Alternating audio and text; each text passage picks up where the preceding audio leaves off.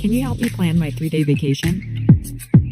Generate a photo of a muscly capybara. Explain the concept of supply and demand with OpenStax. Hi Gemini, quiz me on the rise of industrialization. Can you help me find an email? Yeah, I can help with that. This December, the world's top chess minds clash in the heart of New York City at the Fide World Rapid and Blitz Championship. Witness world number 1 Magnus Carlsen and other stars from across the globe. Rapid and Blitz, chess in its most thrilling form, unpredictable and unforgettable. Fast moves, tactics and blunders, and moments that will keep you on the edge of your seat. Witness the pinnacle of chess excitement. Get your tickets now at worldrapidandblitz.fide.com. This is the Google Pixel 9 with Gemini, and this is a look behind the scenes of a heated Fantasy League group chat, where Gemini has already made an image of a quarterback with noodle arms, a running back that's a snail, a Swiss cheese secondary, that's a new one, and now coming in hot, some wide receiver gloves made out of butter. Oh, let's see how they come back from that one. Still anybody's game, or anybody that has Gemini.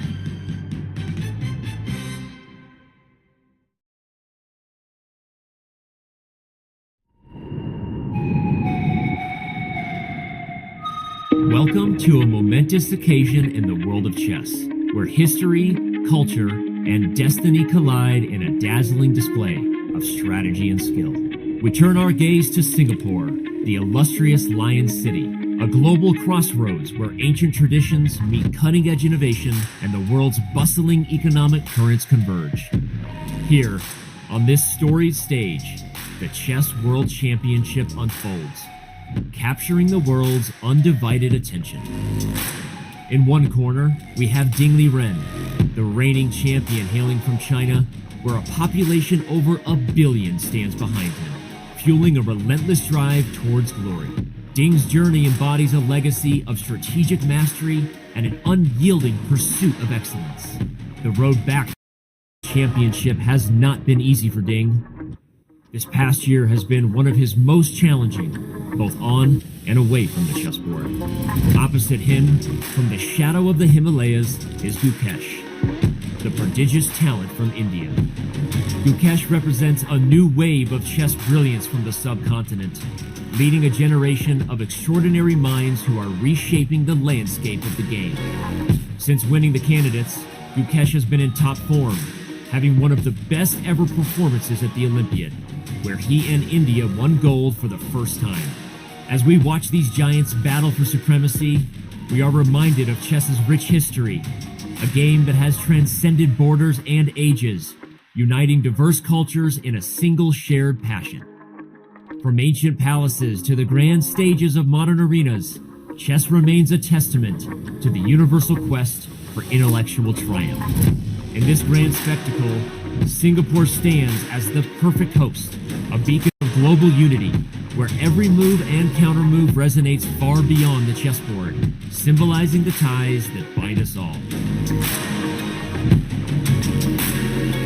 Prepare to witness a clash of titans, a celebration of strategy, and a moment where the world comes together in the name of the greatest game ever played. It is experience versus youth, Ding's unshakable resolve against Gukesh's unstoppable momentum. Who will emerge victorious as the 2024 Fide World Champion?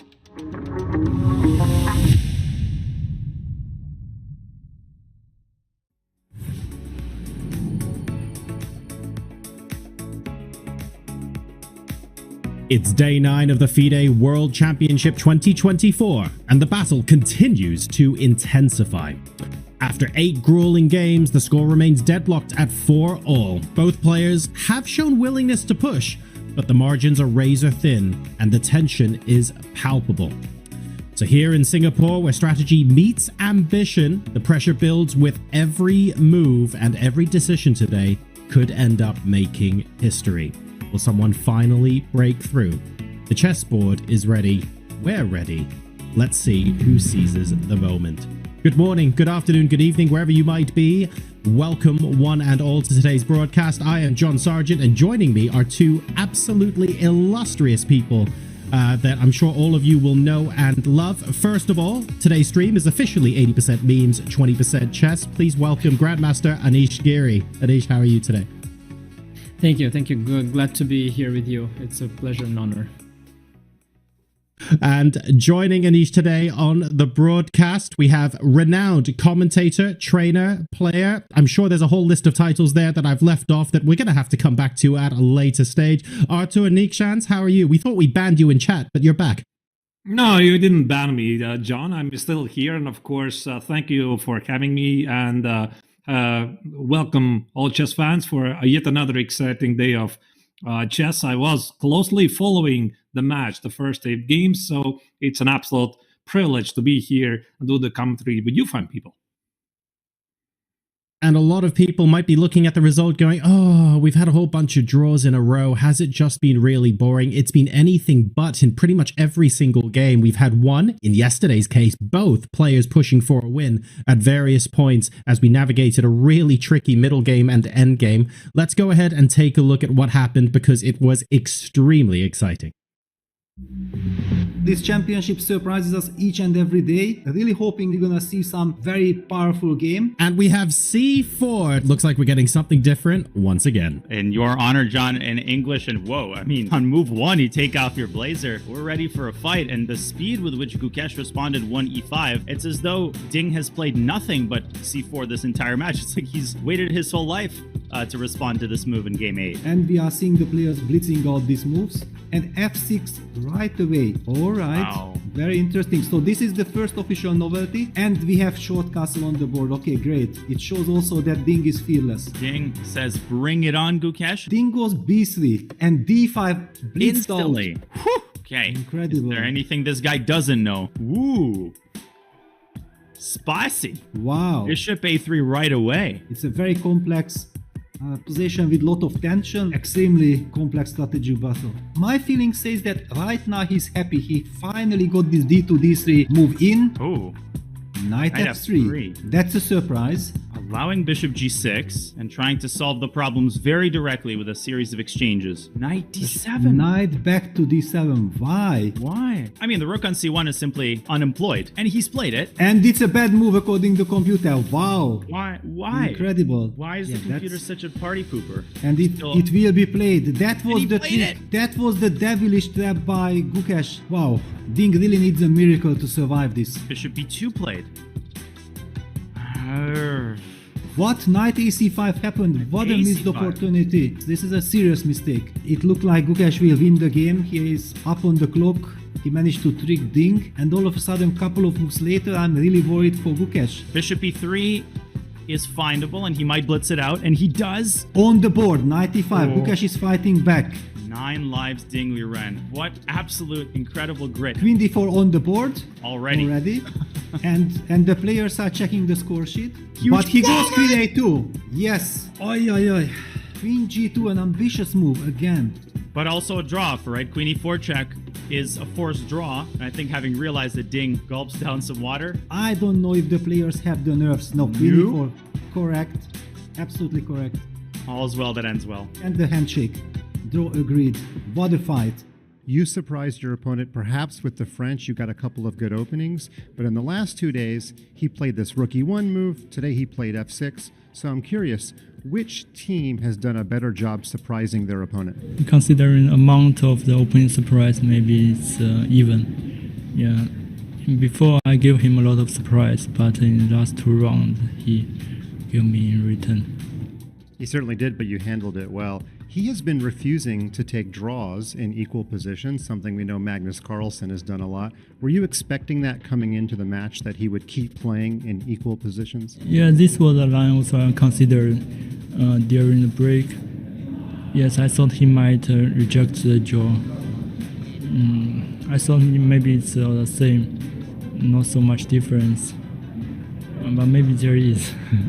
Okay, well, after round 6, you told me you were feeling a little tired. Now you've played 10 hours of chess in the last 2 days. How is your energy level now? Not on a high level. You can see I'm feeling tired. tomorrow we still have one more game. You do. And finally, you said at the press conference that your mom has been providing you food. I know there's a Chinese restaurant at the bottom of our hotel. But when you're back home, what's the best meal that your mom makes when you're at your own house? Actually, my father cook for me. Okay, what's the best meal your father cooks for you? Seafood. Anything specific? Fish. Okay. Well, I hope you get a fish dinner when you get back home. Thank you, Ding Li Zhen. Good luck keeping your energy level high. Cool. Bye-bye.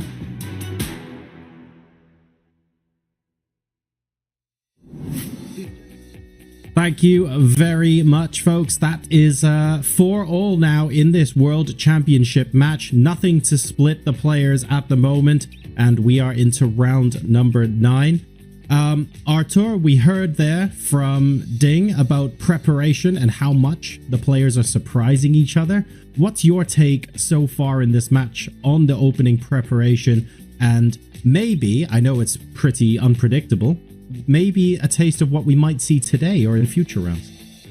I think that one thing that the first 8 games John proved is that it's very difficult to predict what kind of opening the players are going to choose, because essentially in the past World Championships, I think we are seeing a trend that the players are willing to play basically anything, right? So for example, if you look back at more ancient times, like let's say 15, 20 years ago, pretty much one theme was very dominant in the World Championship match. But here we are seeing all kinds of ideas. So for example, one player can start out the match with e4, the next game he plays d4, the other game he plays knight f3, add in the mix also the English opening. So I feel like the trend here is that the players are going for less explored continuations and try to throw in perhaps sometimes suboptimal choices, but to make sure that the opponents have been kicked out of the prep. And if you ask me what are the games I was impressed the most, that was the game 3, where Gukesh played this very interesting idea, c-takes on d5, queen c2, followed by h3, and also in the symmetrical ground-filled rook e1 idea, which is very fresh and relatively unexplored. But I'm also very curious Anisha's take on this. Yeah, no, excuse me, I absolutely agree with you. I think this is a consequence of the engines getting stronger and stronger, with the AI and all of that. And indeed, the surprise value is now key. People have to try and go broader. Definitely a lot of interesting preparation moments. I agree with you. This rook e1 idea in that major tabia was for me also a big revelation, and really very, very impressed, because its position has been played at high level across a century and so many games. Also a few other games notable for me, when players find ideas that are not suggested by computers. I find it always quite impressive. Even in the game 1, he played this move g4, which was not in the top choice of the engine, and that shows still human creativity and something I really admire. But Anish, to follow that up, we're in round number 9 now. We've had c4, d4, e4, knight f3. If you count the ceremonial moves yesterday, we have b3 as well. There's only so many surprises we're going to be able to throw at our opponents, right? Or actually, are we just scratching the surface and there's plenty more to come?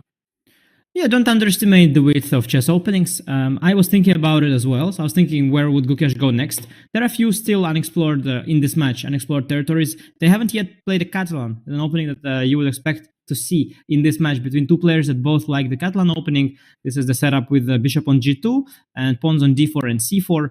You can get it with different orders, but usually with the d4 first. So I wouldn't be surprised if today is the day for Catalan, maybe another day, but still a lot of other. The Nimzo Indian was not explored yet. Within e4, within the French, there are plenty of possibilities. So a lot of places, a lot of scope still for ideas, and I'm curious where Gukesh will go. All right, so we're definitely not running out of ideas anytime soon. Speaking of not running out of ideas anytime soon, I was going to throw it to a stand-up from Mike Klein this morning, but apparently he's not standing up. He sat down in a golf cart. Well, here we are. We have a rare sunny day before round 9. And after round 8, Ding admitted to me that he's getting really tired. And you know what? Ding is about a dozen years younger than me, so if he's getting tired, we're going to take a buggy, that's a golf cart to my American friends, on the way to the round. So driver, please take it away. All right. Here we go. We're at Aquarius, the host hotel, the lobby. Now, I've given up trying to predict what the openings of the players are going to be. Okay, that is not possible anymore. But there is one major theme, and I think you know what it is. Ding has been acquiescing into a draw, the first available opportunity, but Gukesh has been showing some teenage bravado and playing on in almost a reckless fashion, causing Magnus Carlsen to call it disrespectful that he's not agreeing to these draws. That's the theme. And you know what, if Gukesh has been listening to my interviews and has heard that Ding is a little bit fatigued, I think Gukesh is going to play for another 5 hours today. So here we are at the second floor. That was a pretty short ride, but remember, I'm an old man. I do play old man chess. Let's get ready to go in for round 9. Back to you guys in the studio.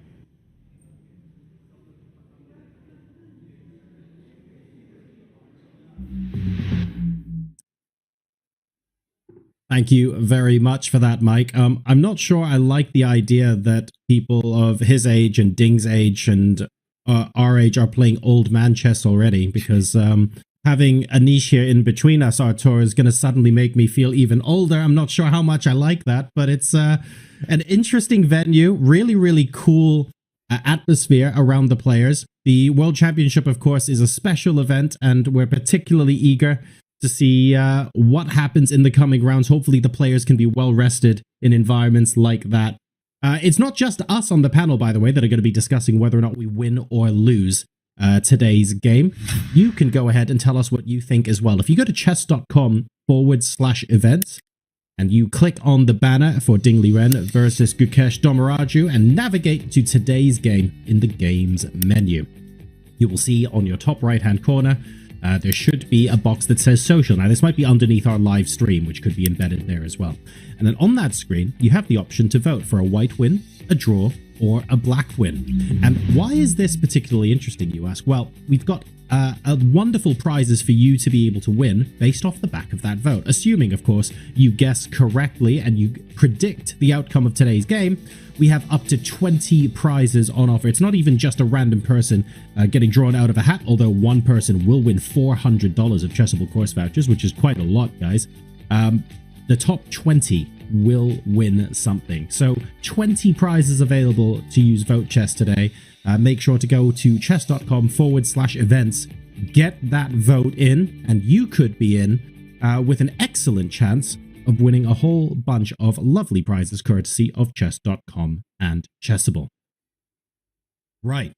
Just a minute or so until we begin, and I think Maurice is getting ready now to present the players. 3-word answers or less. Anish, prediction for today's game result. Gukesh will win.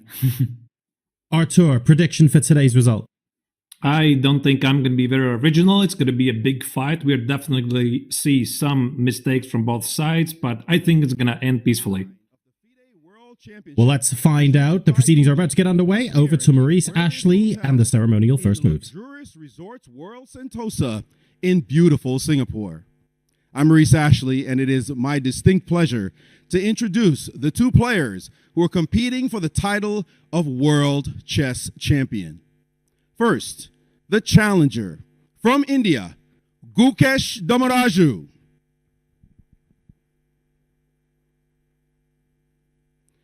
And from China, the world champion, Ding Liren.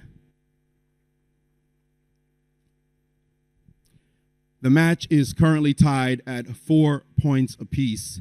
This game 9 is now the second game of the second half with only 5 games remaining. It has been a very exciting match indeed.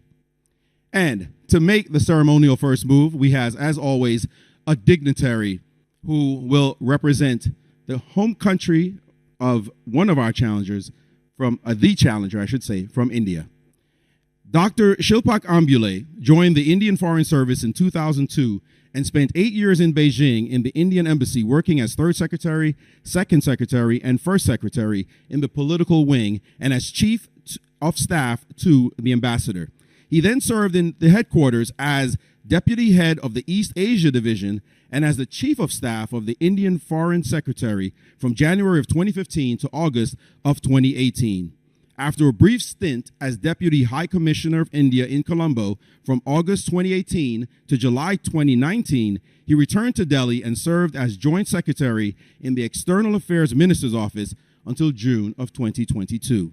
He took over as Joint Secretary in East Asia in June of 2022 and continued to hold a dual charge until July of 2023. Please welcome the High Commissioner of India to Singapore, Dr. Shilpak Ambule.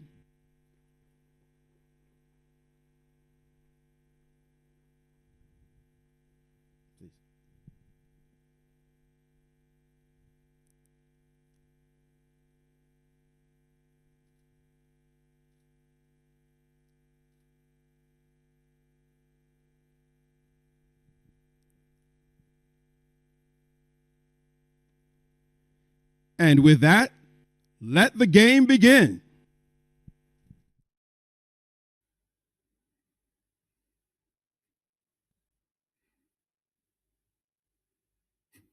All right, moves are on the board. Gukesh starting the last game in this 3-game series with the white pieces before the next rest day, and 1d4 is on the board.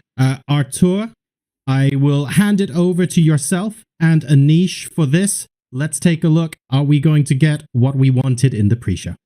Thank you, John. So my first thoughts, actually, as soon as I saw the ceremonial move, Anish, I had a feeling that this is going to be the game, how it's going to continue. So E4, we already saw a couple of French defenses in the previous games, but no, D4. What do you make of that, Anish? Well, it's the Catalan, right? I think I sort of anticipating that. Really glad I'm still able to predict some of the choices. Might come in useful in my own games as well. Yeah, I was very surprised with E4. Honestly, whenever I saw the ceremonial first moves, they usually kept those first moves. But Gukesh decided to pull a little prank there on Ding and all of us. And they've gone for the Catalan. Not surprised at all. And I'm really excited to see what Gukesh has prepared against this very solid bishop before check system that Ding has always played. Right. What is your experience? So definitely you have played in many high-level tournaments and you've got to make the ceremonial move. What's the custom thing? It's like you have a special guest who's coming, who is about to execute this ceremonial move. Do they ask you for an advice what kind of move to make, or it's like a random thing? Yeah, that's also a little awkward, honestly. First of all, sometimes I'm not sure if this guest knows how the pieces move. So I'm a little afraid to say, like, choose yourself, because maybe they don't know even, how pieces move. So, and there's also the thing where you don't know if you're supposed to say the move you want to play or not. So I always found it very awkward before, but at some point, Carlson taught me very well in the Blitz. He just refused to say which move he wants to make. And then surprised me with the other move during a Blitz game, which was somewhat unpleasant at the time because I didn't expect that to happen.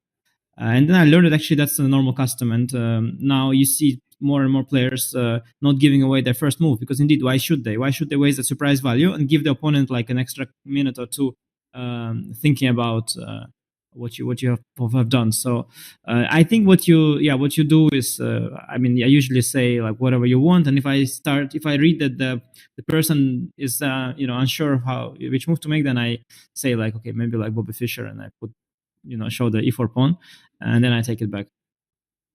Yeah, so if we may, now we could go back a couple of moves, because we are in the realm of the Catalan opening, one of the oldest openings, which has a very solid reputation, and probably we are going to see an opening surprise at some point later. But I would like to go back to this very starting position after D4, Knight F6, C4, E6.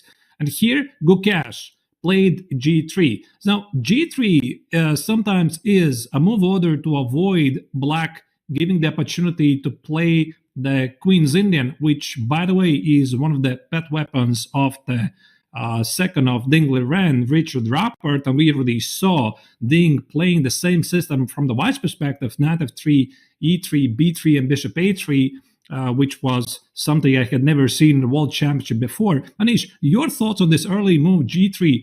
Obviously, the move order here matters, but maybe you can provide like a deeper insight. Why G3? Why Knight F3? And why does it matter? Yeah, I think you hit the nail on the head there. I think it's the Queen's Indian that was avoided just in case.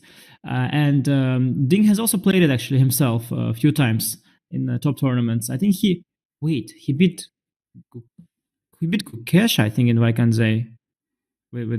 He definitely beat someone a couple years ago in Vaikanze. I think he beat Gukesh, in the first round of Vaikanze with the Queen's Indian.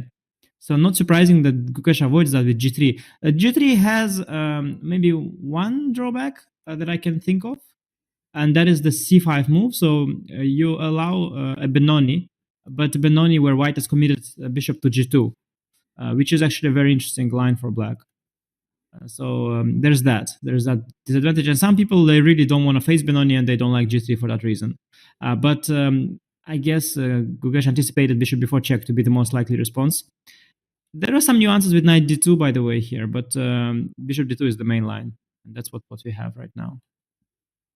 So bishop d2, bishop e7, as far as I understand, the big idea for black at some point is to play d5 here, now that there is an opportunity to play d takes on c4, and the bishop here is not always well placed, because when we're looking from a typical club level player's perspective, it seems like bishop d2 is like an extra move. For example, a couple of moves later here, knight f3, castles, it feels that white has developed the bishop on a pretty good square, but actually it does block the queen at the d file, and very often in some Catalan positions, white actually wants to put the bishop on b2.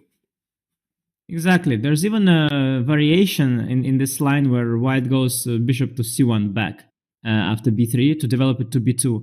Indeed, in this structure, often b3, bishop b2 is a normal setup. This is why you provoke the bishop to d2. But white can also try and use it to his benefit. There is a system, for example, with b2, b4 push, which you can only do with the bishop on d2. So you can try and make use of that, but indeed, giving a check on b4 is a very sensible variation, one of the most popular ones. And you see, by the way, that in the game, Gukesh has placed the bishop on c3, which is some form of fianchettoing it. It is like a second best option to b3, bishop b2. It is still on that same diagonal and giving that d2 square for the knight. Right, so I suppose his idea at some point to play knight b to d2 and e4, and again, it kind of mirrors to his strategy in the previous game that he played with the white color, the symmetrical Grunfeld, where he surprised a lot of people in the world by this fresh move, rook e1, sacrifice the pawn on c4, some sort of a queen's gambit, accept a position where black can always take the pawn on c4 and try to secure with the pawn on b5, but white plays e4. Also here you notice white has fianchetto the bishop on g2, and even though the engines here typically say the position is really equal, I think that also the understanding of these positions has evolved, that if white controls the center and black has a slightly worse last square bishop on c8, normally this means that white has a full compensation of the pawn. Am I getting it correct? Yeah, it's one of the more playable positions in the modern chess because it's a so-called closed Catalan. So you've got all the pieces on the board. There are much more forcing lines in the Catalan where you try to trade all the pieces. You take the pawn on c4 and afterwards you activate all your pieces, try to trade everything and head towards the draw. So the more forcing variations. But this one is a very cagey one where usually you retain a lot of material on the board.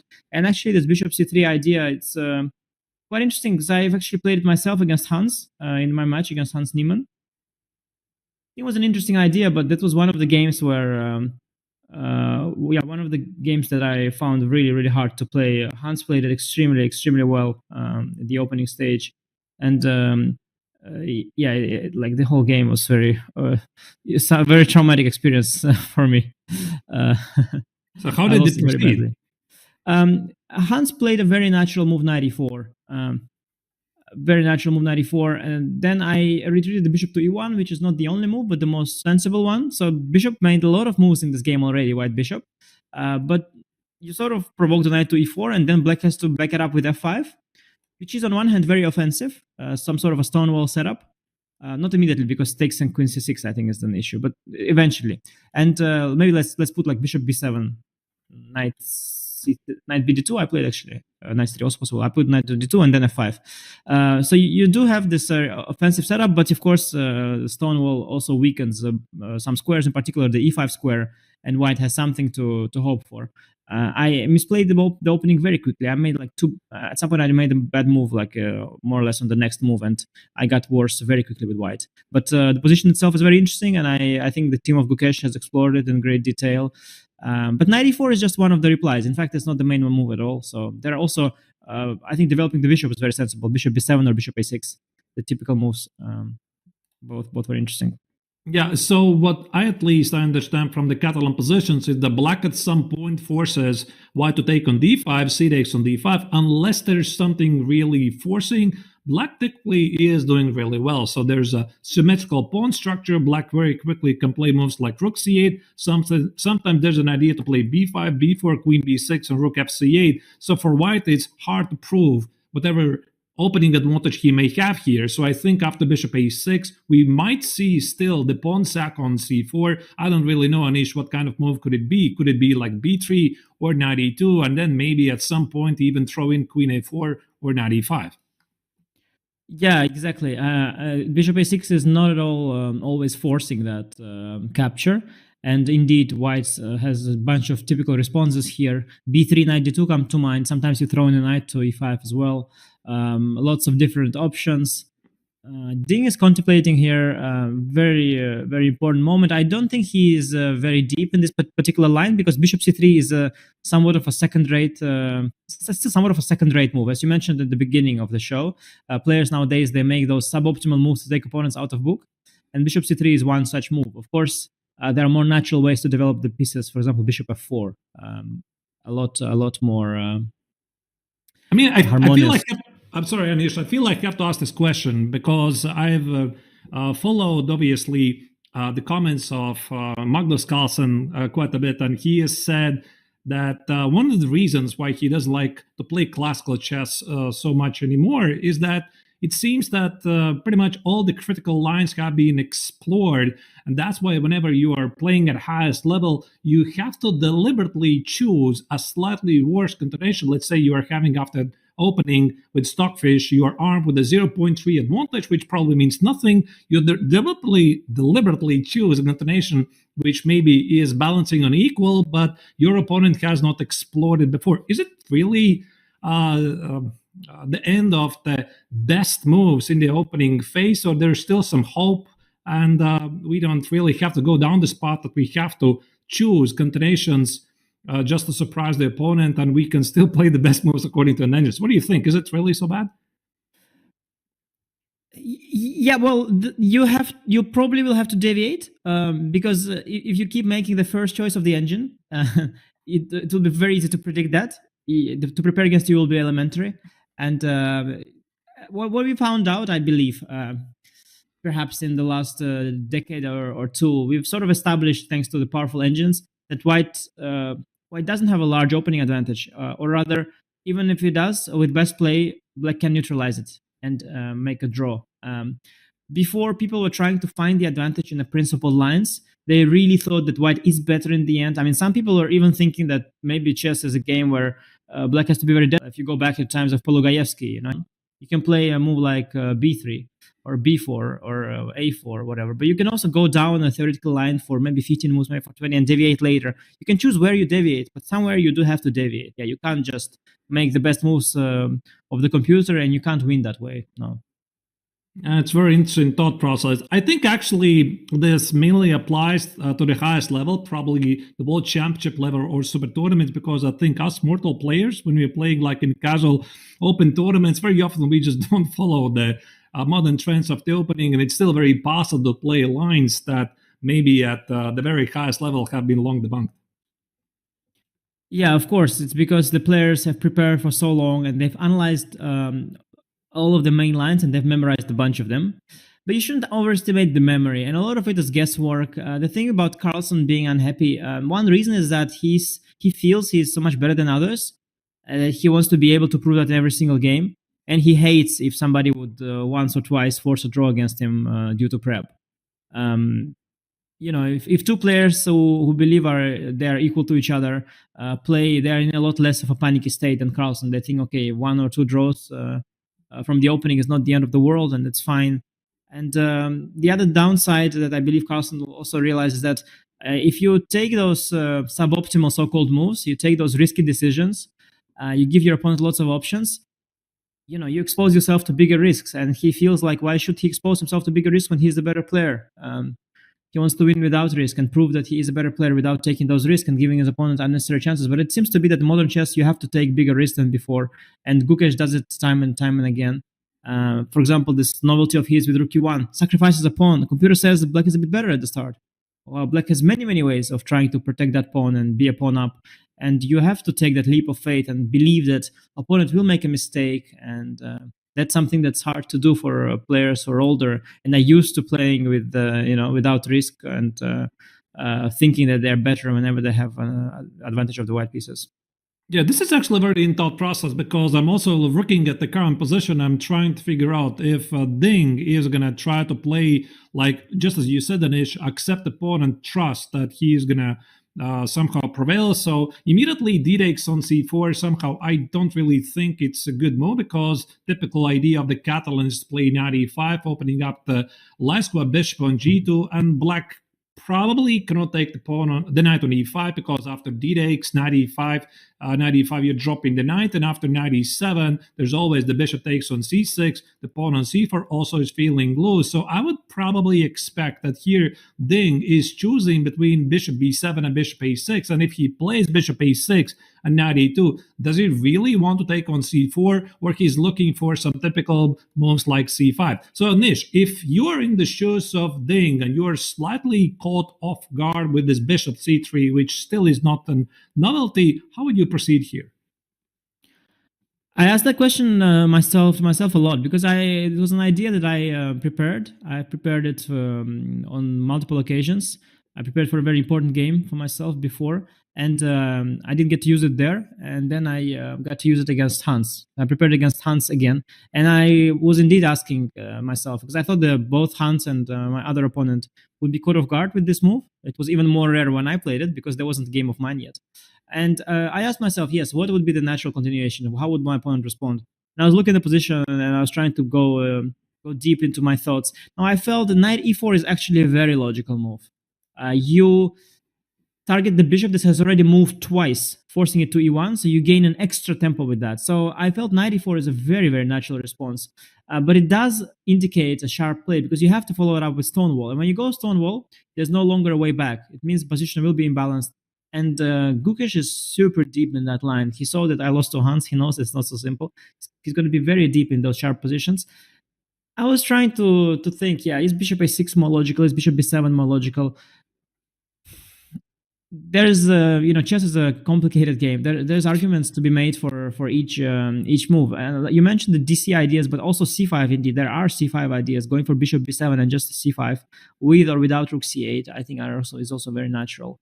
And there are also some unusual ideas. For example, there is this a5 bishop a6 setup as well, which is quite common in these positions. You sort of generate some very deeply. So what is like your typical approach? Is it like every single situation is completely different, every case is different, or like you would like to follow the principal choice and at the same time you realize you're not playing against your opponent at the moment, you're playing against a cloud engine, a super engine, or you are intuitively looking for ways to sidestep at the same time being perfectly aware that maybe sidestepping is exactly what your opponent wants and you might end up in a worse position. So where's this balance, where's this moment until how far you're playing the mainstream theory, the principal choices, and when you decide to sidestep, or every case is different? Yeah, no, the strategies you mentioned, they're all there, and it indeed depends a little bit on the situation. Like, for example, here, you can come up with a move that Gukesh hasn't checked. It's not so difficult. Like, let's say he has not checked the move rook e8. It's an extremely dumb move. It makes no sense. So he hasn't checked it, I guarantee. It's not in the file. Now, the problem is that obviously white intends to develop the knight to d2 and go for e4 anyway.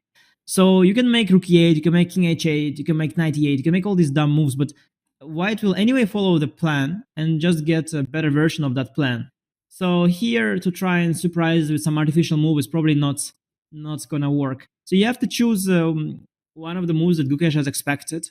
And now I think it depends a lot on what kind of game Ding is ready to play. I think 94 he knows is very principled, but there is no way back after 94. It's going to be a very messy, complex fight, and maybe he doesn't want that. I think trying to generate some symmetry with bishop b7 c5, that would be a lot more safe approach. So that would mean that Ding would accept that, well, he's not going to win this game for sure. He's just playing for a draw, basically playing defensively, going for symmetry. And he knows that Gukesh has checked it too. So here's the downside, that maybe he'll be just slightly worse. And there's all these different options, and each of them have some downsides. And Ding's contemplating trying to. Right, I was looking slightly at some weirder ideas like b5 here, which maybe doesn't quite make sense, but the point here is that I'm concerned if at some point white plays c5, then I'm hoping to pick up this idea of the stonewall of knight e4 and f5, because stonewall, the Dutch defense position, I know that white is supposed to aggressively advance at the queen side, and having the queen side already locked might help black, even though maybe it's not really so simple. What do you think? Is something like b5 as a possibility here? I see obviously the bar slightly doesn't like it, but this is a pattern at least I recognize in some similar positions, even though black already has committed to b6 before. Yeah, I have to give you credit that b5 would be the kind of a move, which is unlike rook e8, would be likely a surprise, but at the same time it has its own merit, its own point. So I give you that. I think b5 would have surprised me as well. It is certainly, there's only logic there. We have to explore the details there, of course, but after b5, first of all, c5, it's a very principled move. Now, I think you want to lock the queen side, so you have to go a5. Now, in these kind of structures, you want to be sure that you get to the knight to e4.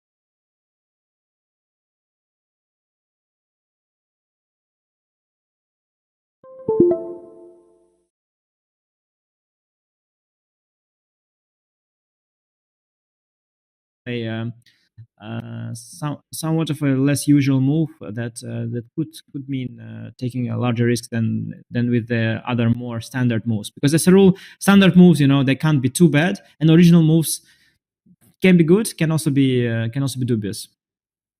I also have a question to John, who has been silently following this game as well. And John, question to you. How do you think about the opening so far? Are you surprised that Ding here is taking his time? Again, he's falling behind on the clock like 20 minutes, which is becoming a pattern in the this match so far. Or this is for him like a critical moment to pause, gather the thoughts, and make a big decision?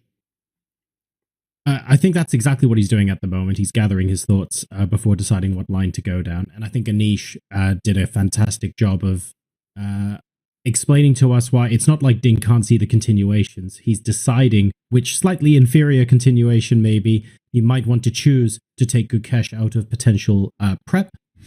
This doesn't surprise me as much as it did yesterday, though, to be honest, because at least Ding's playing with the black pieces today and he's responding to Gukesh's initiative. When this happened with the white pieces with Ding, that caught me off guard a little bit more and had me a bit more worried.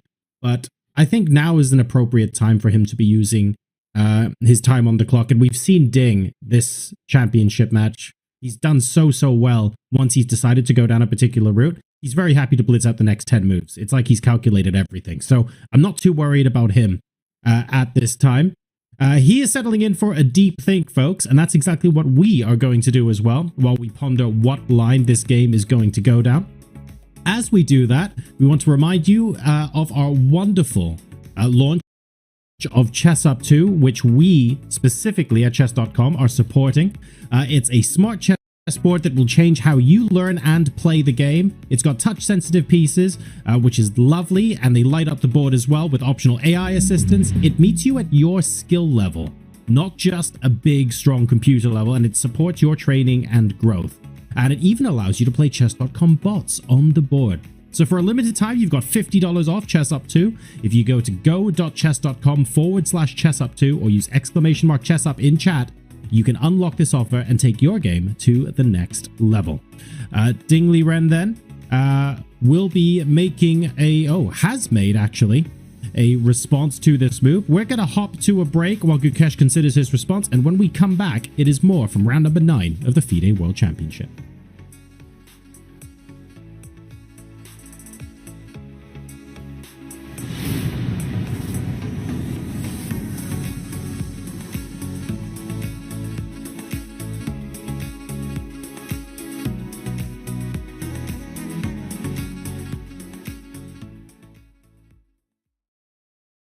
Has this ever happened to you? Oh, shoot.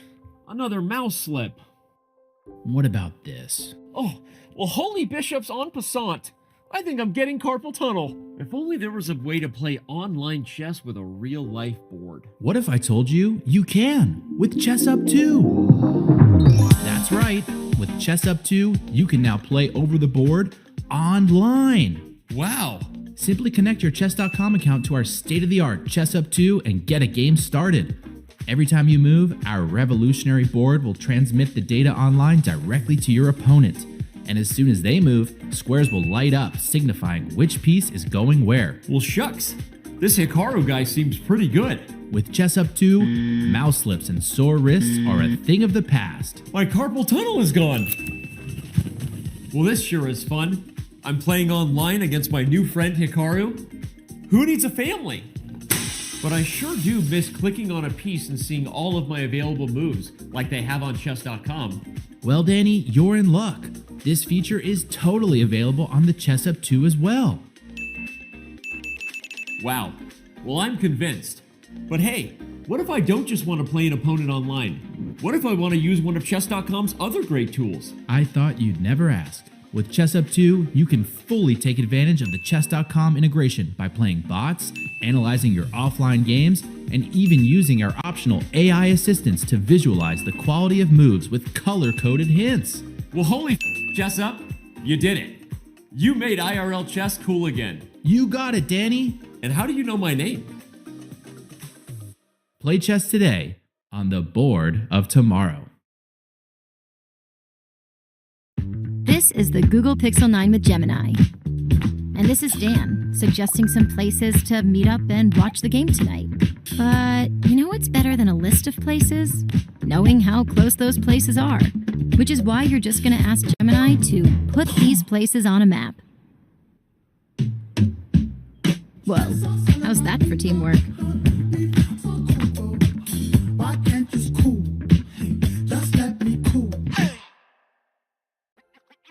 This December, the world's top chess minds clash in the heart of New York City at the FIDE World Rapid and Blitz Championship. Witness world number one Magnus Carlsen and other stars from across the globe. Rapid and Blitz, chess in its most thrilling form, unpredictable and unforgettable. Fast moves, tactics and blunders, and moments that will keep you on the edge of your seat. Witness the pinnacle of chess excitement. Get your tickets now at worldrapidandblitz.fide.com.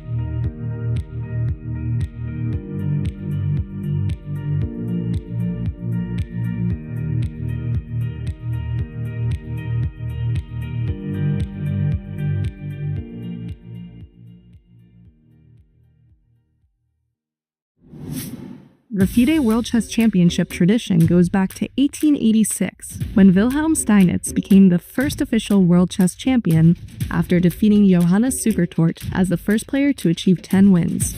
Nearly 150 years later, the core tradition endures. The challenger must beat the reigning champion to claim the throne. 18-year-old Gukesh secured his place by winning the candidates, and now gets a shot at winning the title in a head-to-head battle against the reigning champion Ding. They will face each other in up to 14 classical games that can last up to 7 or even 8 hours, with a time control of 120 minutes for the first 40 moves, followed by 30 minutes for the rest of the game with 30 seconds increment added from move 41 and on. Only one game is played per day, with rest days after game 3, 6, 9, and 12. The player who first scores 7.5 points or more wins the title. If the match is tied 7-7 after 14 games of classical chess, the match goes to playoff. Regardless of how the match is decided, it's bound to be a treat for chess fans worldwide.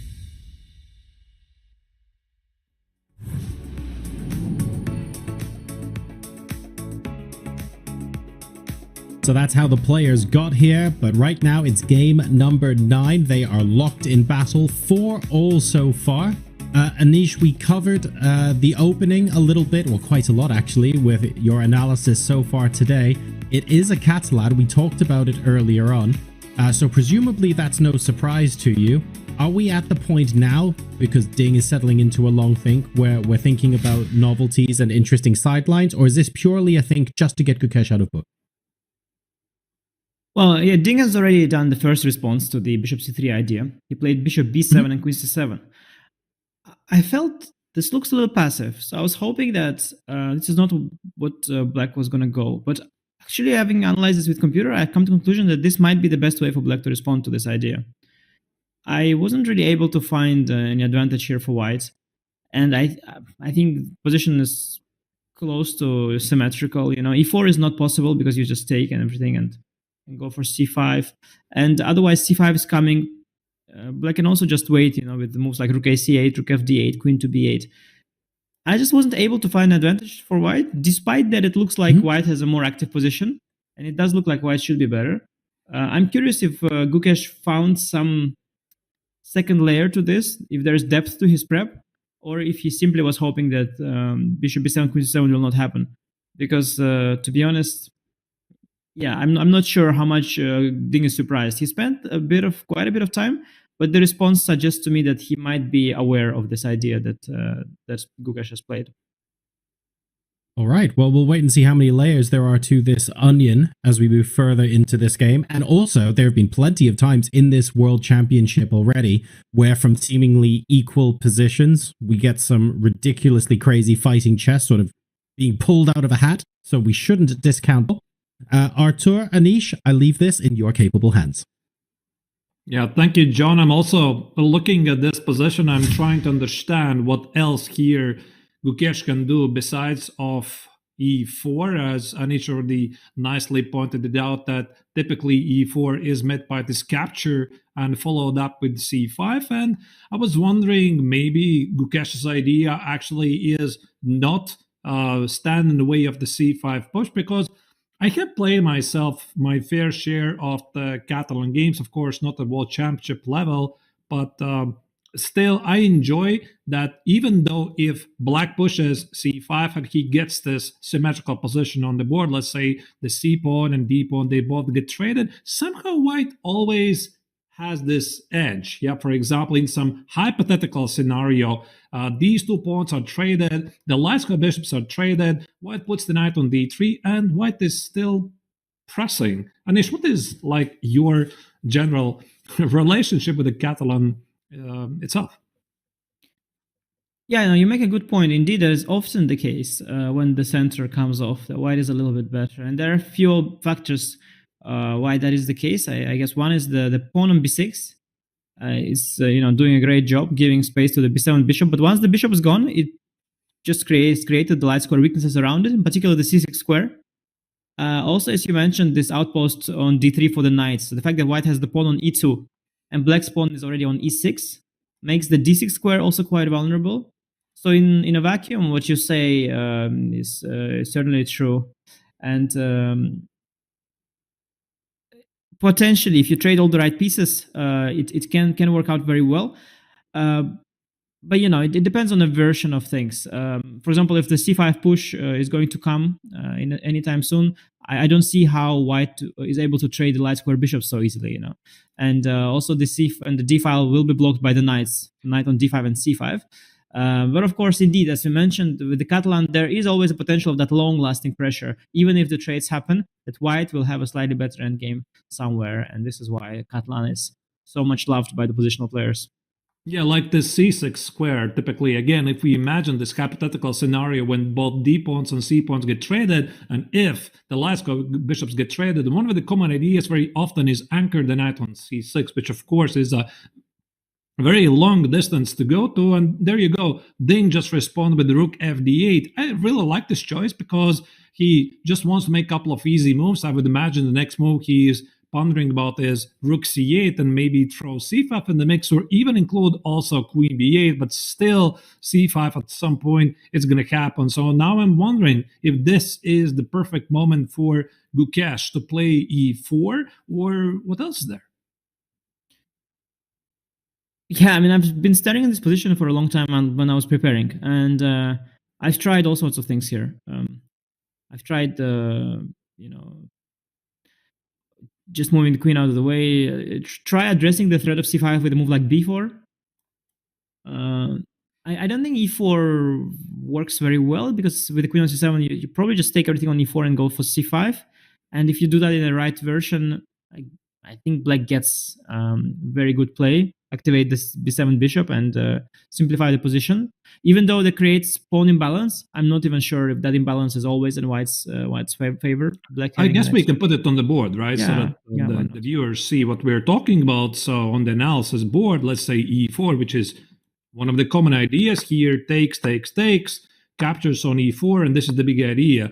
The light square bishop comes into play. Now the big question is, can white play something like d5, create this pawn imbalance, an issue mentioned, but now this dark square bishop on g7 suddenly gives white some attacking ideas, even though when I'm looking at the position, I get the feeling that black has done nothing terribly wrong. Yeah, I think knight f6 is a concrete issue here. Otherwise, indeed, d5 would be looking really, really good. But knight f6 is an issue. ED is already a threat because the 7th bishop is protected. And I think black's just getting rid of all the problems here in one go. So it doesn't quite work, the ambitious play from white side. And Gukesh is thinking, not because what Ding has played is new, but I think because he also hasn't found a clear way in his prep. I also thought I'll think behind the board. Besides this e4 idea, which seemingly doesn't quite work, I mean, I guess without d5 you can still play. So e4, take everything, c5 and queen e2. You can play that, and you can try and somehow make use of your queenside majority in an endgame. This is a possibility, but I don't think you have an incredible version of that. Anish, I have some news here, because until the move rook d8 was played, this is the position that was played between two strong grandmasters. One of them you might know really well. Erwin Lamy was playing this position against Sergei Fedorchuk in Bundesliga a couple of years ago. So here, rook d8, all of this apparently is still known, which is not a big surprise. Indeed, I know Fedorchuk for many years. I've played him in Bundesliga since I was a kid, and played him also in different open tournaments. Sorry, who was the white player you said? Yeah, Erwin Lamy. No, never heard of that one. No, never heard of him. No, never heard. I thought you might. Okay. No. Is it grandmaster or? Yeah. He is from Netherlands, just like you. Oh, just like me. What a coincidence! No, Erwin is a good friend, a long-time coach of mine, and a great friend. I was definitely aware of this game, of course, when I was preparing, and I believe Fedorchuk started with rook ac8, right? Is that right? Yeah, I don't really have the information. I don't think rook that, c8 and then rook d8. Right. Yeah, I don't think that makes a huge difference very often, and I think both moves are fine. Gukesh is thinking. So yes, b3, b4, e4. I think sometimes the most ambitious maybe of all is the move knight e5. I don't know if it works here. I'm not sure it does, but that would be a way to try and unbalance the position, change the pawn structure. To set it on the board. Yeah. So knight e5. What's your idea? Like to trade the knights and then look for a better scenario to push e4, or maybe play c takes on d5, for example, after knight takes on e5, d takes on e5. Let's say black plays this typical move knight g4. Sometimes it works, sometimes it doesn't. Yeah. Knight on g4. Yeah, knight on g4 is active. Could also be hit by h3 after knight f3. But this move d4 is why I'm a little bit concerned. Oh wow. ef6. Luckily, after bishop f6, I have knight e4. But gf, is probably a better response. Bishop b4, wins the bishop, as you correctly point out. No, gf. But maybe weakening the pawn structure this way is too risky for black as well. But knight e5, so the idea of knight e5 in general is you open up the g2 bishop, right? So there's one more attacker on the d5 pawn, making that c5 push less likely. And as you mentioned earlier, you want to get all the right trades in after c5. And knight e5 prepares just that. The bishop stare down is there. And you want to trade these light square bishops sometimes, eyeing that weak c6 square, as you mentioned. So knight e5 is the way to. In some of these lines, I remember when I was analyzing, knight e5 was sometimes an attempt to create imbalance, but after knight takes e5, de, knight d7, for example, which is probably the most thematic move, now you want to go like knight to f3 and maybe somewhere h4, and you want to start some sort of an attack because that's what the e5 pawn does. But in this particular position, the bishop on c3 is an extremely dumb piece, and I'm really, really worried that the attack really needs that bishop to be somewhere on f4 or g5. And when it's on c3, not contributing to the initiative, I think black might just be fine with capturing the c4 pawn, going for c5, opening up the b7 bishop.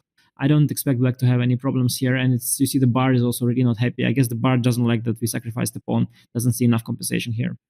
Yeah, this looks like some sort of a king's dinner attack to me, because with the bishop on f4, with h4, h5 incoming, the pawns on e5, on e6, a pretty common setup from the white perspective, giving some kings and attack ideas. But also, as you said, after knight e5, maybe black doesn't even have to react to this. Sure, this is a big move, but there's also the move c5, which is something that Gukesh has to properly evaluate. I'm not really sure what even happens here. Again, black is willing to trade both pawns and essentially say no to white's offer to complicate matters. Yeah, absolutely. And as you mentioned, the king's Indian attack, that was that. But again, with the bishop on c3, I'm skeptical of that attack a little bit. And knight e5, I don't think it's a great move. It's just one of those moves that really try and generate imbalance where there isn't one yet. I'm wondering if Gukesh is maybe a little bit out of his not entirely preparation, but doesn't really recollect the details, because I suspect he expected rook a8 more than rook fd8 first, and I don't know if it makes a big difference in what he prepared, because rook a8 was that game of Erwin and Fedorchuk, and also I think that's the first line of the engine. I was quite impressed that Fedorchuk played, by the way, so accurately in the opening. And it seems that Gukesh has made a move, and he did follow your idea of b4. So he is fighting against the c5 push, and this maybe is his attempt to complicate the matters. And I try to understand what could be the big idea, and I'm guessing that after c5, unless the mini capture somehow favors white, I would guess that he wants to play d takes on c5, b takes on c5, and play b5. So if I may, I would like to put it on the analysis board. So let's say black carries out the c5 push immediately. This is what I want. I want to take it here. I want to play b5. I want to play a4, even though, of course, I see I allow black immediately take charge in the center. So maybe this is not really that good. No, but actually it's a really good thing you mentioned, because indeed, as I was trying to find a way for white to generate some play in this line, in fact, b4, c5, take b5, that was in fact maybe the best way to create an imbalance. And indeed, black is maybe better objectively, because it's got this pawn in the center, but you do have a fight here, actually. I remember that yeah, this was maybe one option that I thought I could go for if I feel like taking some risks, because you do have indeed this a4, a5 idea, and as you mentioned, the computer doesn't love it right away, but if black plays it inaccurately, long term, you definitely have some assets. And b4 is also a move that white could have played against rook a8. b4 is a very principled move that forces the matters, because I think that c5 is a positional threat, locking down that b7 bishop. But the problem that I was facing is that after c5, which is kind of forced, positionally forced, you could say, yeah, there wasn't a way to somehow get an advantage, basically. Basically, no matter how and what you take, the computer would always find an equality. And DC, BC, B5 setup, I don't think Gukesh will dare. I think that the computer was saying it's not great. But that was one way that I thought maybe it's something I could do to try and bluff my opponent and go really for an ambitious fight. You know, Anish, I was thinking about this. Maybe this is not the place for this idea, but I try to understand what might be the difference between rook d8 and rook c8. And for some reason, I noticed this ridiculous idea of a b takes, and bishop c5, and somehow don't buy it, because black always can play knight b6. But maybe there's something there. I'm not really sure. Like b takes, and knight b3. Yeah. That was also where my eyes went when I saw rook on d8 and c5 made. There is knight b6 in some of the variations. Well, we have to calculate this. How is dc4? No, just dc4, I think. Yeah, and there's a cb3 intermezzo maybe. Yeah, I'll just maybe put it on the board so I think dc4. I think it just doesn't work. Yeah, because of dc4 probably. Yeah, and I was somehow hoping, that I'm going to get the bishop pair, and somehow this is great, but apparently... cb3 intermezzo is there, yeah. Oh, yeah, c takes on b3. That is the small issue. Yeah. That is a small issue. But I also thought of bc, knight b3. Yeah, that's where your eyes look at, right? This pattern with bishop a5. The first thing you think about. I hope Ding, by the way, will... I hope he will not get bluffed here, because he seems worried. Not at all terrible. So a5, a3, let's say. Maybe a5, a3 first. Yeah, it's nicer to get that pawn to give some air to the rook as well on a8. a5, a3, and then maybe bishop a6. It's not terrible for black. It's a little passive, but the bishop is activated. You've got the a file to work with. You take on b4, put the bishop on b5, which is an interesting square for the bishop. And these positions are also not too terrible. So allowing c5 is not the end of the world, but of course you really want to play c5 and not give white any extra space on the queen side. And Ding is looking at all the options, making sure there isn't any tactics such as this knight b3 idea that you mentioned.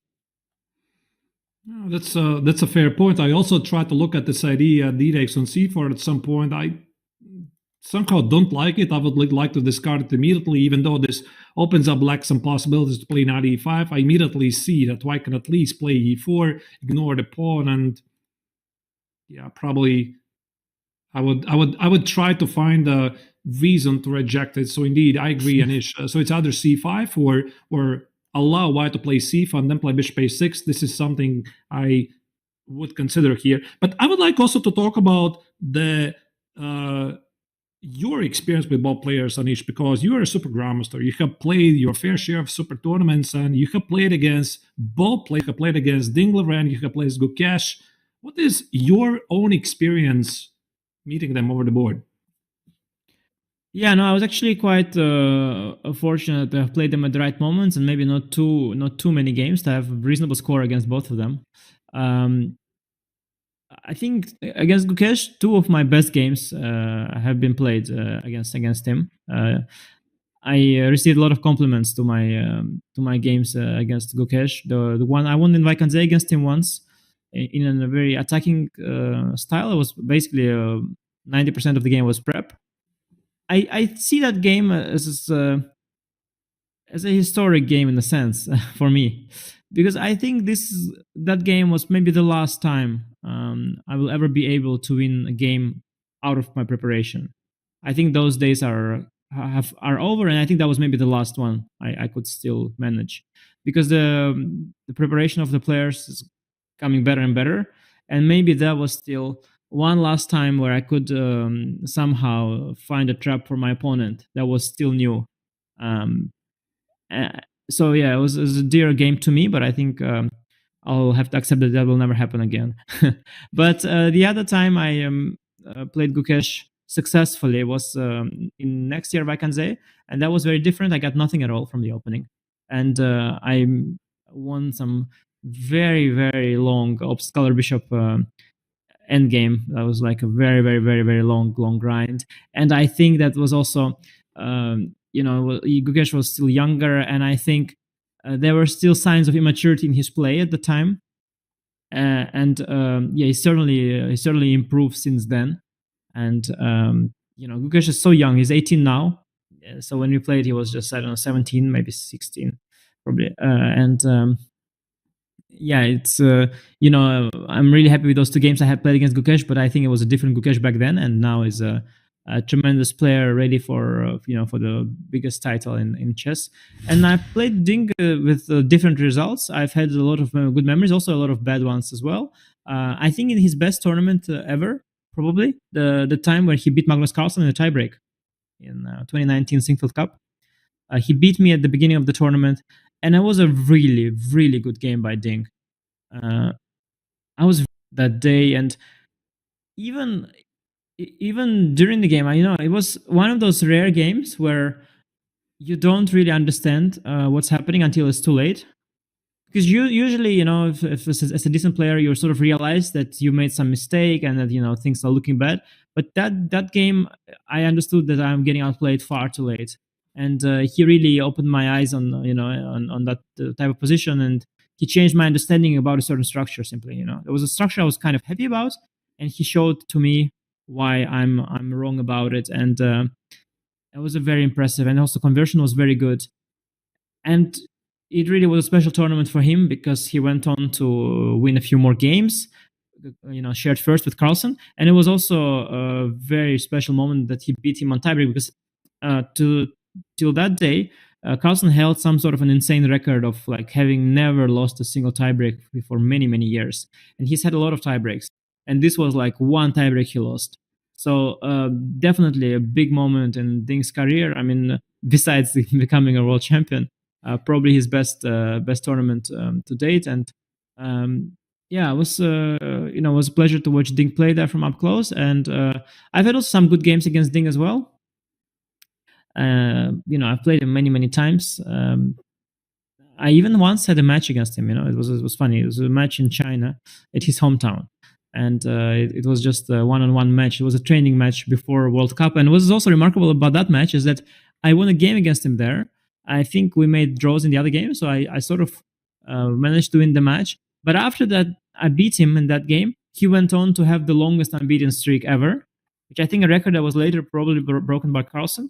But at the time, it was the longest unbeaten streak. So I remember it was kind of very nice to me that every time Ding would not lose or win another game, and they would say, now it's like 90 games, now it's 91 game, 92 game, and they would always mention that since the time he lost to Anish, So I was really proud that I beat him the last, and I was saying like, I beat him the last. But I think after like 100-something games, there was so much celebration. And Ding at some point had so much pressure on that win, on that streak, that at some point I think he was relieved that it was over. Like every time he was breaking his own record every day, there was constantly this. It was happening in China in a tournament in Shenzhen. Like they're constantly celebrating, and it was getting kind of awkward for him at some point. And I think he was happy that the streak was over and he could just move on and play chess again. But yeah, I had a lot of memories with both the participants. Yeah, that's interesting. The players at the moment haven't really made any more moves. Right now, Ding is choosing what to do here. So c5, big choice here. Not really sure. Yeah, I think that probably if I was playing here with black, I would still consider c5 as the primary move, and I wouldn't really want to make some sort of a waiting move like h6, because ultimately white is also not obliged to play c5, and maybe after h6 white can make some improving move like, I don't know, a4 first. Yeah, so grabbing a lot of space. And since there's something we have learned from the modern chess engines, and we have adapted to our playing style, which is aggressively advancing the pawns at one side of the board to generate the targets for our pieces. So I'm not really sure if Ding has the liberty here to play slow and decisive. So besides of c5, well, Arthur, I really like your thinking when you said that I will try to find a reason not to go DC, which is also how I play chess. I also don't like some moves, and I'm also trying to explain myself why they're bad. But I think since Ding is thinking for so long, I really think that there are only two moves that he's considering. So he will like 90% play c5 because that's the best move and the most natural one. But the other alternative is d takes c4, knight c4, knight d5. So let's maybe look at that, because there is a possibility that could actually happen now that he thinks longer and longer. All right, so let's put it on the board. So I get two moves here. So obviously the move number one is recapture the pawn. But the other choice is to play e4, which is some odd version of the Queen's Gambit accepted, ignore the pawn on c4. But okay, let's check first what happens if we take the pawn. A pawn is a pawn after all. And after knight e5 here, black hits the pawn on b4. And the question is, how does white proceed? White probably plays a3. And by the way, we still cannot rule out black playing c5, can we now? Yeah, no, that was the whole idea. I was going to now grab the bishop and play c5 and see how that works out. Knight x on c3, queen x on c3, and now c5. What? C5? Yeah, I think you have to check c5 on every move. I think c5 is the attempt to equalize, and if you don't do c5, you're risking. Every time you postpone c5, the risk is that the version of the c5 push is getting worse and worse with every move you allow white to improve their position. So c5 is the move to check. All right, and while here the world champion is thinking about his choices, so let's have a look how the world champion faced his hurdles heading into the world championship. Ding Liren made history in 2023 when he became the 17th world chess champion. His journey to get there was nothing short of extraordinary. Ding's rise began early, becoming the youngest ever Chinese champion at 16. His breakthrough on the international stage came in 2015 when he finished second in the star-studded Tata Steel chess event, behind only Magnus Carlsen. From then on, the chess world knew that Ding was a force to watch. Ding wasn't done impressing, scoring one of the most remarkable achievements in chess history. The Chinese star went on an incredible 100-game undefeated streak break in 12 years. Oh my god, you just made him. I'm hyped. I'm on the Ding train. In 2022, the 32-year-old finished second in the candidates tournament, falling just short of a chance to challenge for the title. However, the reigning champion Magnus Carlsen then stunned the chess world when he announced that he would not defend his title.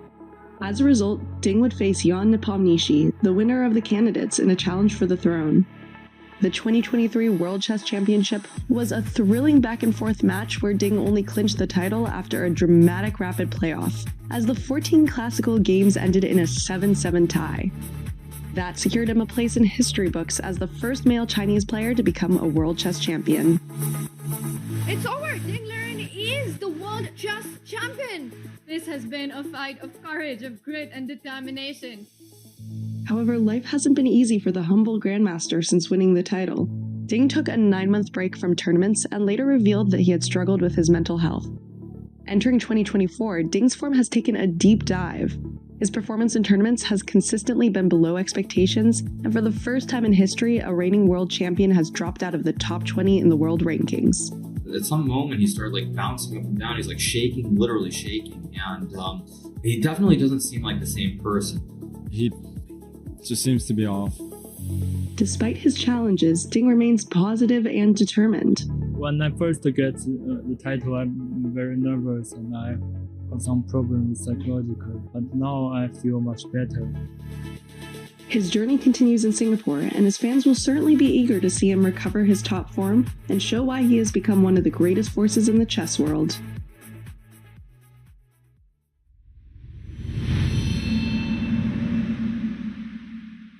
I think, to be honest, this requires a movie because Ding's path to the World Championship title is something we had never seen before. Like climbing back at the last minute, qualifying for the candidates, then qualifying for the World Championship, then winning the final game in the tiebreak to clinch the World Championship title. This is something we have never seen before. To be honest, I would pay for it to watch it in cinema. No, it's certainly a remarkable story. One of the most remarkable stories in sports, and I like the graphic. I mean, the humor is, chess.com humor is always delivering. Like Juventus and Bayern Munich supporter, like, sure, very very impressive. Ding's story is incredible, and the fact that he is clearly not at his very best state now, and yet he is fighting on equal terms in this World Championship match is truly remarkable. And he is really always able to get the best out of himself. And the fact that he comes back to fight, even as it is difficult for him, is truly inspiring.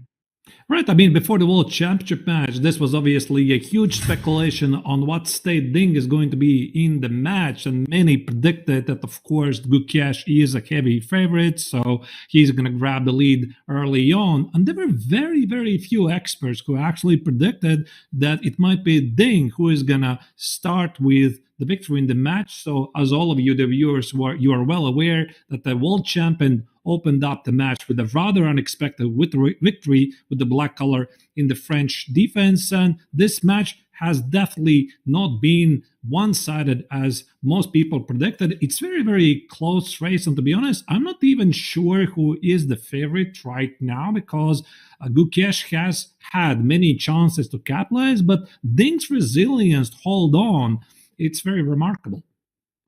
Yeah, the situation for me is such that I still think Gukesh is a favorite as long as he's not down on the scoreboard. He seems to be in a more zen state. But at this point, I do not have the nerves of betting on it because I just I can't watch it knowing that Ding can come back at any moment. I just don't trust it. You just never know. You can't ever put Ding away, and he will always be back. And so far, he's delivering an incredible show for us. And even in today's game, so far, he's taking his time, but he's playing perfectly. C5 is the right move, and now it's on Gukesh. I mean, he's been bluffing so far. He played before, saying that after C5 I have something magical. Now he has to show what it is that he has. And again, I'm wondering how deep is his prep, if there is another layer to this, because there could be another layer to this. It could be that he has a sequence of moves now that will force Ding to respond very well, but I'm not sure if that sequence of moves exists, and maybe Ding is just fine from now on. We'll see.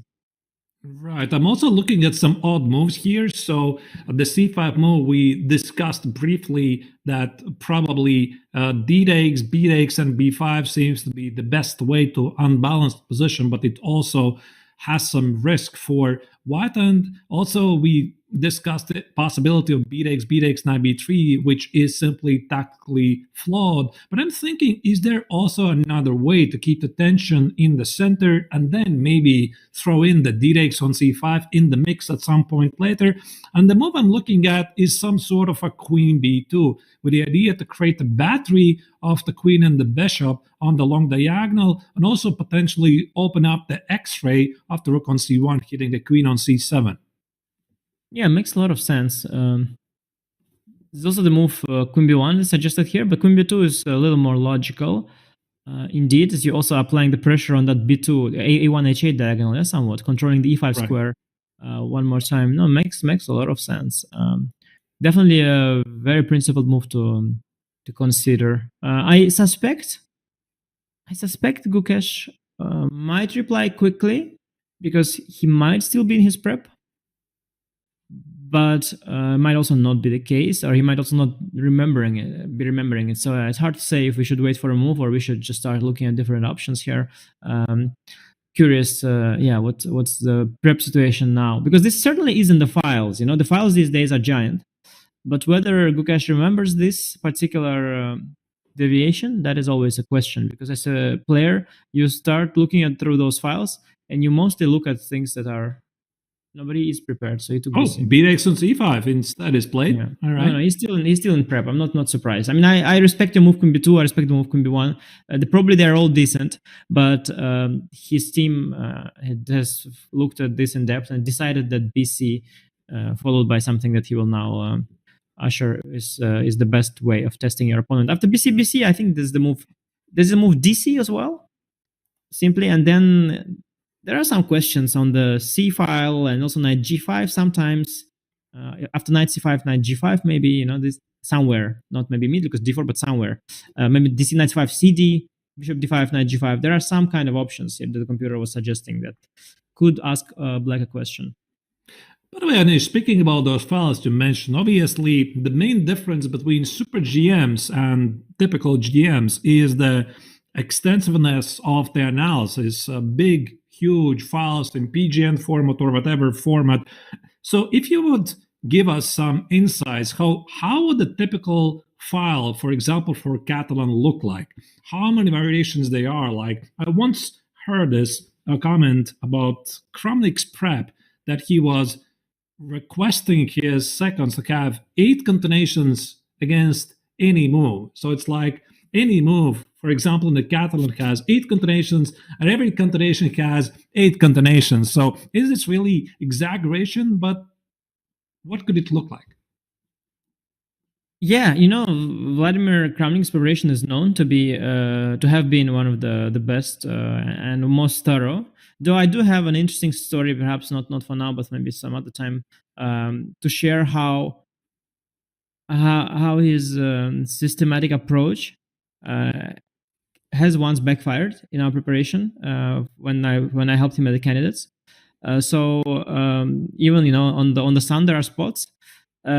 I think the times have changed somewhat. I think the engines have gotten so much better now, and general level of chess understanding and chess knowledge and chess prep has gone up so much that I think it's no longer that top GMs monopolize opening knowledge. I think that these days are gone, and I'm going through some chessable courses by different authors.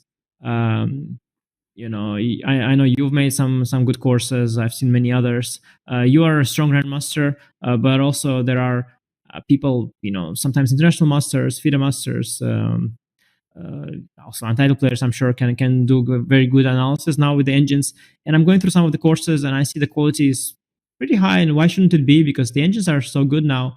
They're pointing out critical directions, and if you're just being diligent, if you put in the effort, go through the lines, don't ignore the engine too much, listen to what it says critically, and allow the computer to help you, I think you can generate a good piece of analysis. And I compliment your chessable courses, but also many others who have done a great job. Chessable courses, why I'm talking about them is because this is how I see them. I don't see your analysis outside of it. I don't have access to your computer, or a computer of some other players. But chessable courses is sort of a window for me into how other players analyze. And although I'm sure some people don't share all of their findings, still I think it gives a picture into how they operate. And I can see that, yeah, the opening prep has just gone up a lot. And yeah, back in the Kramnik days, when he was at his peak, at some point he must have dominated the preparation field, but people are getting better at it. And now I don't know if it's the size of the file that matters most, but perhaps choosing the openings right, picking the ideas. You might have also 8 moves in the file, but maybe if you play Magnus Carlsen, he also has those 8 moves, but he will be able to maybe choose better and realize that against you or against that grandmaster, this one of the 8 is the better try today, because maybe that position doesn't really suit your style, or maybe this is the kind of move that you wouldn't have checked deeply, or the kind of move that you would have dismissed. So choosing where to go and trying to use that human touch is perhaps an advantage, because I think just looking at 8 moves with the engine, I mean, anybody can do that, I think. Yeah, it's very interesting that you mentioned the chessable courses. I always wanted to ask, are the top GMs following also what's written on chessable courses and getting them just to add some extra layer of ideas in the repertoire and then somehow combine it together? Or still it's like a separate team, separate analysis, and at least for the highest level grandmasters, they don't really need it? Yeah, it's a question, it's one of the sources. Similar question, different but similar, is like, to what extent do you look at the database of games? Like, you can try and analyze a certain opening with no regard to human games that have been played there. You can just not look at it. And you could still get away with a very fine piece of work. You just look at what computer says. Looking at human games, it could just be a waste of time, like, who cares like how 5 other GMs responded here. At the same time, sometimes it could offer you that extra, and sometimes it could be a game changer. Sometimes there could be a move that has been played before, which the computer doesn't say because you had 6 line of the engine and it's the 7th one, and it's not too bad, and it has been played before and you missed it and it happened in your game and you don't know how to react, and because of that you lose. So it could just change the outcome of your game. And similar with chessable courses. Yes, you can surely live your life as a top grandmaster or a grandmaster without chessable courses and ignore them. And you can probably do just fine through other sources and just analyzing on your own. But, they could sometimes make a difference, and sometimes it could make a difference between winning and not winning. And yeah, I have to be honest, like myself, I don't always look through everything. I mean, there's also so much, and also I'd go broke. Even in discount, if I start buying all chessable courses, I'd probably go broke at some point. There's so many out there, but I do really try to get myself up to speed on the stuff. And sometimes I find interesting things. Rarely I find cases of certain works like that, not necessarily on chessable, but also other platforms where you see that somebody did a course, or a file, and even now with all the engines, they still manage to give a terrible recommendation. And I'm thinking, how did you manage that? I mean, nowadays with the Stockfish 17 telling you exactly what to do, why did you pick the 5th move and not the 1st? What's wrong with you? But usually, it's all very, very interesting, and it gives you a little extra. I don't think it's necessary, but sometimes it could make a difference, and maybe it's worth checking it out, even for strong players. And I know there are different people. I know, for example, Maxime Shelagraf, he kept refusing to get my Nidorf course, some sort of a principle thing, I think. I mean, it's not the money issue for the player, but it's like a matter of principle. Yeah? They're refusing. They're okay, it's beneath me. It's some trash you did for the amateurs. I'm not going to buy it. And I'm okay, you can, if you want to do that, it's fine, but there's no point not to get it. I mean, but he would refuse. So, it can be funny. Yeah.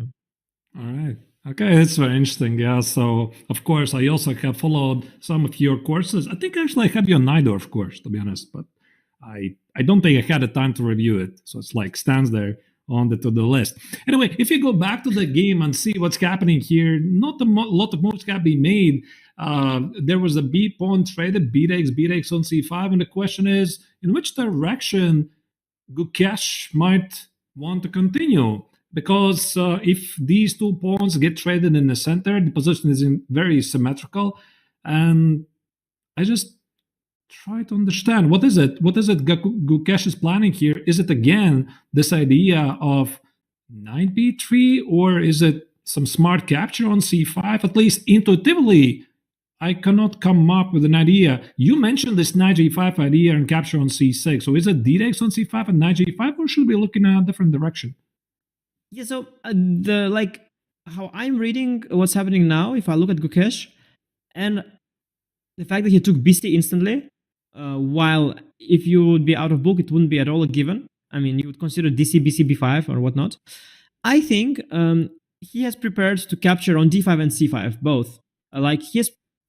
He basically remembers dc, knight c5, cd, bishop d5 position, but he's trying to understand now what is the right order to get there, and that's why he's thinking. Could it be that he knows with the position with rook c8 and not rook d8, and he's trying to compare these lines?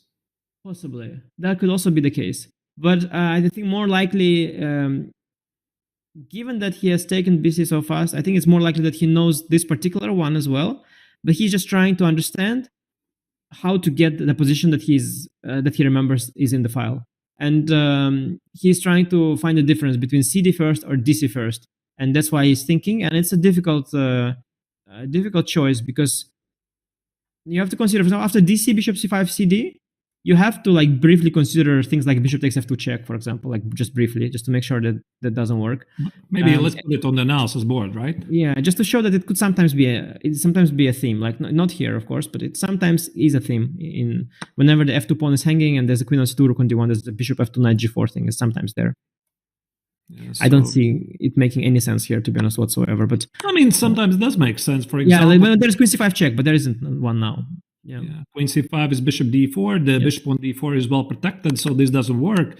And maybe now he is threatening again. Let's say if black cannot do this, so we play c takes on d5. E takes on d5, I think, already feels like a major opening victory to white, because black has created weak pawns. So most likely it's going to be knight takes on d5, and there might be ideas like, again, you said knight g5, or maybe even some bishop d4 or bishop d2 retreat. And one thing I've always found to be very fascinating about these symmetrical positions is that when I was growing up, when I was a kid, I always thought they're like a dead draw. And I could never understand why a stronger player would be willingly going against me in those symmetrical positions. And I thought, okay, I'm always going to figure it out. And only later I would understand it, that these positions, they're not really so simple. So there's a lot of precision to be made. Yes, and the position we saw already was slightly uncomfortable for black. There was indeed the knight g5 theme, there was the c-file pin theme, and the bar was slightly in white's favor. So already after dc, I suspect knight c5 is the more accurate move. There is also dc intermezzo, which is what Gukesh is definitely thinking about, as he's trying to get that position. I'm going to put it on the board. So d takes on c5, and you're saying either knight takes on c5 or d takes on c4. So your gut instinct would say which is the principal choice? Probably knight c5? Knight takes, of course, is the sort of the basic move. But I would have to consider dc as the extra option. I mean, dc could also not work at all, but it could also work quite fine. I think it depends on the circumstance. The most obvious move is knight takes c4. And then I guess I have to not blunder bishop a5, so maybe queen takes c5, maybe. Yeah, but this starts to feel sort of shaky, because this queen might not have a lot of good squares to go, right? Yeah, a little shaky. You don't want the queen on c5. I think dc knight c5 is probably the way to go. And then c takes d5. I think knight takes d5 looks the most natural to me, but maybe there is some bishop d4 issue, or bishop e5 actually as well. Bishop e5 also asks a question to the queen. Actually, not so easy to find a good square for the queen. Queen b6 jumps under knight c4, rook b1 even. A little annoying. Queen d7 maybe, but then it's in the way of the d1 rook. There are some pins, some unpleasantries. So I think that's why the line I saw was bishop takes d5 instead of knight takes d5. And that's when knight g5 is working. When knight g5 is there, you have to definitely take that into account, because Actually, it looks very worrying if you don't have the engine on. Yeah, especially when you're playing against a prep. That's the hardest part. I mean, when you're playing against a player, you know he is finding these moves over the board. You're feeling very comfortable, more or less, but you're feeling also a lot of pressure. You know you're not playing against Gukesh, you're playing against Lila here, yeah? So not very comfortable thing, and that's why I always found this struggle to be fascinating. I mean, when do you stop playing principal chess? Where do you try to sidestep, and how far do you trust your calculation? And yeah, it's tricky stuff. Yeah, I must say that. So this is finally the second layer to Gukesh's prep, as we have seen. So he has allowed this sort of a complex simplification thing with c5. But as we are now looking through the lines, we're discovering some ghosts, you know, because I know the engine is saying that it's all zeros, but as human, you start seeing the ghosts with the c file pin, the knight g5, and that's exactly what a good human prep is like, you know. You cannot impress a computer, but you can impress your fellow human who hasn't looked at it in depth. And whenever there are options for black to go wrong. Now Ding is not on the move here because it's Gukesh's turn, and Gukesh is thinking. So maybe he's also considering cd5 first. Let's see what the differences are there. If cd5, right. I think knight takes d5 is. Let's put it on the board. Yeah, c takes on d5, knight takes on d5. Yeah, that's the option you have now. And after DC, there is some knight takes c3 intermezzo, which I suspect could just immediately equalize. Yeah, this Daxo bishop feels to be pretty important to the position. Without it, I think probably black is fine. Although, again, the position is very, very concrete. You know, I'm a big fan myself of the bishop here usually, But maybe after queen c5, it's a little worrying, but just fine. Yeah, maybe I don't see a punishment here at all. And I think I'll just move the queen out. And without dark square bishop, I feel a lot safer as black. I mean, everything is now really tight, so I think this is okay. So queen b6. I have queen b6. Right. Then I'm just fine. The worst case, I'll go bishop takes f3, and we'll have opposite color bishops. So no, this is fine. After knight d5, you maybe have some bishop a1 option, but basically, I think DC is the way to go. And I think Gukesh is just verifying his calculation, and I don't think it's so simple for black to choose the right captures, you know, to avoid any scary. Oh, he's played queen b2. Queen b2. That's the move we were discussing before b pawn capture. At least for a moment. Yeah. You know, you mentioned that move earlier. But maybe immediate queen b2, there was some issue with that. Maybe there was some issue with that. I didn't know what actually, but there maybe was something. So he opens up the c file for some potential x-ray. So this means that he definitely is considering double capture on d5 and c5, and maybe somehow he can try to scare black of this pin. The question is what he preps to do after rook b8, which Queen a1 is always there, yeah? Queen a1 is hiding in the corner. Right. I mean, as black, I would feel... well, I'm still a little bit concerned about the pins. But the DC move was also asking small questions. But I guess, you know, computer said it's equal, it is equal. And maybe there's just one precise move and it will be all over. So queen b2 maybe puts pressure. I do like your theory, by the way, where you said that he reacts in the same way as against rook ac8, that he's out of book now. That could also very well be that after rook ac8, he prepared before c5 to take queen b2, and he is now sort of trying to do the same thing. Yeah, very tiny pressure right now, but it's a matter of Ding finding a couple of accurate moves, and it could all simplify well. But yeah, mainly the fact that the queen is on the c file in front of the c1 rook, and that there is also an X-ray on the a1 g7, a1 h8 diagonal, that sort of creates some discomfort for black, and that's why he needs a little precision.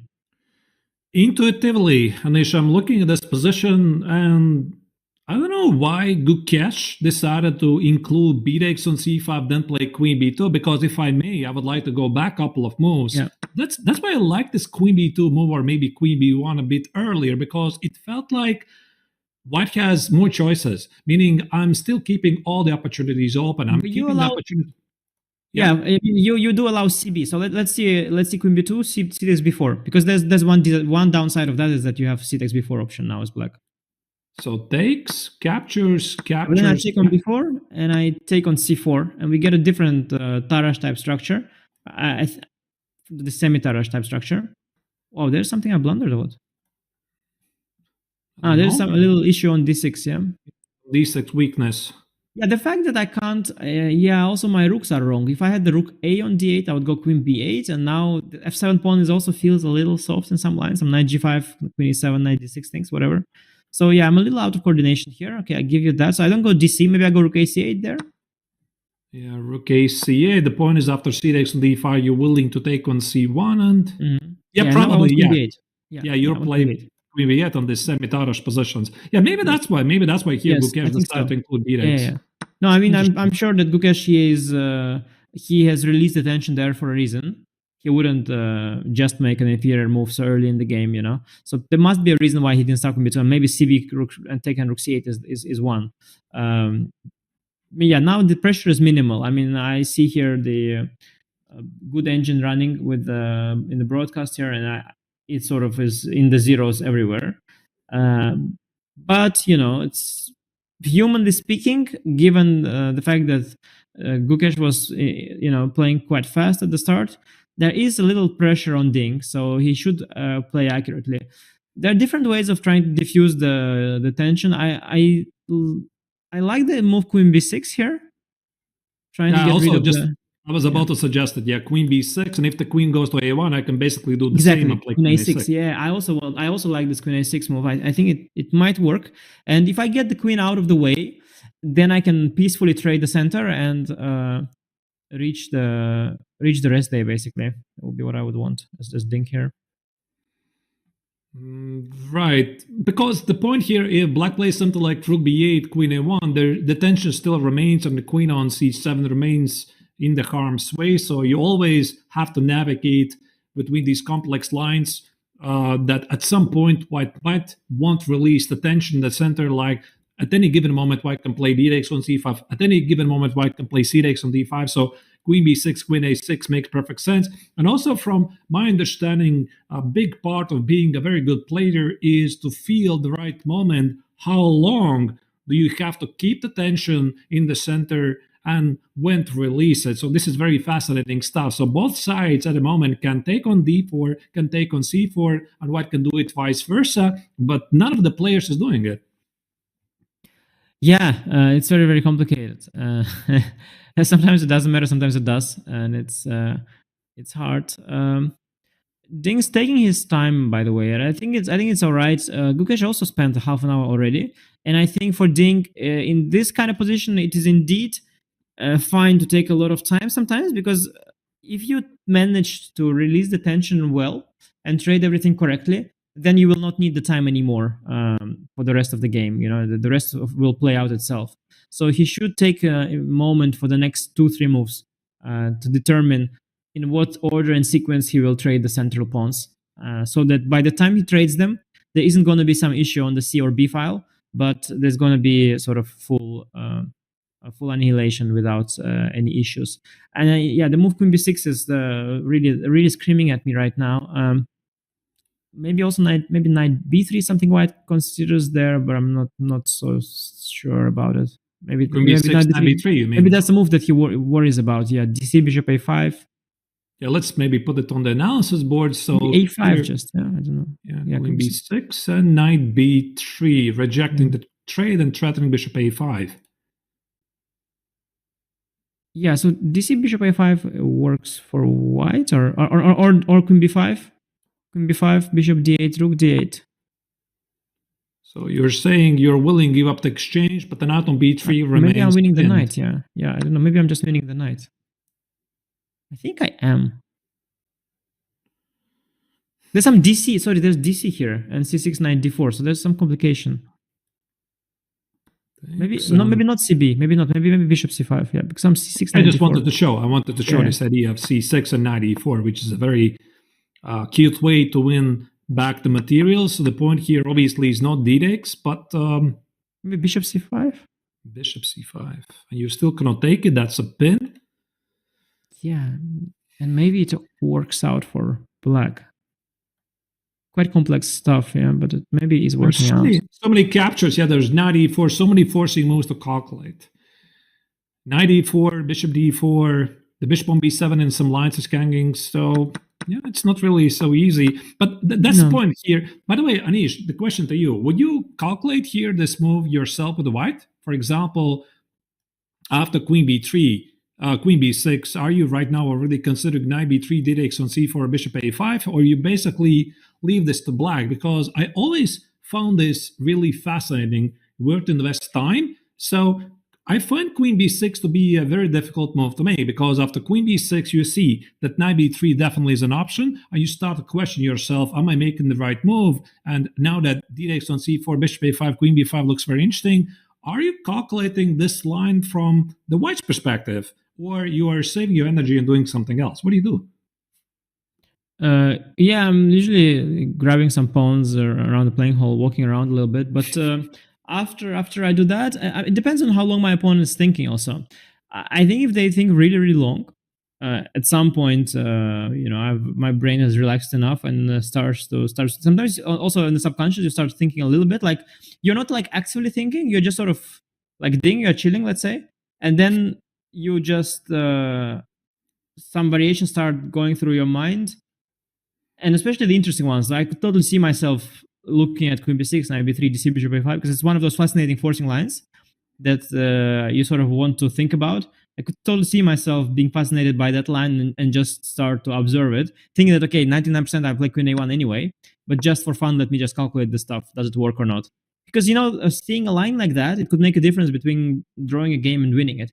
Because it is those lines that seem to not work for white, that your opponents might also think don't work for white, but maybe if you spend a lot of time on it, also during your opponent's time as well, and also at your own time, maybe this is where the miscalculation will lie. So maybe this is how you win the game. Like maybe the actually guy will go queen b6, you go knight b3, maybe he'll go dc bishop a5, queen b5, and I imagine that somehow taking on d8 and then dc would win for white because of some tactic somewhere.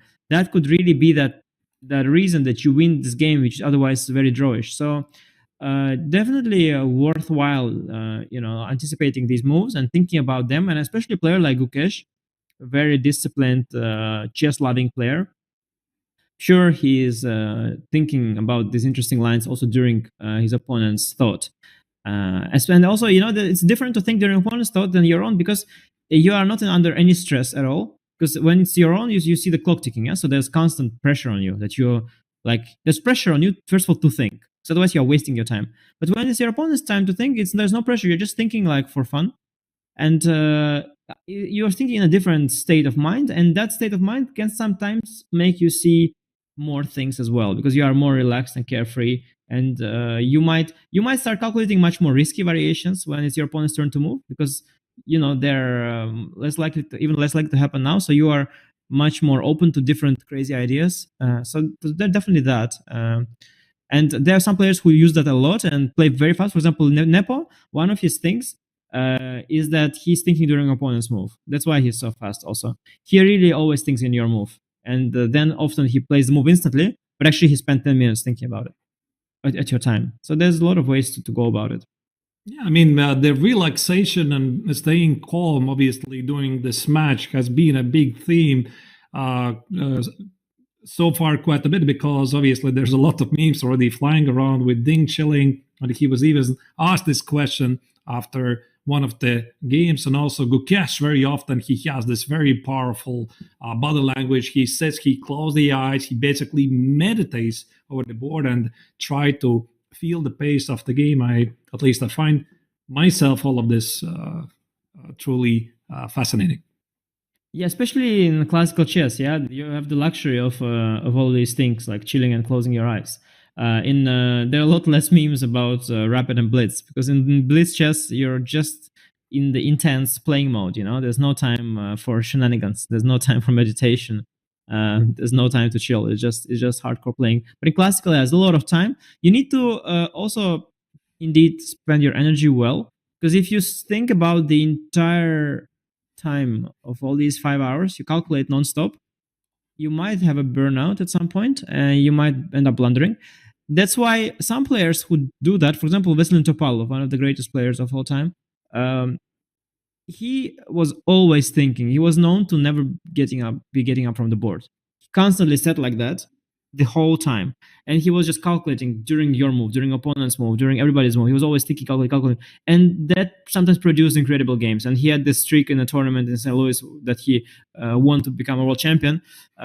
He would just crush people, he was show insane level for long streaks, but he was also prone to blunders because when you are spending so much energy, of course you find a lot of good ideas, but at some point the brain can also just refuse and shut down, and brain shutting down is what causes the blunder, yeah? Because then you just do something which is out of character and you miss something easy. And so in Topalov's style, you could see that for a player of his standard, for a world champion, he would blunder a little more frequently than another, let's say a Kramnik or Anand. While they're all around the same level, let's say in some sense, Topalov would have more games with computer precision, but sometimes he would blunder a little more because of that feature of his style. So there's definitely downsides to constantly thinking as well, and this whole cheating thing is actually there for a reason.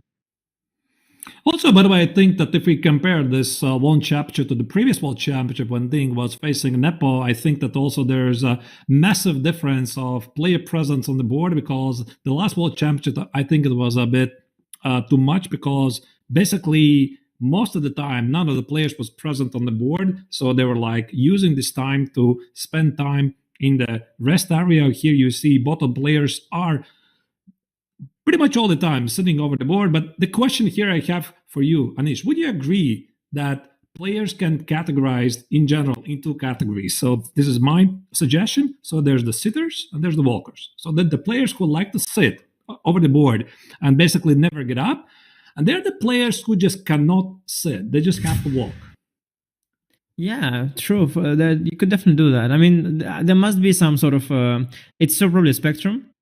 I guess it's not like binary. There's definitely a spectrum with like Topalov on one extreme and like Peter Svidler on the other, because they're also different walkers. They're like the chill walkers. They're also like guys who are like, it feels like they're like late somewhere. They're like walking around the playing hall like they're about to catch a train. They walk really fast. And I remember Peter Svidler walks really fast when he walks, and yeah, it's really really fun to watch. So there's definitely a spectrum there, from sitting down the entire time to walking a lot. And I would say that, yeah, Gukesh is probably... Gukesh, he has that pacing thing too. He likes to do that as well. There's also different ways, like within the walking. You've got people who are just walking around their own board, just circling, like like birds, like a shark. A shark, or like birds, the prey. I remember when I was a kid, it was very funny. I played one experienced player. Okay, I'm not gonna say who he was. Maybe like he doesn't want to, but this is kind of a funny story. So he actually not there. I was a kid, and at some point he complained to the arbiter. It was the first time I had that complaint. He said, "Can you tell this guy to stop walking? He's walking all the time like a Sputnik. He's Sputnik, like a satellite." Because he called me like a satellite. I'm walking around like and he says like make a circle like a satellite. So yeah, there are different ways of walking. There is also walking around an entire playing hall in a big tournament. Like for example, you have like an Olympiad with a giant playing hall and like hundreds of boards, and you just can be like walking through like all the playing hall looking at the games. Sometimes you can go like all the way to the matches down below, where like players from very countries where chess is undeveloped, like very low rated players, unexperienced players playing some very fun games. So you could also like walk there. So the different ways of walking. Some people, they just get up and walk to like a bathroom and back. This is the walking they do. Some go to the bathroom more often than the others as well. Chess, sometimes you drink a lot. Also, some people get nervous.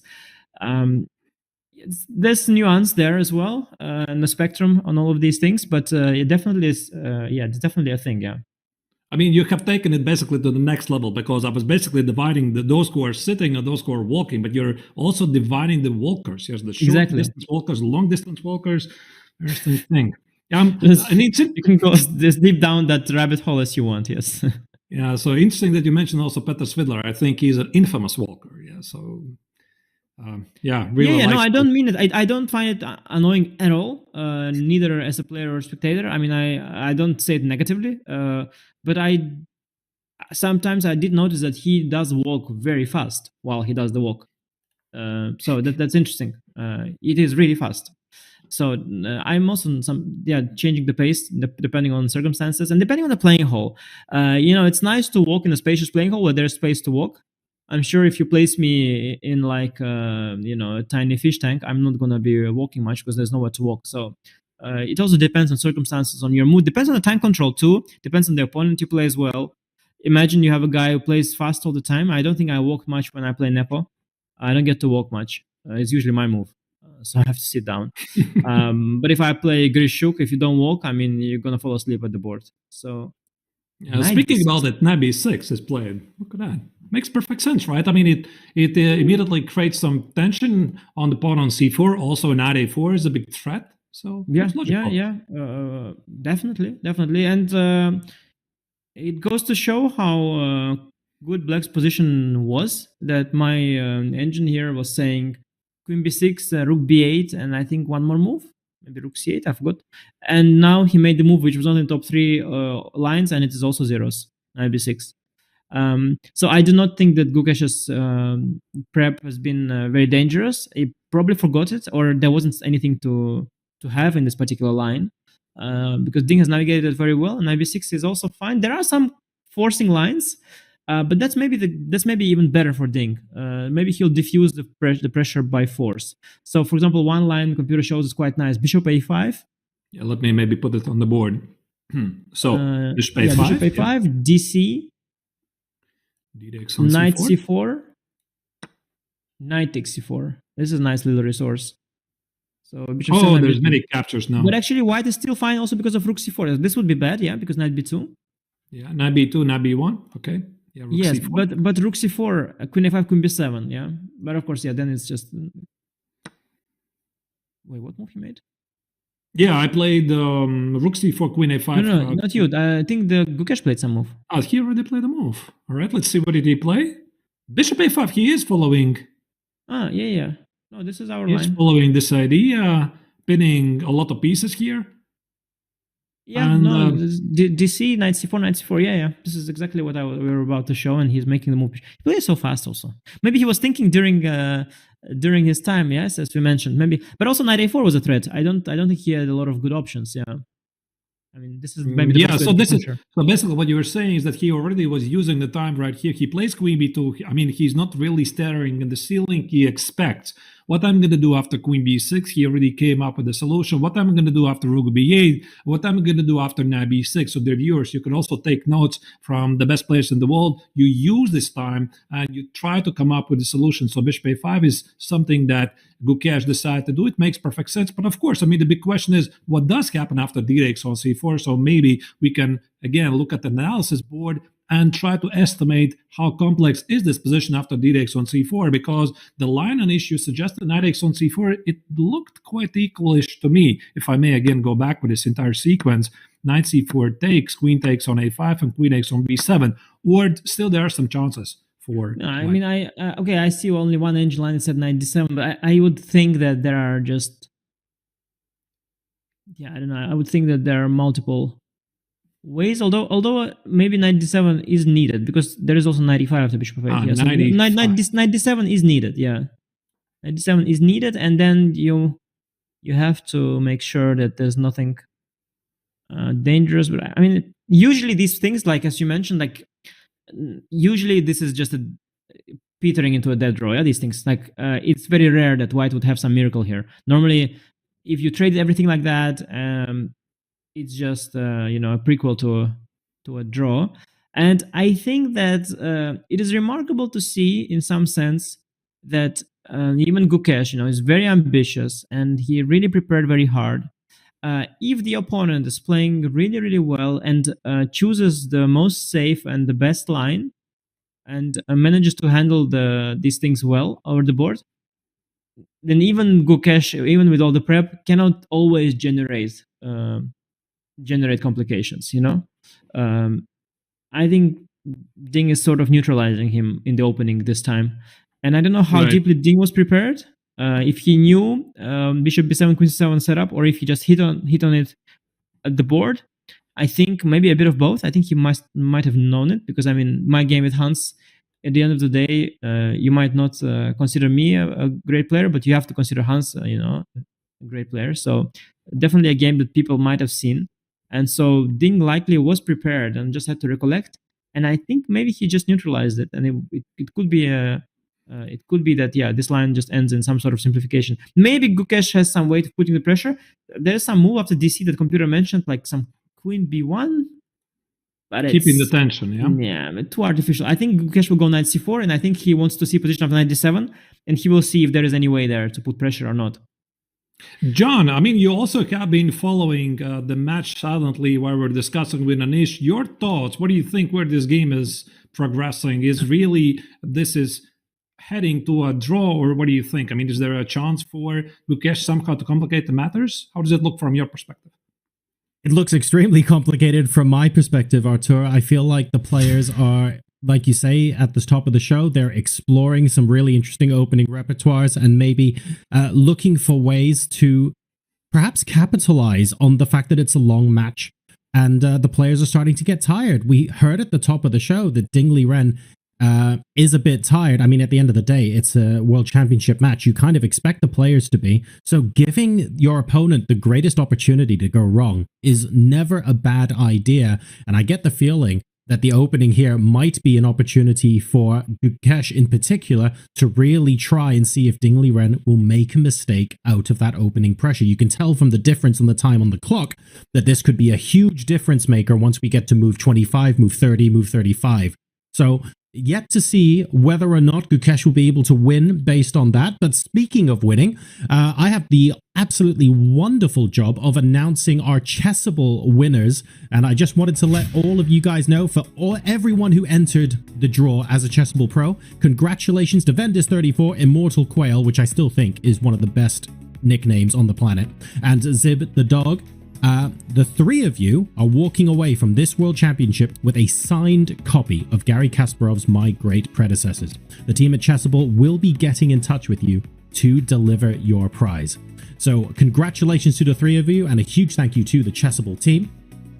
We are continuing to see how much the clock is going to be adding to the pressure of Ding Gukesh right now, as 45 minutes and counting, nearly 45 minutes down on the clock. That is huge. We'll find out what Ding chooses to play in response after this short break.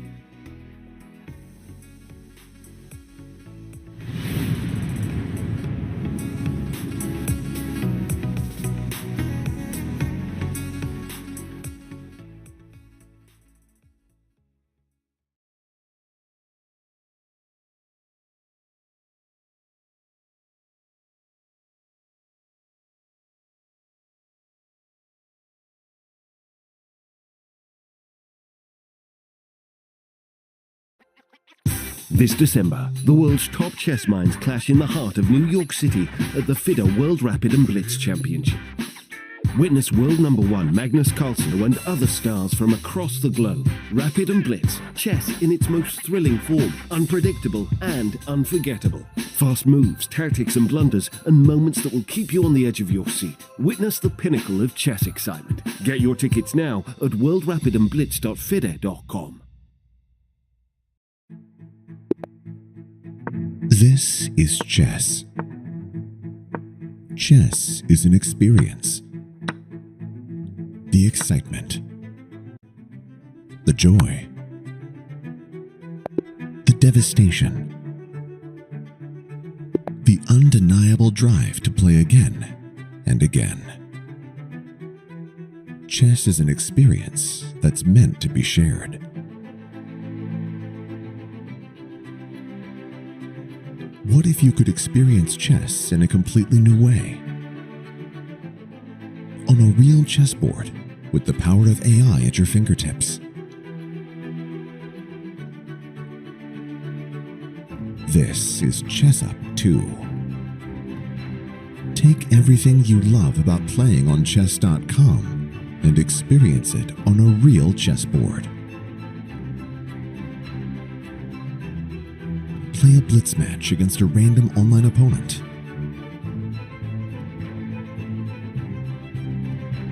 Conquer the bot you've been stuck on for months. or challenge a friend halfway across the world.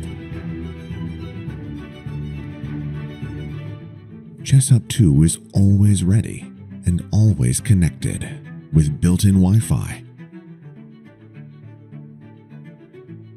Never miss a move with full piece recognition. And review all your games right on chess.com. ChessUp 2 is more than a chessboard. It's a chess trainer. If you're new to chess, ChessUp will teach you. If you already know how to play, ChessUp will teach you how to really play.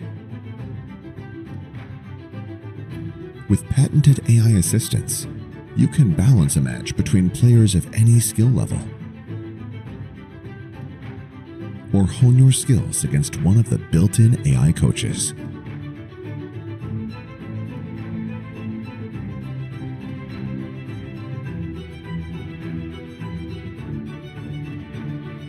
The makers of ChessUp 2 are the same team behind the original ChessUp,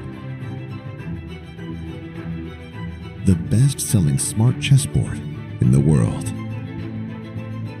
So whether you're a beginner who wants to learn and improve while you play, or a chess pro who wants to go deeper into the world of chess, experience ChessUp 2 and level up your game.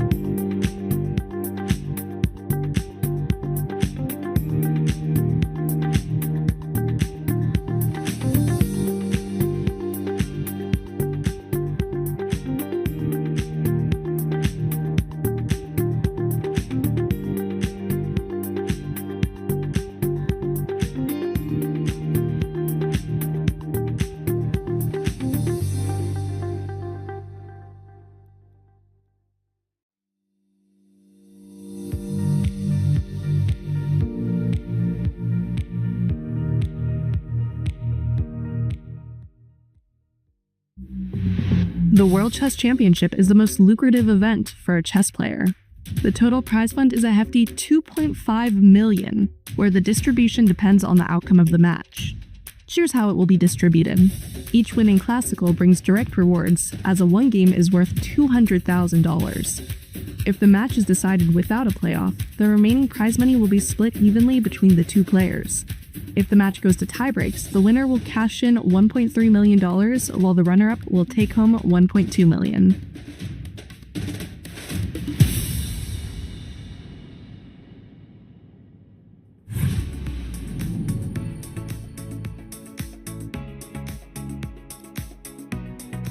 Welcome back, everybody, to the Fide World Championship. We're down a commentator temporarily. Anish has had to step away for a little bit, but he will be back in the broadcast in about 15-20 minutes time. Don't worry about it. In the meantime, we continue to hop into the action in round number 9. Artur, a very complicated position with a lot of lines to calculate. perhaps a deliberate decision to try and maybe capitalize on fatigue at this stage of the match or something similar? Yeah, indeed.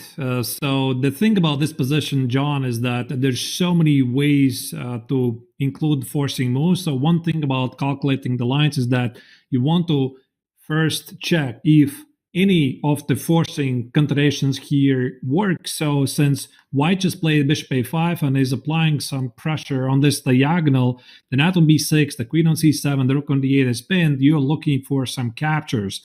So d takes on c4 here, I think it is the principal choice here, but there's one line I would like to have a look at. What happens, for example, if black tries to do something else? So I think that at the intuitive level, c takes on d4, we most likely can discard immediately because I see here all kinds of wrongs. For example, the simple move c takes on d5 and the queen on c7 is hit, but also move like c4, c5, exploiting the pin might be an opportunity here, followed by, for example, c5, bishop takes on c5, and knight b3, and maybe black has some problems. So I'm pretty sure that d takes on c4, John, will happen.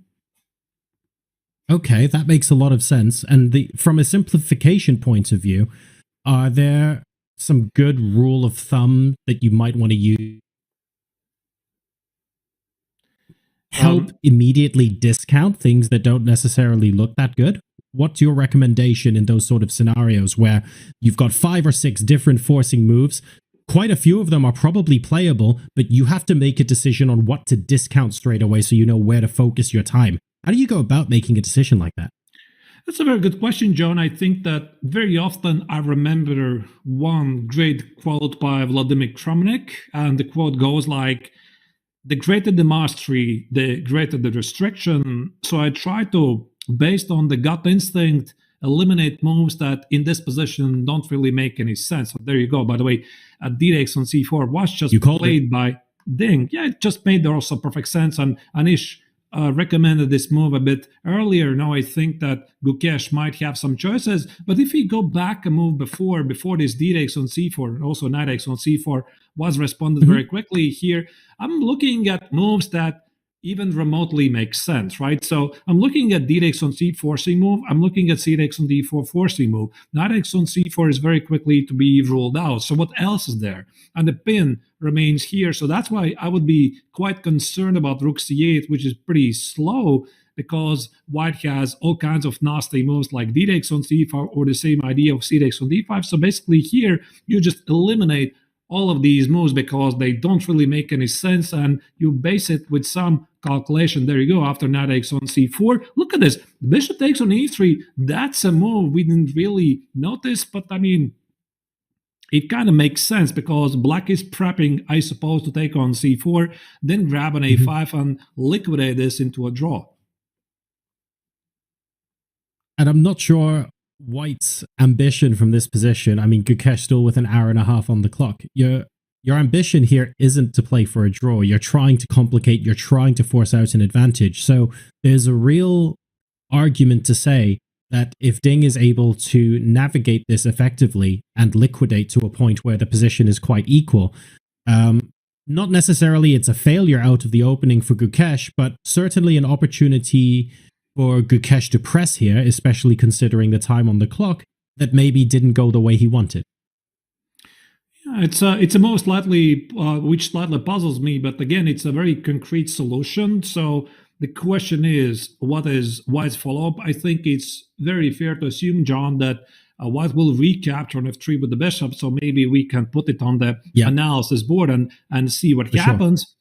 There you go. So bishop takes on f3. You see there's a big difference. The rook on a8 is hit. And I think that here black could already proceed with knight takes on c4.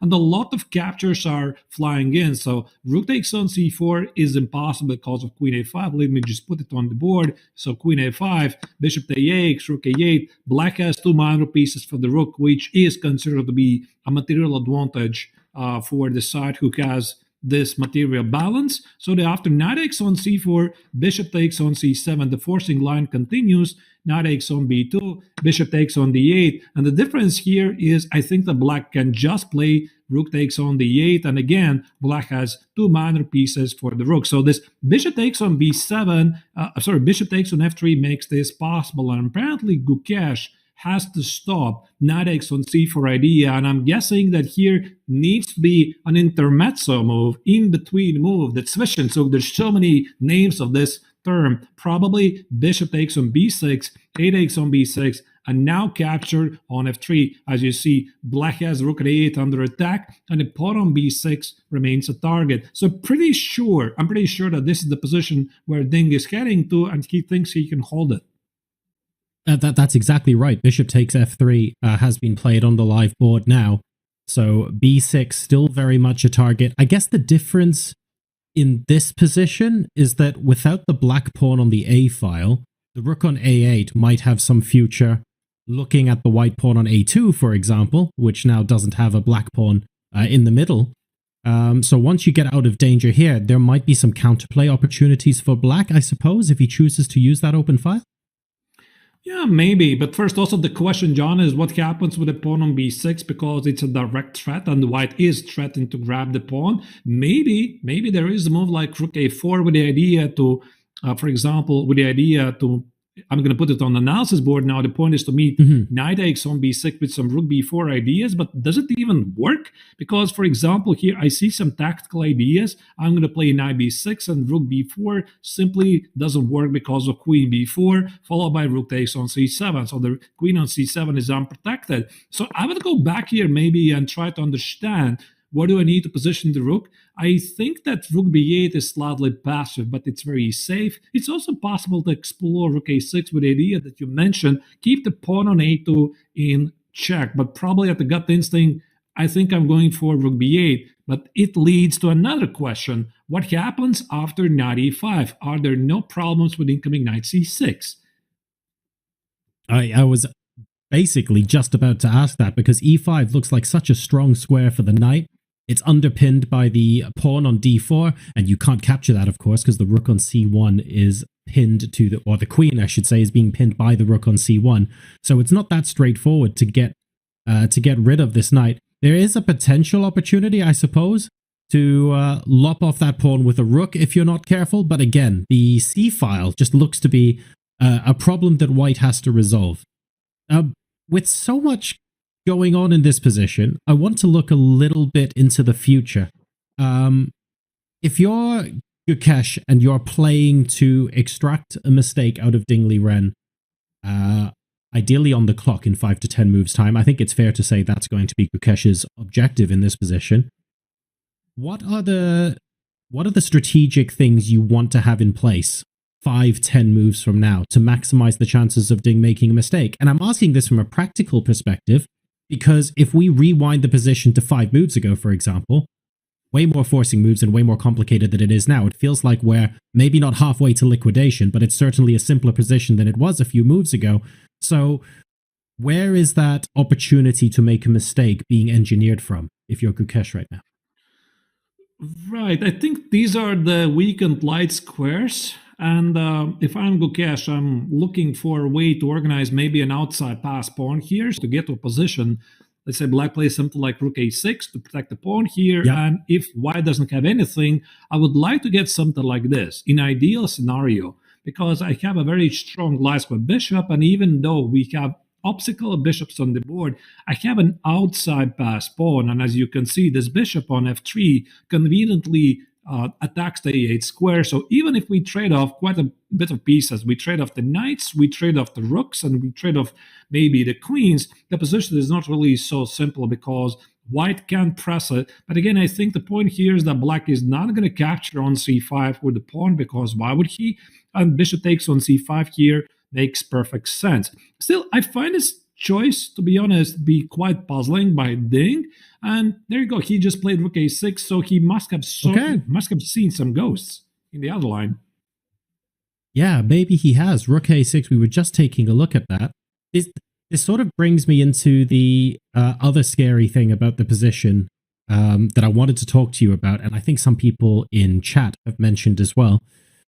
Part of the reason why this could be a little bit worrisome for black is because of that strong bishop on f3 bearing down on the a8 square, right? It just causes all sorts of coordination problems, and the bishop is about as happy as it can possibly be on that square right now.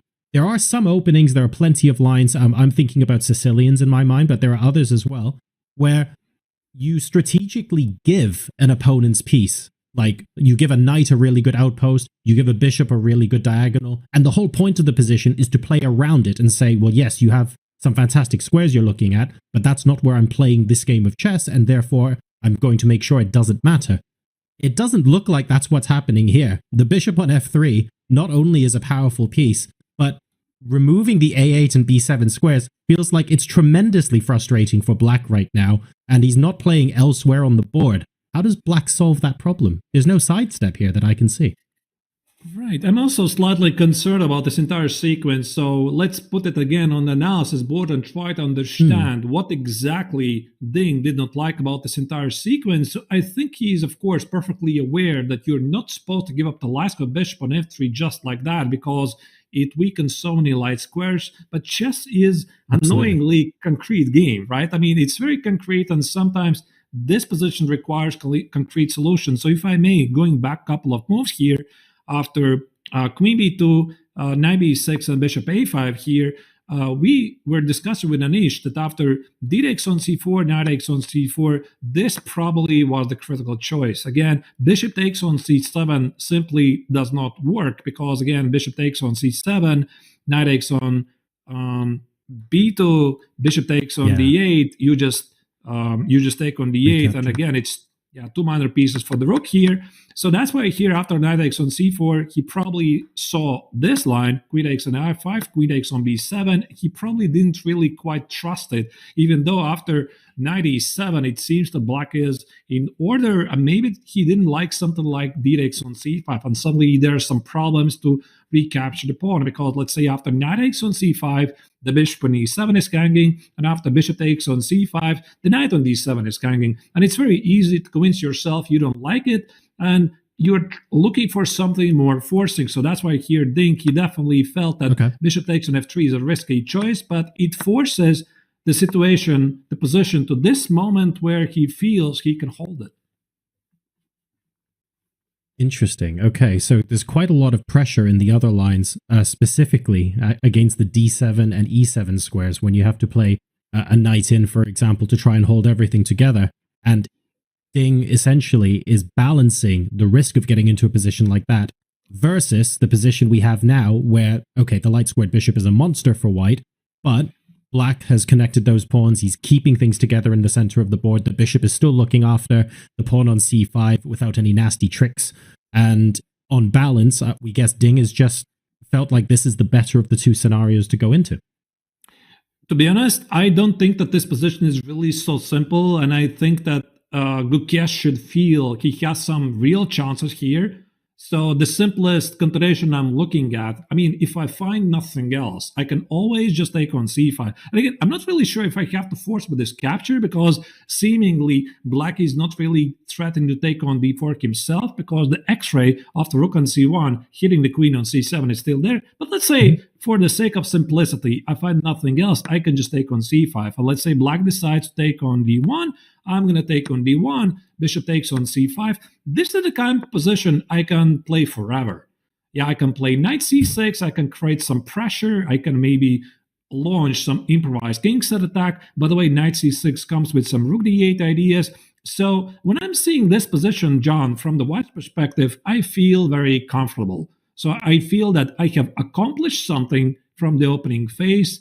But the question is, do I have anything real? So Gukesh right now has 1 hour and 20 minutes on the clock, 50-minute lead. So this is the perfect moment to try to get a better feeling of the position and figure it out. And one thing I would like to do here, maybe also consider unbalancing the position. So if I'm able somehow to play knight e3, d5 and put the bishop on d5, this immediately rings me a bell of some familiar games. And there was this one game I was showing to my students some time ago. I believe that was the game of Levon Aronian playing against Vasily Ivanchuk, he was able to outplay Ivanchuk in a seemingly harmless endgame, and it started with something like, I'm just going to show the final product of this position, like, let's say d5, knight takes on d5, and bishop takes on d5, which maybe feels like a dead draw. But, white is holding on the queen side, 1 pawn holding 2 pawns, and this bishop on d5, even with an endgame, is a very powerful thing. So Aronian, if I'm again not terribly mistaken, won Ivanchuk in a very nice fashion. Both rooks were traded off the board, queen each, obstacle bishops on the board, and he won it in a nice fashion. So one thing I know for sure, obstacle bishops are not really as drawn as people think. Positions more sharp and they're less drawish, and you have to watch out for more tactics, and they become very, very dangerous indeed. So we're nowhere close to swapping off the major pieces here. I wouldn't sit comfortably even if my bishops were opposite colored. Yeah, exactly. So indeed, the obstacle bishops are getting quite drawish when you only have the bishops on the board. You insert one more piece on the board like a heavy piece, dynamics completely change. Yeah, so I think here Gukesh has many very tempting choices. Probably he's not going to take on c5 immediately. So I'm looking at, can I somehow push this d5 idea and organize a pawn majority at a king side? I'm looking at ideas like knight e5, knight c6, and somehow exploit this weakness on c6.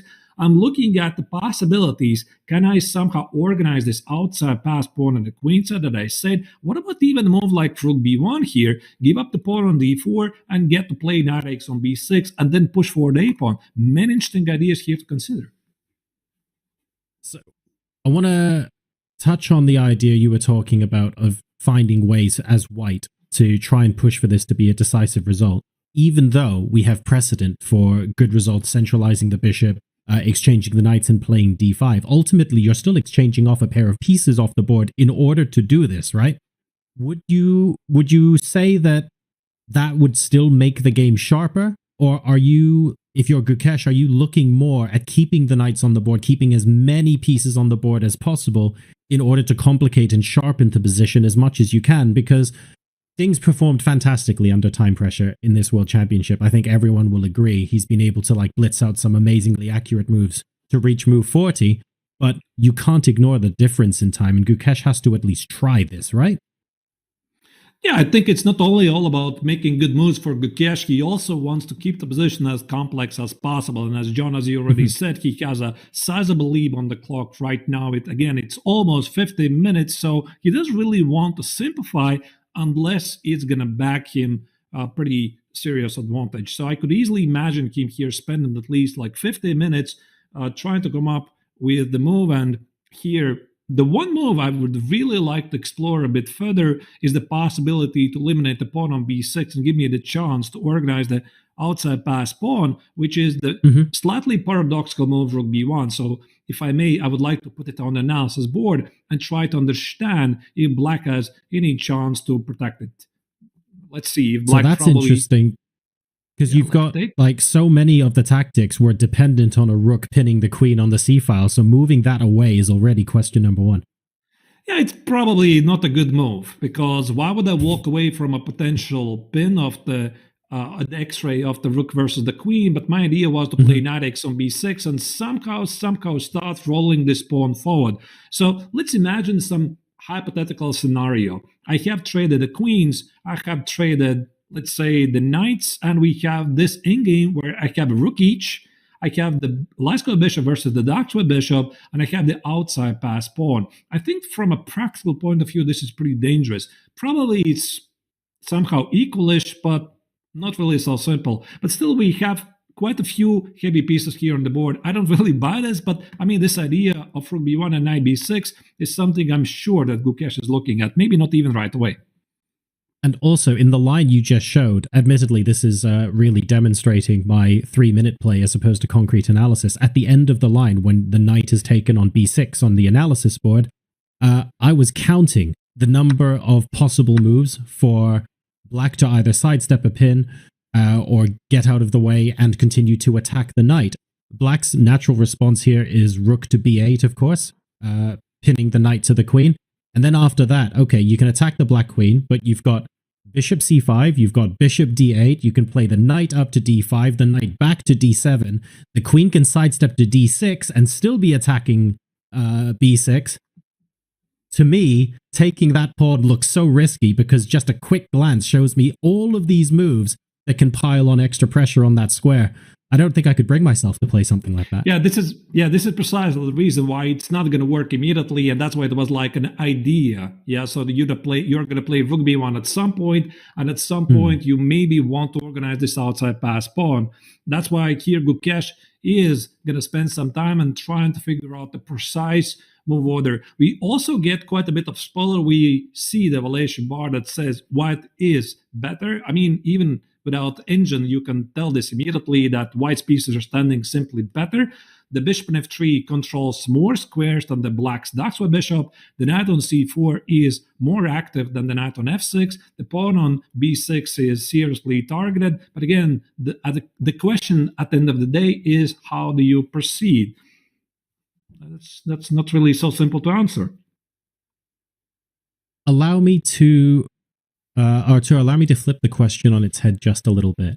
You've mentioned or create that, yes, the time on the clock is a problem, but luckily Gukesh is the one tanking at the moment.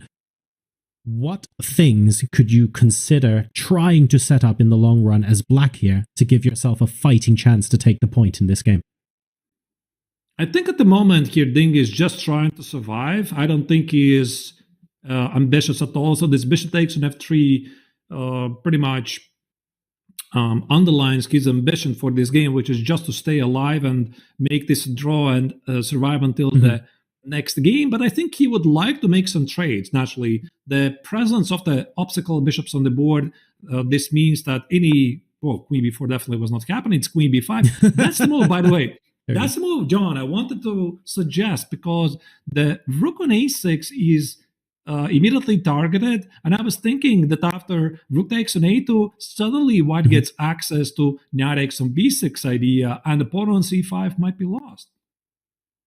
That's what I really like. So, yeah, leaving the defense of the a2 pawn and trying to swap off both pawns on the queen side there. So potential to maybe release a bit of tension, but also activate some more of the pieces on the queen side for Gukesh.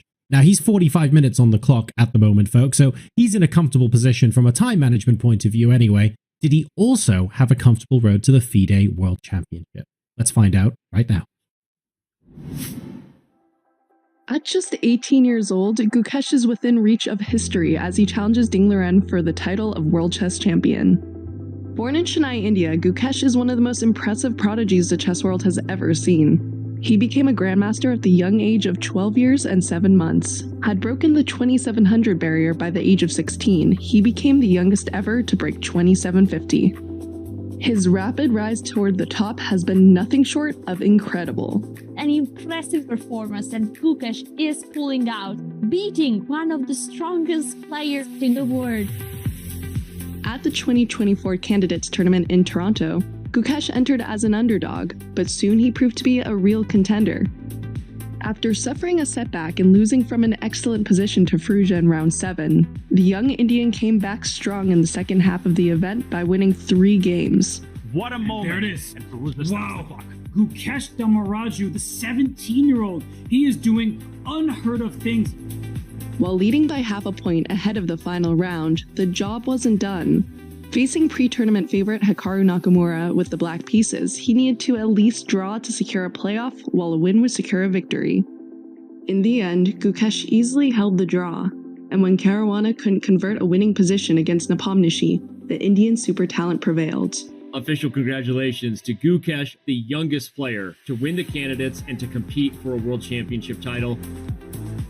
Since winning the candidates, the Indian teenager has continued to impress, climbing to the top 5 in the world rankings. Now, with the chess world watching, Gukesh stands on the brink of history. If he wins, he will make history as the youngest ever undisputed world chess champion and inspire a whole new generation of chess enthusiasts. I'm very excited to play the World Championship and really looking forward to all the preparations and being there.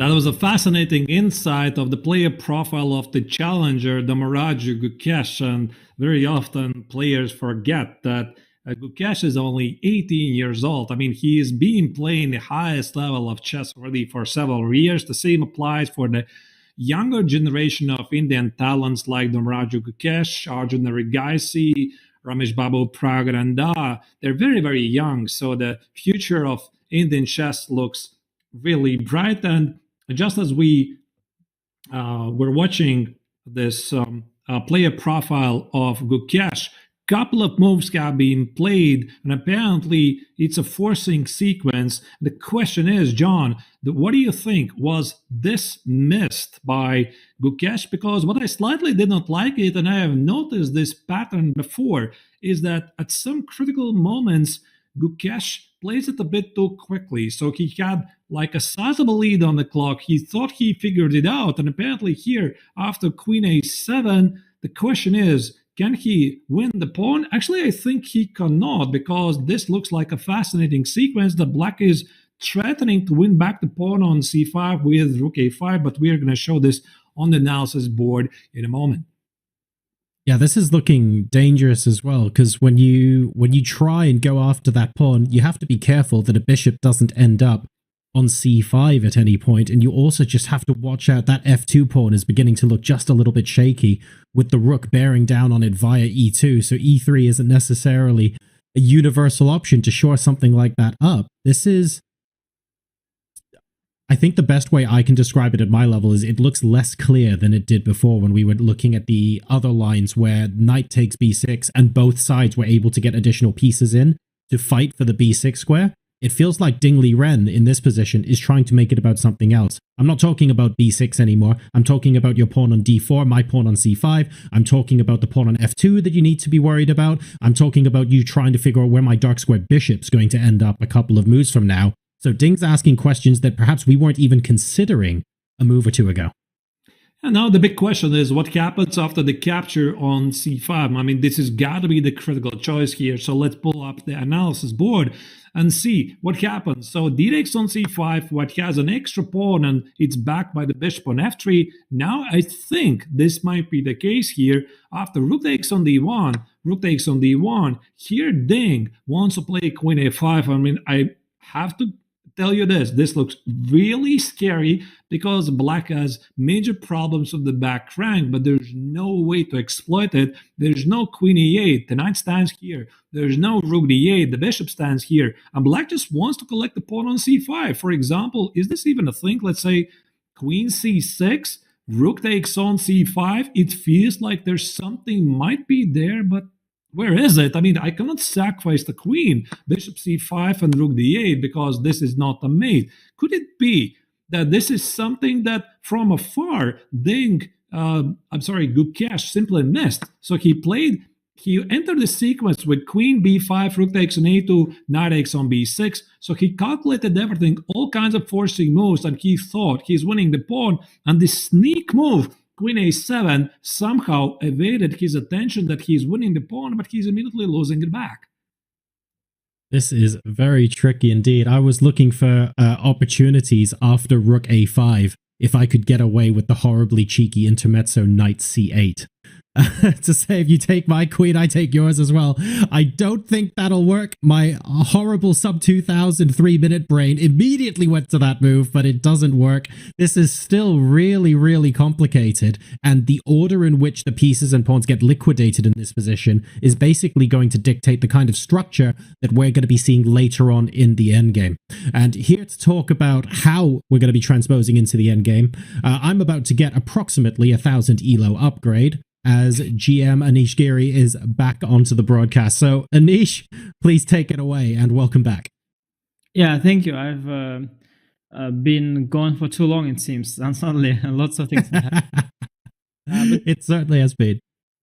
Yeah, there was some twists there, I think. There were some opportunities. Now it seems that although it looks far from obvious that black is 100% fine, it looks like the computer suggests that he is. So I guess that, to Gukesh's disappointment, he will find out that although there are many tempting options here, it seems that probably black will just manage to liquidate it fully. as the last queenside pawn is leaving the board soon. Anish, I have a question. Do you think that Gukesh blundered this idea of queen a7, or he has something else in store? Because that's kind of an invisible move that it's very easy to miss. Yeah, I don't know if he blundered this. I think you know what his thinking might have been. His thinking might have been like, well, it's sort of drawish anyway, and here let's see if there is a miracle defense for black or not, and if there is, fine, you know, like that kind of thinking. Because if he had some tangible edge that he really was sure would be there, he would probably hesitate a bit more about going down this line. I mean, I think it comes down to this move 20 queen b5 that he's played, and he took some time there, and yeah, that really was a decision. He allowed Ding to take his last queenside pawn on a2, and yeah, he's basically counting on the fact that knight b6 wins him the c5 pawn. But I think he suspected that there might be some defense there, and he might also after queen a7. I mean, there are lots of tempting options to be sure, and you know, it's the pressure is on black. Yeah, it's not like white. If there's nothing, there's nothing. But if there is something, it's for white. So I guess the pressure was on Ding, and he let him have it. Alternative was knight e5 instead of queen b5, and I think that was actually computer is giving a surprisingly high valuation here of knight e5. Well, I definitely had a feeling that white here has some edge, and one thing I was slightly surprised, Anish, is that the relative speed, how quickly Gukesh executed this idea of queen b5, knight b6, considering that his advantage on the clock already was at some point a typical 50 minutes, which is something we already were following in this match. Still, I would have thought that this is the kind of position where he should feel, at least at a gut instinct level, that he is to some degree better, and this is the moment where you want to invest some time, and yet he played queen b5. What would you do, Anish? Would you spend here a bit more time, and what other choices you would consider here from the white's perspective? Yeah, no, I think he just didn't see much anywhere. Knight e5, although computer likes it, I mean, bishop f8, and the knight on c4 actually exerts a lot of pressure on the b6 pawn, which is black's only weakness. So it is somewhat counterintuitive to move that knight, even though towards the center, still not to a square. It's particularly dangerous in this position. So I think his thinking really was, he was looking for something here, and he thought that there isn't anything tangible, which might be not fully correct, because maybe he has some positional edge due to various factors. I mean, the rook on a6 is, well, it's a good rook, but it's a little unstable. The light squares around, like the b5 square is weak, the b6 pawn is very weak, and light square bishop white has on f3, it's sort of just cutting down the board in in half diagonally, and takes away all the key squares. It controls d5, it controls a8, which is huge. So black cannot double on the a file. So white has some advantages to the position, but Gukesh really tried and find something concrete, and there wasn't anything there. I think e3 is also a move you might want to consider right away. Basically, maybe what you want in ideal world is to go like e3, queen b3, a4, queen b5. That would be like the sort of maybe the dream, right? And then you have it all. I think he missed queen a7 because actually after queen b5, rook a2, knight b6, there isn't a threat, no? Like there is no clear threat in the position here. So he was maybe thinking about a move like h6, let's say, instead of queen a7. Yeah. The point is, which, if you take on also c5, works, right? It also probably works. Yeah. So yeah, h6 also works. Yeah, let's put it on analysis board. The point here: if white wins the pawn on c5, there's a capture on d1, and now black takes on c5 all the comfort and no longer needs to worry about the back rank issues. But I guess he thought maybe, so after h6, I'm sure he was thinking about h6. I think queen a7 is probably what he definitely missed because it's a strange move. So h6, queen b3, for example, is there. Yeah, and again, threatening at some point to play d takes on c5 and recapture d1 over the queen. There are options. Also, there is, I don't know if it works, but there is an idea of going instead of queen b3, let's say as a concept, to go d5. And if you were so kind as to trade me there, so let's say d5, ed5, knight d5, bishop d5, And actually, it reminds me of a game that I played against Gukesh with white pieces, where it's very simplified, but there is the opposite color bishops, and white has a massive advantage. And when you have heavy pieces on the board, you have attacking chances. The opposite color bishops don't necessarily signal a draw, and this is the kind of position he was maybe aiming for. And yeah, I think it's reasonable. He thought he has something little, and this is a good way to proceed. And he definitely missed null queen a7. In fact, it's a very counterintuitive move. Also, like the queen on c7 was attacking the c5, defending the c5 pawn actually. And now he moves away and threatens rook a5. Definitely not something Gukesh had seen. And even if he saw it briefly, he thought that maybe there will be something working after dc. But I think it's sort of unfortunate for him that there isn't anything there.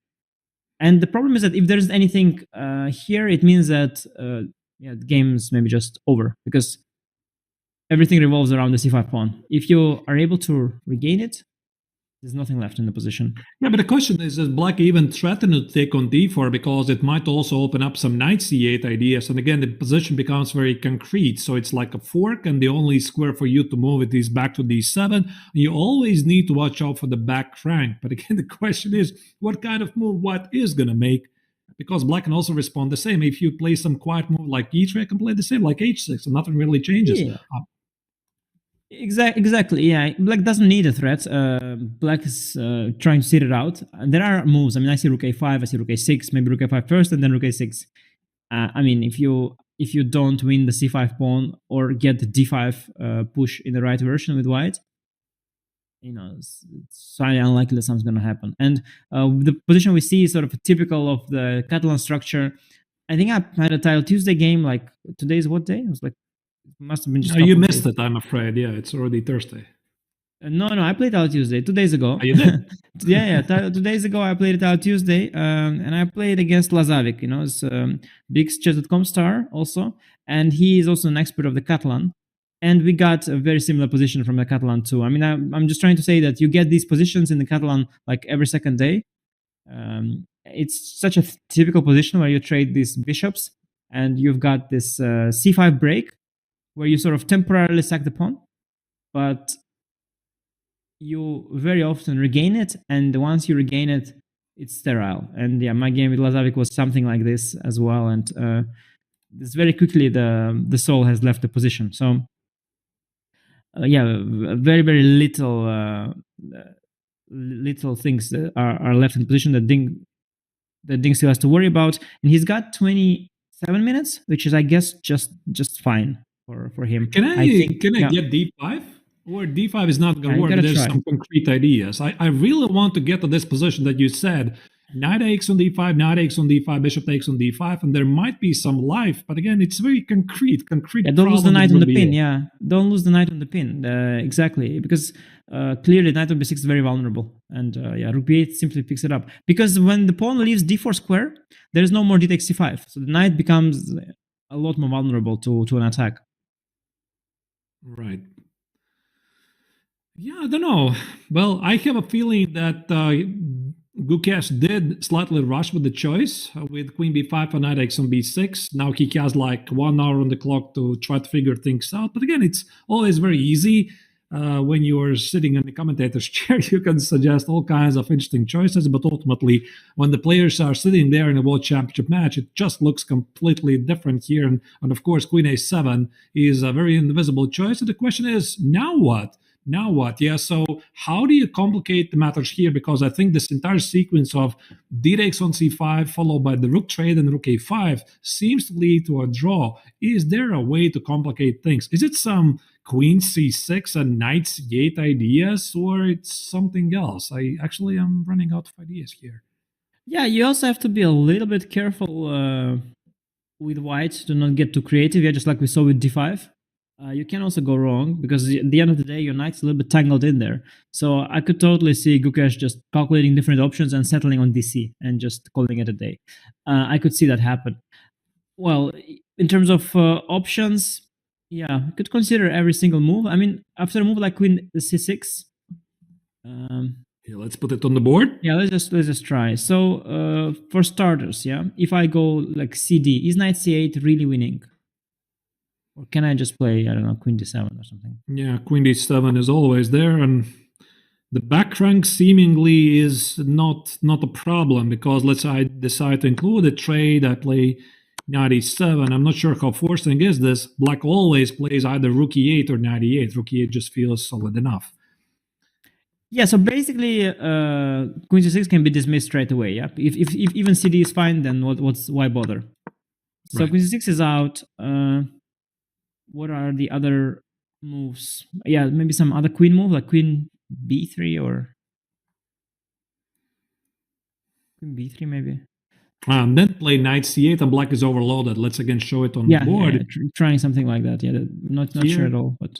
And this feels like a major mistake, because one of the big themes in chess is overload of the pieces. So the queen on a7 is doing too much. It's protecting the bishop on e7. It's protecting the rook on a2. And it seems that black simply, at least from the visual view, black doesn't have any good moves. But queen b3 might also give black some room for some other moves, like rook a3, for example. A lot of moves, yeah. At the very least, rook a3. But I mean, here it's clear that black must have some kind of equalizer, and rook a3 at the very least is that one move. But maybe rook a3, queen b. So maybe how about queen b1 right away instead of queen b3? What about queen b1? Mm-hmm. Now this is the same idea. C takes on d4 is going to be knight c8, so we can discard it. But again, the problem is white is not really threatening to take on c5. I mean, black can just probably play some quiet move like g6. I quite do not see where's the problem. So takes here, bishop c5. I'm missing something apparently. Rook d8, rook a8 is maybe the threat that I had. Maybe. Oh, wow. This is actually possible to miss. I mean, at my level, maybe not at the world championship level. No. I mean, no. Sorry. You would also not miss that. I mean, you probably at all levels people could miss that in the calculation, but then they would eventually spot it. Now queen b1, yeah, queen b1. Let's see. It's queen b1 is a move, definitely a move. Rook a5 maybe to defend. Rook a5. Yeah. What about rook a5? Defend but the now, can I get this idea again of d5? And again, d5 is going to be rook b8. Again, rook b8, yes. Knight c4, knight e5, maybe some regroup. And there's definitely some tricks left. I wouldn't really call it a dead draw. So you're saying not yet. No, it's not a dead draw yet. I mean, there's still like one more trick the Gukesh should find, and then one more defense Ding should find, and then it should be that. But if you don't find that defense, then you are in trouble. So here already the knight 6 is a threat. I think rook to a6 was more accurate, probably. Keeping an eye on the c6 square. Right. Now knight e5 is a little less threatening. But I still would do that. Still some pressure, tiny pressure. Still an idea. Yeah, you have to find one more good move, which is not that simple. Rook b8. And I say all kinds of goes. Again, I cannot really take on d4. I see I might get back rank checkmate with some rook c8, knight c6 ideas. Not really so simple. Yeah, no, so I see here quite clean solution on my screen to the right. So queen b1, rook b8 is the computer suggestion. It's very, very clean. Rook b8, threatening the knight, so dc5. And now rook a5. Quite clean. There seems to be no way of defending the c5 pawn without giving up the... Right. So queen b4 maybe is the last move, yeah? Queen b4. And now I don't know, do I need to make a move like h6? Do I have time for a move like h6 or... Oh, you're saying the pawn on c5 is going nowhere, yeah? Like h6 or g6. h6, yeah, the computer says actually here h6 as well, yeah, h6. Yeah, I think you shouldn't rush because the back rank maybe, yeah? So h6, and now if you make a move like h4 or king g2, then I go rook c5, take everything on c5, take on b6, and that's it. And they take with the queen, and at the end of the line, rook d8 check is not checkmate, that's why h6 was necessary. Yeah. That's a nice... Yes, so queen b1... press here for a moment. Okay, king g6 probably. Okay, nice. That's always good. Okay, maybe also e5 was also a way, but this is always good in, to calculate to the end, yeah? There's no some surprises there. No, it's good, yeah. So queen b1, asking one more question, but that would be the last question. So maybe there are some other moves here. Queen c4 maybe is a funky move. Queen c4, but then probably rook a5. Yeah, queen c4, rook a5. Yeah, and at the moment, while here Gukesh is trying to figure out what to do, maybe he senses he rushed it a bit at the critical moment with his queen b5 and knight b6 ideas. I think it's getting pretty apparent he missed the queen a7. John, your thoughts about what's happening here? Are we heading to a draw, or you think that Gukesh still will find ways to complicate matters and surprises? Because so far, one thing we learned from this World Championship match is there's always surprises, all kinds of twists that we did not expect. I feel like I've made the mistake in earlier rounds of thinking, oh, this is going to liquidate and end in a draw. The one thing that makes me a little more confident in seeing that here is that there were 5 or 6 different routes Gukesh could have gone down to try and complicate the position. And each time we go down one more move in any of these routes, it gets less complicated. So even though there are still imbalances in the position, Dingley Ren has fewer instances of things where he needs to be constantly juggling and keeping an eye on elements of the position. And that sort of simplicity is going to help, especially knowing that you have to make nearly 20 moves in about half an hour. But I feel like Ding probably has seen a path forward now. So he's settling in. Gukesh going to be using a bit more of his time for a think. He was 40 minutes up on the clock before. That time's now dwindling away. He's looking for alternatives. Otherwise, I agree with you, Artur, that it's looking like it's going to head into an equal situation. But this isn't the only live chess game that we are covering this month, folks. I think we should be making you hyper aware of that, because we've also got the Champions Chess Tour finals live and in person. And what's interesting is that you, watching this stream right now, could be attending yourself. You've got 8 of chess's greatest titans, so Magnus, Alireza, and MVL on your screen here. They're gathering in Oslo from the 17th to the 21st of December, and your tickets also include perks like hand and brain chess, simultaneous displays, photo opportunities with the players, and a whole bunch more. If this sounds like something that's interesting and you want to give yourself a pre-Christmas treat, hit !CCT finals in the chat or visit go.chess.com/CCT finals 24 and secure your tickets now. So Gukesh pondering his next move, trying to figure out in what other ways can he try and get a mistake out of the black pieces, out of Dingley Ren, and continue to turn the screw in a position. Will Ding continue to defend resolutely and steer this game towards a draw? We find out after this.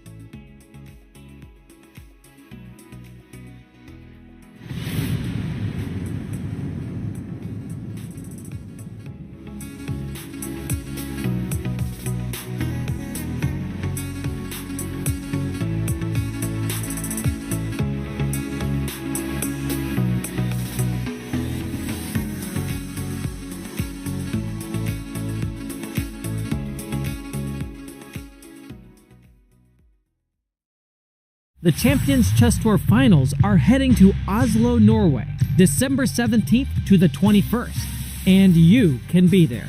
Watch all of your favorite players, including Magnus, Wesley, and MVL. Tickets are going fast. Get yours now.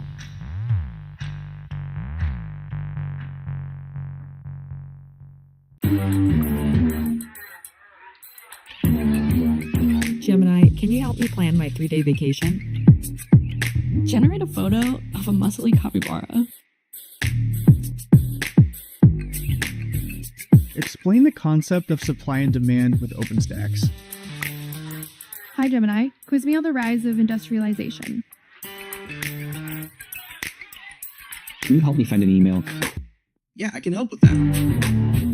In 2022, Gukesh was on your team that won bronze at the Olympiad, and I know he mostly did his own studying and preparation, although he was obviously a valuable team member. I want you to compare your assessment of him then with now, because you gave an interview to chess.com 2 years ago, and this is what you said about Gukesh. Not even sure if you remember. You said, he's self-confident, he has daring play, a risky approach, a narrow opening repertoire, he defends well in tough positions, and you called his time management interesting.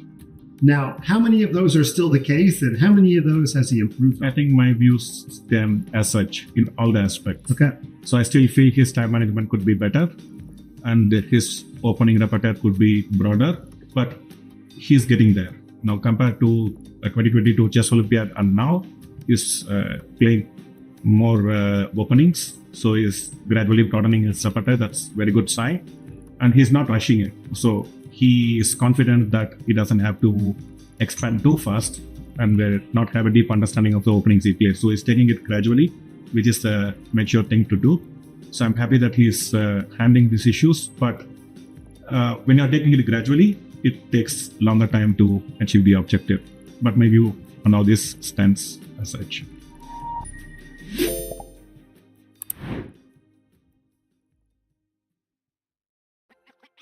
This December, the world's top chess minds clash in the heart of New York City at the Fide World Rapid and Blitz Championship.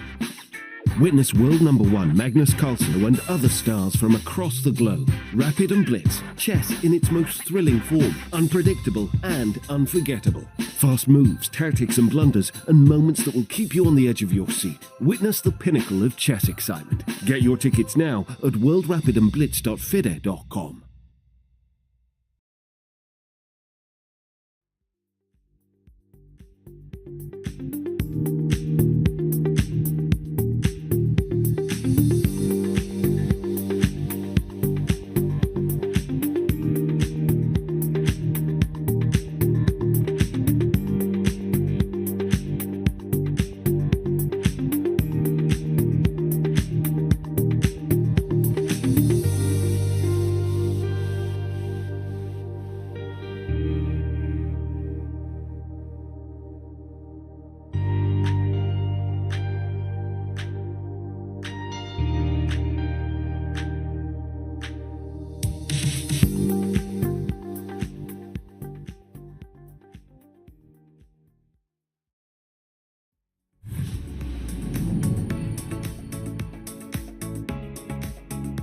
Welcome back to the Plague Hall in round number 9 of the Fide World Championship in Singapore. After defending in a very feisty Catalan, Ding Liren sends Gukesh into the tank now, and the time difference between the two players has gone back down to under 20 minutes. I think, Artur, if you take a look at the cameras and the body language here, it's really easy for anyone to tell Ding feels so much more comfortable now than he did half an hour ago. Yeah, absolutely. I think that every single time that you make a move which forces your opponent to spend at least like 20 minutes or 30 minutes on the move, it automatically means it's a great move. That's what always has been one of my mottos, no matter the quality of the move. So if you're extracting out of your opponent half an hour, you made a great choice. And by now, I think that also there's no need for Gukesh to hide his emotions. He knows that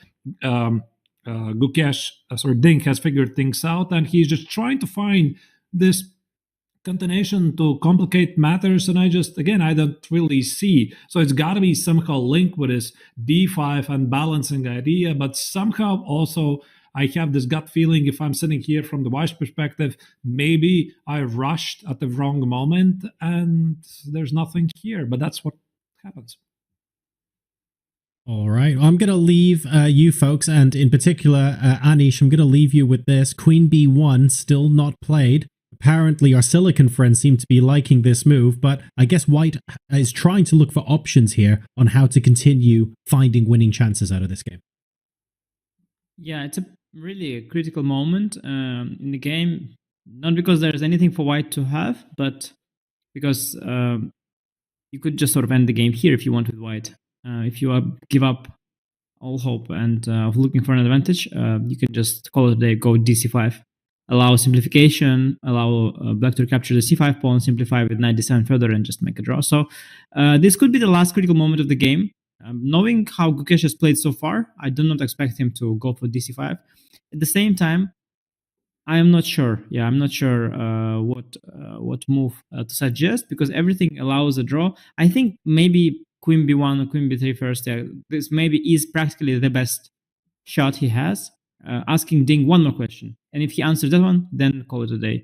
I don't think there is need to rush DC, and I suspect Gukesh will make one of those queen moves, and the ball will be back in Ding's court. Yeah, I mean, so far also in the match, Gukesh has proven that he is quite a fighter. at least twice, maybe even more. I have already forgotten the count. He has declined the traveled repetition, like most famously in the last couple of games. So here also, I don't think that d-Rex on c5 is really in his character. So he definitely wants to ask this one more final question, pose some problems. Like, I mean, of course, objectively, he realizes that probably he no longer has any advantage, but d-Rex on c5 is just too obvious, and why not throw into the mix the last practical chance, queen b1, even though objectively you know that your opponent is not going to blunder the c-Rex on d4 and knight c8 idea, but you always give it a try. Yeah, exactly. And maybe he'll not blunder cd knight c8, but maybe he'll allow knight c4, knight e5 regroup, and maybe it'll be a little bit unpleasant. Definitely worth a thing, definitely worth a shot. There are also some other options. For example, you could make a very neutral move, like a move like king g2 or h4. But then the question, of course, is what if black plays h6, which is very useful for black to get some extra air for the king? Then all the back rank issue will be gone. So I'm not sure that's particularly dangerous, but it is also an option. And then after that, you can always... But he plays queen b1. I felt this was the best chance. I agree there. And rook b8, dc rook a5. That is the cleanest solution. Actually, according to computer, it's probably by far the cleanest one. All the other ways would be slightly unpleasant. Wait, is there something less clean, like which maybe feels human but less clean, which might give white some chances here? So the rook at a1 is kind of under attack. Can I retreat with the rook and just protect the pawn immediately? Can I do that? Wow, no, sorry, Ding has already seen everything. He has seen everything. I mean, for a second, he did something with his body language that made me worry for him. Like, he appeared suddenly like he is upset, but actually it was just, he was just back in thought. He was reconfirming. He already... Whoa. a6. Did he put it on a6? Okay, that's also works. Yeah, it's also works the same way, bishop c5.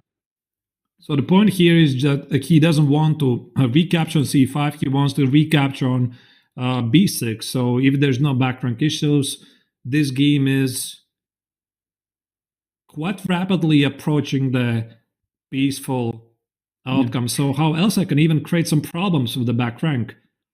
No. There's nothing. Ding has anticipated this. You know, he was thinking during Gukesh's time about all the different options. He saw queen b1, probably was a little worried for a second. Then found rook b8, dc, and yeah, rook a5 was forced. Rook a6 also very, very forcing move. There's no stopping bishop c5.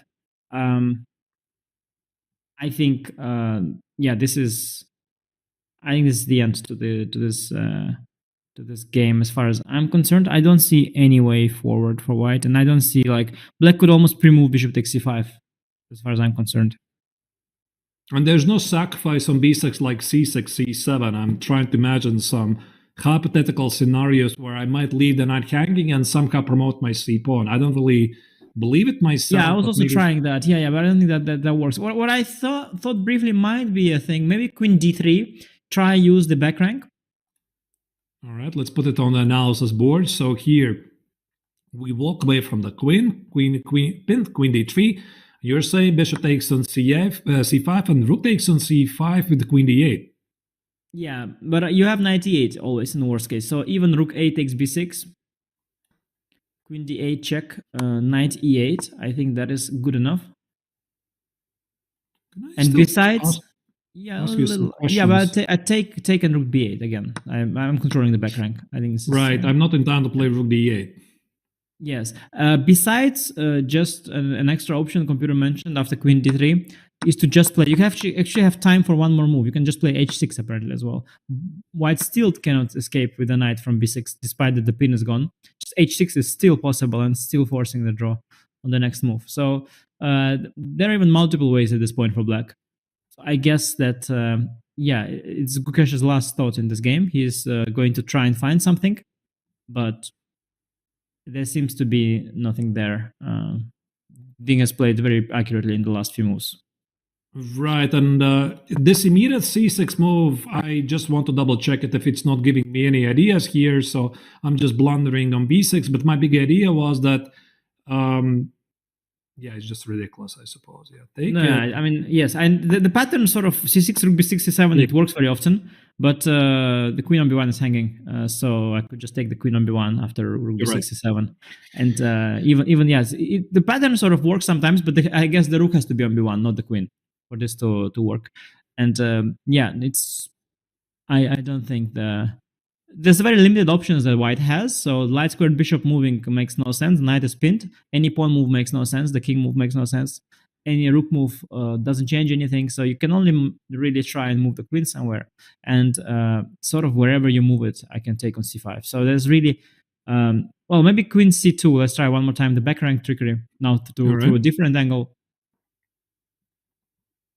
So I suppose, I mean, again, you could ignore the pawn on c5, but let's try to make it work. So let's just take and see if that works. Yeah, because I think it works again the same way. Yeah, queen.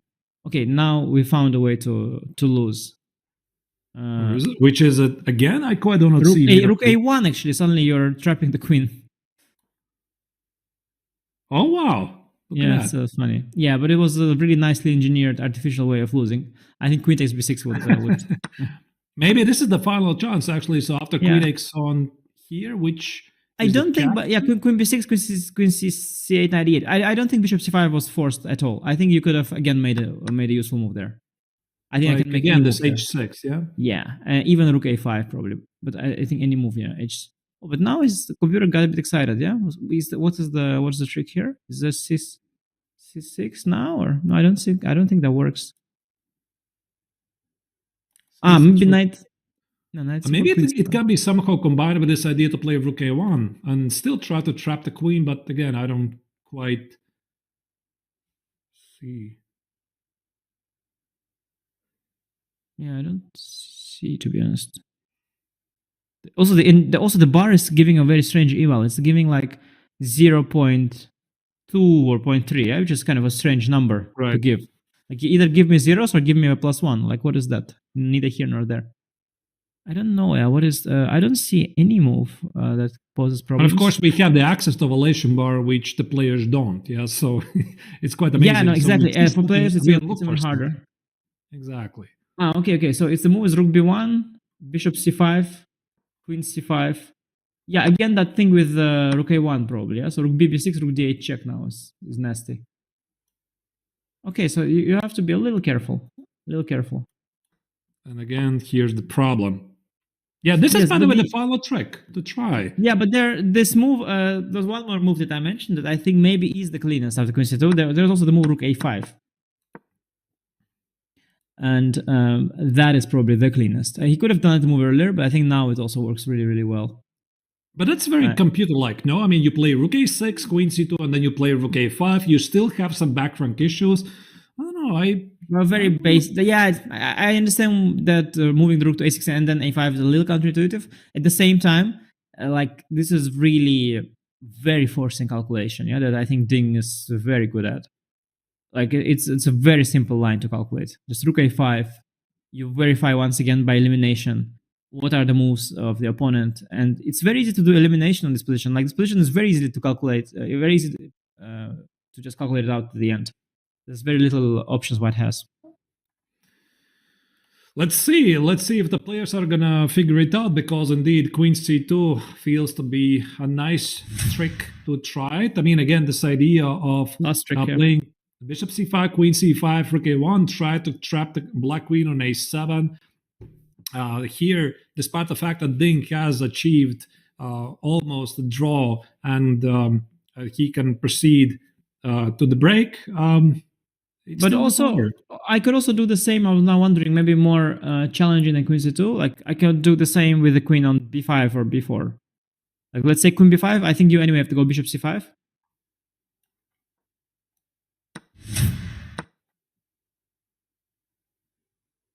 And now what? After bishop c5, queen takes. Yeah, and then we are back. We are back to that same position. Yeah, with where you have to take with the queen. Yeah, queen b6 and queen c8, knight e8. Yeah, again this c8. And there's no rook d8, by the way. Yeah, for many reasons why there's no rook d8. All right. Yeah, just take the queen and give love to the king. Yeah, or queen takes d8 as well. Yeah, there's basically no. This idea doesn't really work that way if the queen is hanging. Yeah. So actually, against queen c2, also then bishop c5 is the simplest. Why not bishop c5? Basically, against any queen move, bishop c5 is the way to draw. Queen c5 and then queen b6, not rook b6. Yeah. Yep. I guess this Indeed. is the thing that Ding has calculated, and that's the way to fully simplify. So, what is your impression, Anish, so far about the match? Which were your most thrilling moments of the match, the games that impressed you the most, and what were the moments that you were surprised the most? Well, I think the match started with a massive bang. Yeah, the fact that Ding won the first game with the black pieces too was an absolute shocker. I mean, the prediction polls before that game, I even did one on my own Twitter, but also like any other prediction poll, there are like, I think 10% of people that thought that he might win. That didn't think that voted for that option. Like, it's rare that it's like that low. Against like 90% of the likelihood, against all the odds, he managed to win that game with black, which is really, really remarkable. And the match, it continued to live up to expectations. Gukesh came back that very next day.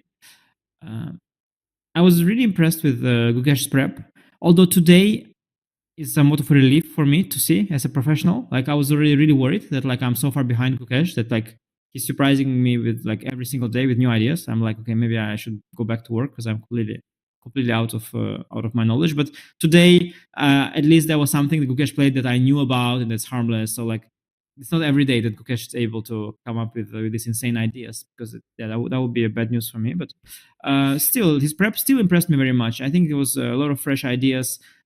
He had a wrinkle in that Carlsbad you mentioned.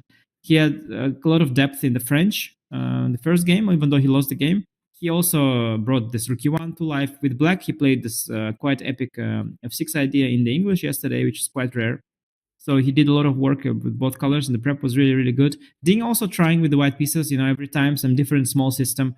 Had little ideas there. In reverse Queen's Indian got a game. In the Italian, he got a game. So I think the prep has been really, really good by both players. I appreciate it a lot. Ding's black prep also quite remarkable. He played the French. Now, what could be a disappointment? Well, I guess not from a spectator's point of view, because I kind of root for the match to be equal. But I guess, let's say, from Gukesh's fan point of view, the expectation you have is on him to really convert everything, because he's converted like lots of winning positions going up to this tournament. He won the candidates. He scored many wins at both Olympiads. Just absolutely insane scores that he put up at Olympiads. So people are used to see him win, and he showed that also in the second game where he got the chance. He played it really, really well. And it wasn't so simple, because some people say that, well, it was easy to win, but then, I saw the recap by Kramnik.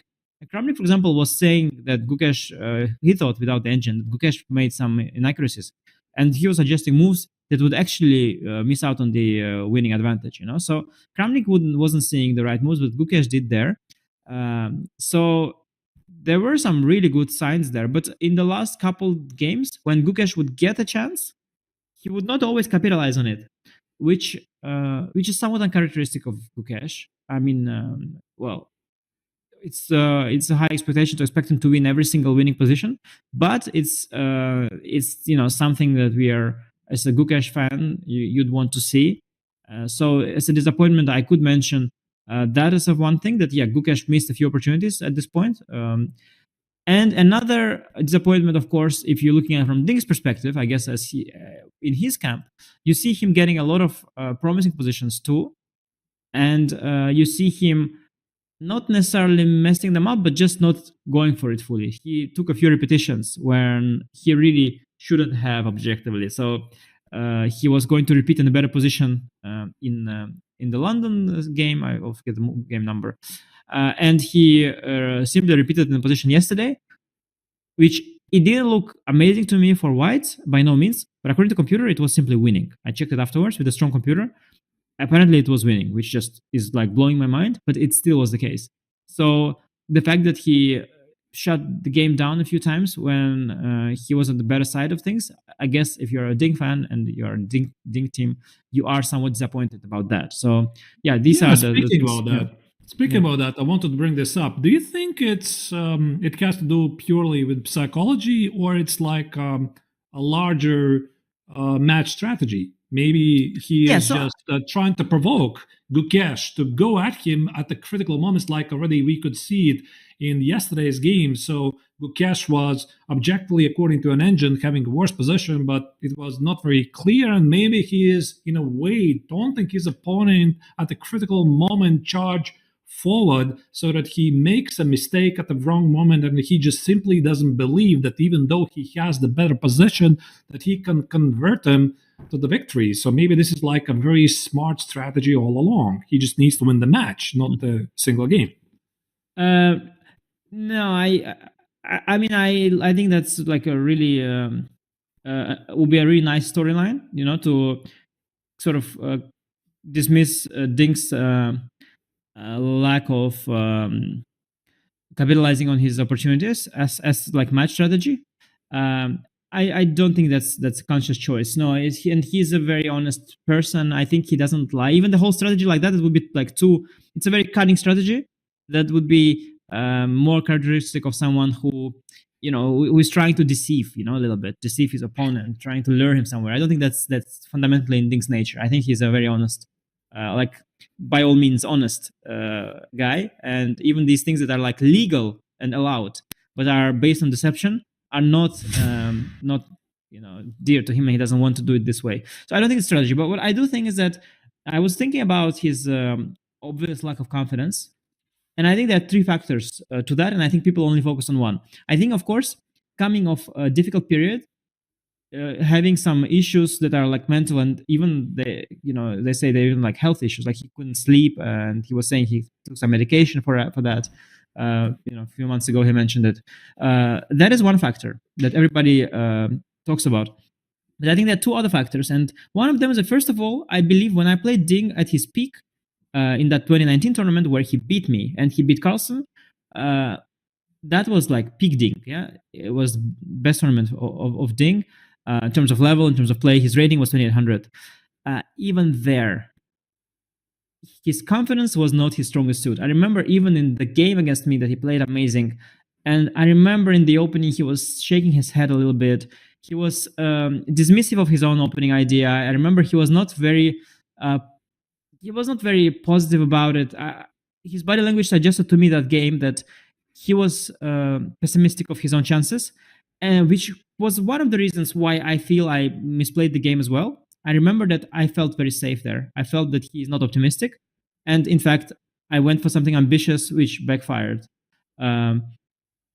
So he was never a very optimistic player, even at his peak. He was always a little bit on the pessimistic side. That is just his character, even at his best form. And the third reason is that I think he sees equal score as an advantage.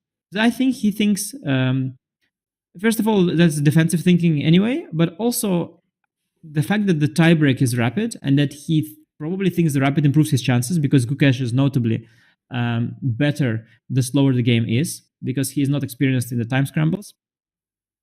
I feel that is another reason, that while the score is even, in his head, it's like he has a tiny lead that he actually is protecting. So I think these two other factors, they combined with his sort of negative state in the last few months, they make him just insanely defensive. All three things combined.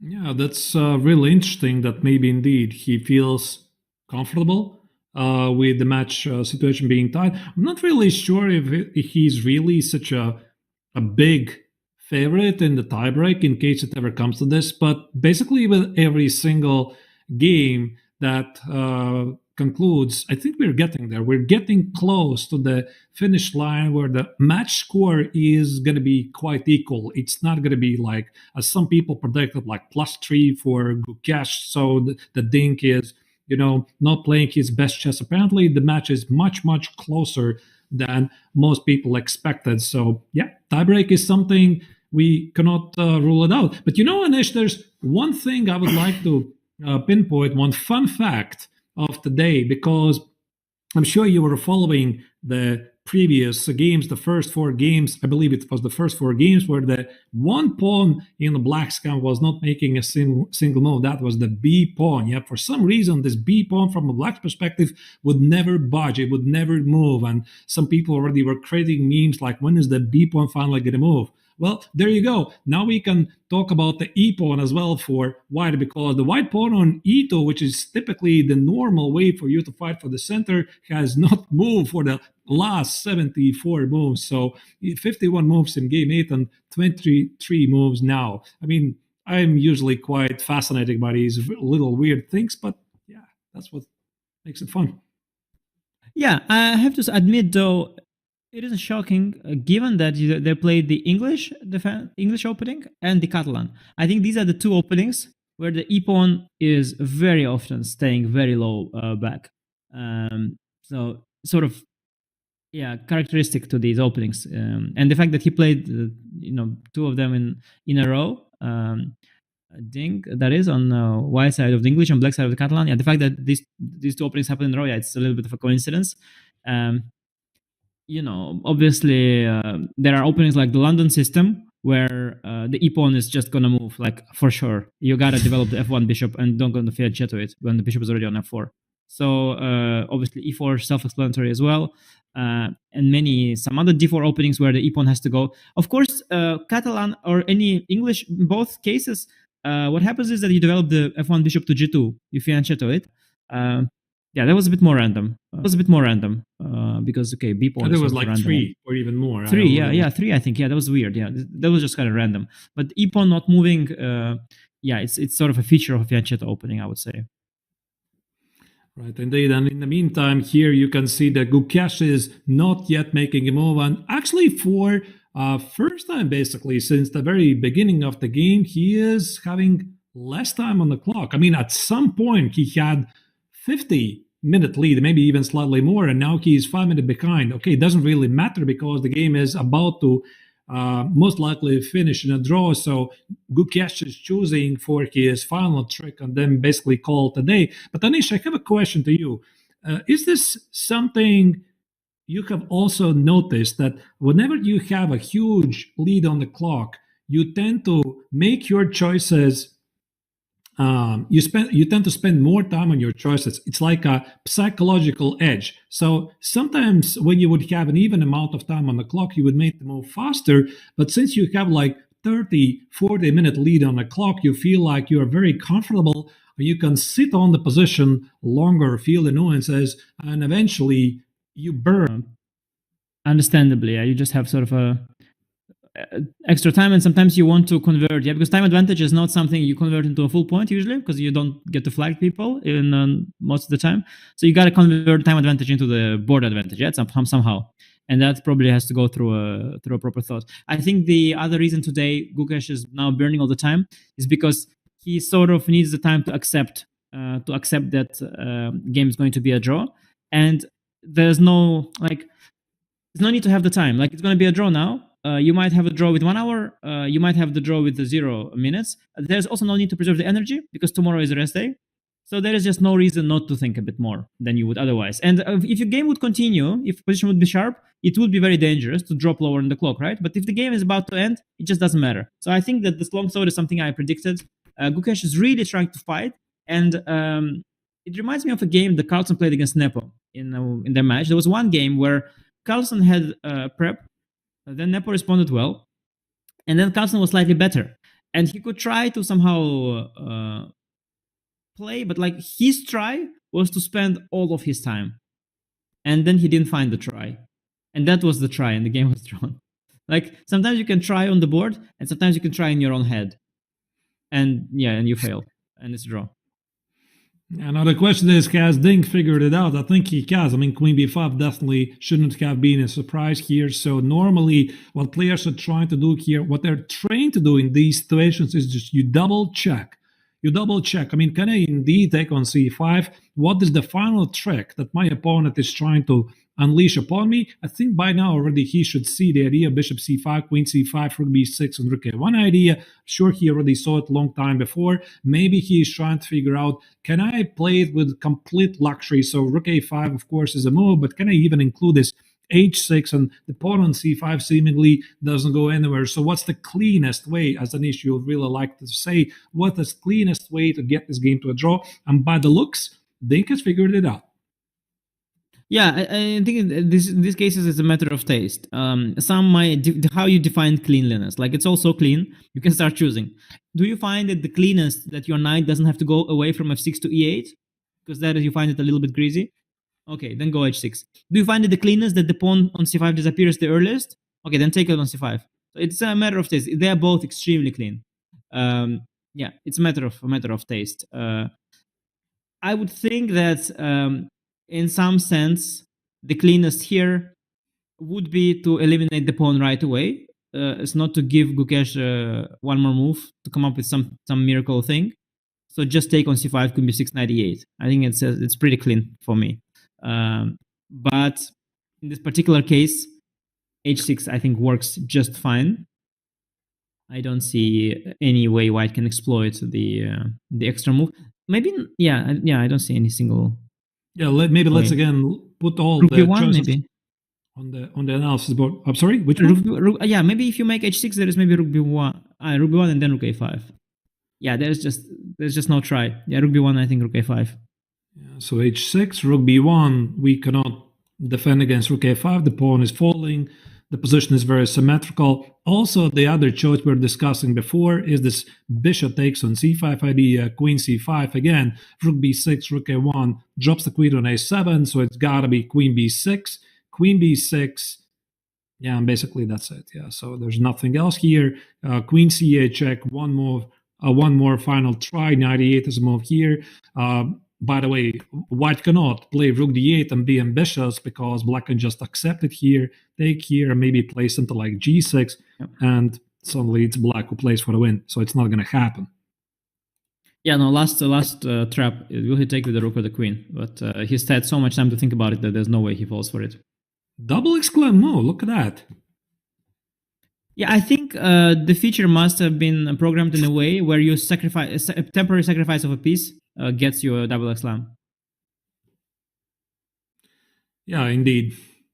So I think we're seeing the final moves here of the game. So the match regulations require the draw cannot be agreed before move 40, which is already a standard rule for highest level tournaments, and the idea is to motivate the players to fight it out, because some time ago players were very often not really fighting it out and agreeing to quick draws and then just maybe fighting it out in a couple of games. So that's why there's this so-called Sofia rule, move 40, you cannot agree to a draw unless, of course, there's a trefoiled repetition before, and trefoiled repetition, it means you could agree basically to draw even after move 10. You call the arbiter and it's a draw. So either way, I don't really think there's much fight left in this game.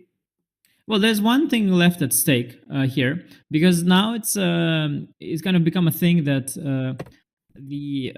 some pundits, they're looking at the average accuracy of the games, for championship matches in general, but also this match in particular. Now, the more moves you make, the better will be your average accuracy in this game.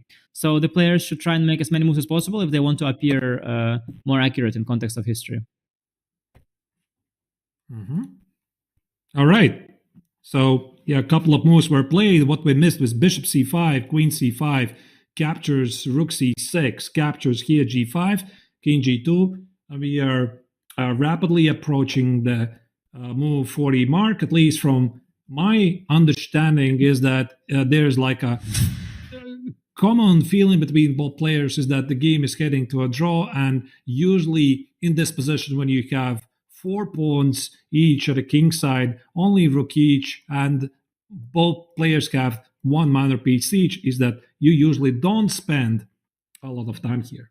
Or do you? Are you still looking for chances? I don't really see any chances. No, black is looking. I mean, Gukesh is played it slightly clumsy, I feel. That he is now slightly on the bad side of a draw, but it's such a draw with such a margin that Ding is not even going to try. But still, you see black is a bit more comfortable. Knight against bishop on one wing, always a small edge.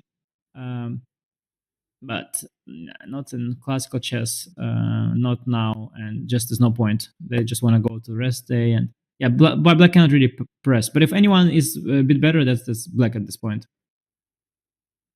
Right. So king f1, king g7 is played.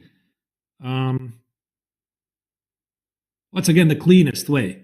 What's the cleanest way to? Yeah, I think maybe rook d4. Maybe rook d4 h4 is quite nice. Control the fourth rank, get rid of the h pawn. That's maybe the cleanest. h3. Yeah, stopping any knight g4 yeah, ideas. Just so many ways here. I think they'll just repeat moves, frankly. No, actually, it's Dinko is trying to be a bit aggressive. Yeah, rook d4, of course, is always there. Very controlled aggression, I think. This is a very controlled aggression. You know, if white has had a pawn on e4, for example, if white was slightly more exposed, you could have some weak squares which could play around, try to reroute the knight to e5, try to target f2. But with the pawn on e2 and f2, there's just nothing to do here.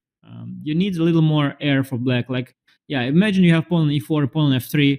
Black can try and do some damage.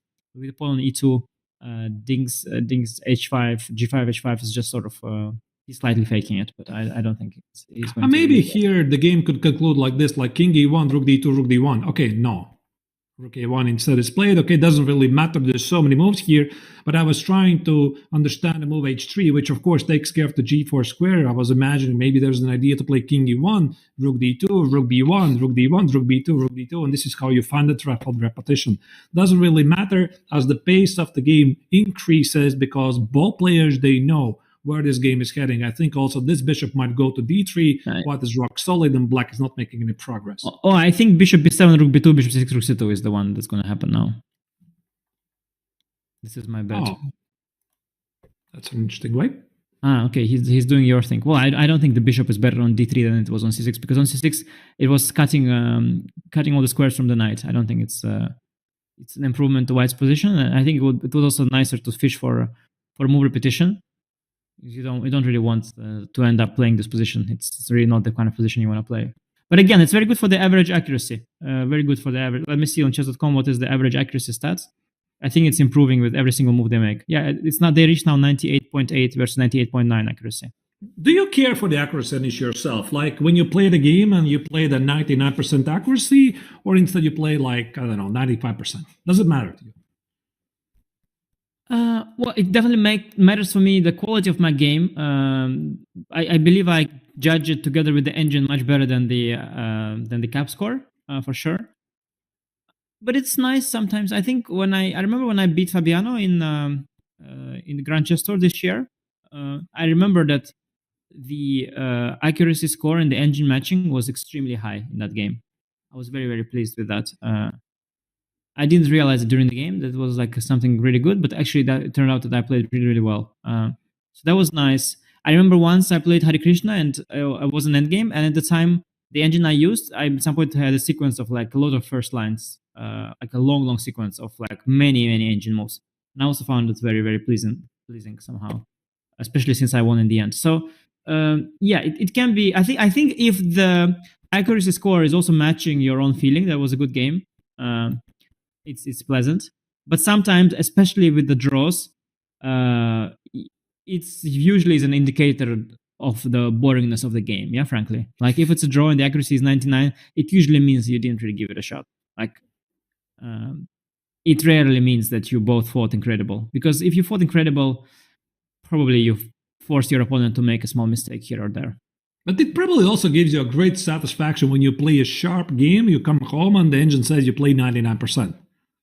But I think then usually you see that you got banned in these cases after that. Because I don't think that really happens in life. Like, you don't play a complicated game with 99 accuracy. No? I think 99 accuracy? I mean, really complex game? I don't think so. I mean, okay, not really complex, but not really a shy, boring draw, but like a fighting game where you exactly. No, that's exactly the kind of game I had with Fabi. It was quite complex, reasonably complex.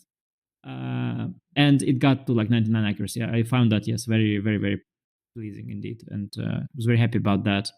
And the cap score, yeah, I think what it takes into account is the thing is when the game is very, very long, then yeah, it erases and there's, let's say, only one mistake, it gets dissolved. Yeah, it's like basically the game is like water and the mistake is like whatever, dirt. Yeah, so if you have a lot of water and a little bit of dirt, it will be dissolved. So sometimes you see a game which is very long and there is like one blunder. Because it's so long, it dissolves this blunder into a pretty high accuracy score. So I think that somehow they should, if they really want to make it work very well, they should have a feature where they cut off the unnecessary moves. Like from some point onwards, okay, like in this game, for example, the moment queen c5, queen b6 happened, queen takes b6, now cut it off and don't count other moves for the accuracy score. They no longer count, in fact. Because you are now in the zeros. Computer says 0, 0, 0, and whatever you play, it will be all 0, 0, 0, and it will be all perfect. And it's not relevant. I think, by the way, taking a bit of time. Is he really thinking how to be ambitious here because his pawns are a bit more advanced, or he's looking for the fastest way to make the draw? There's no way he can be ambitious here, can he? No, no. Black. I think position-wise, black should be the one ambitious, but I think Ding is now so these days he's so fine with not extracting the maximum out of his position that I think he's just looking for a way for this game to end.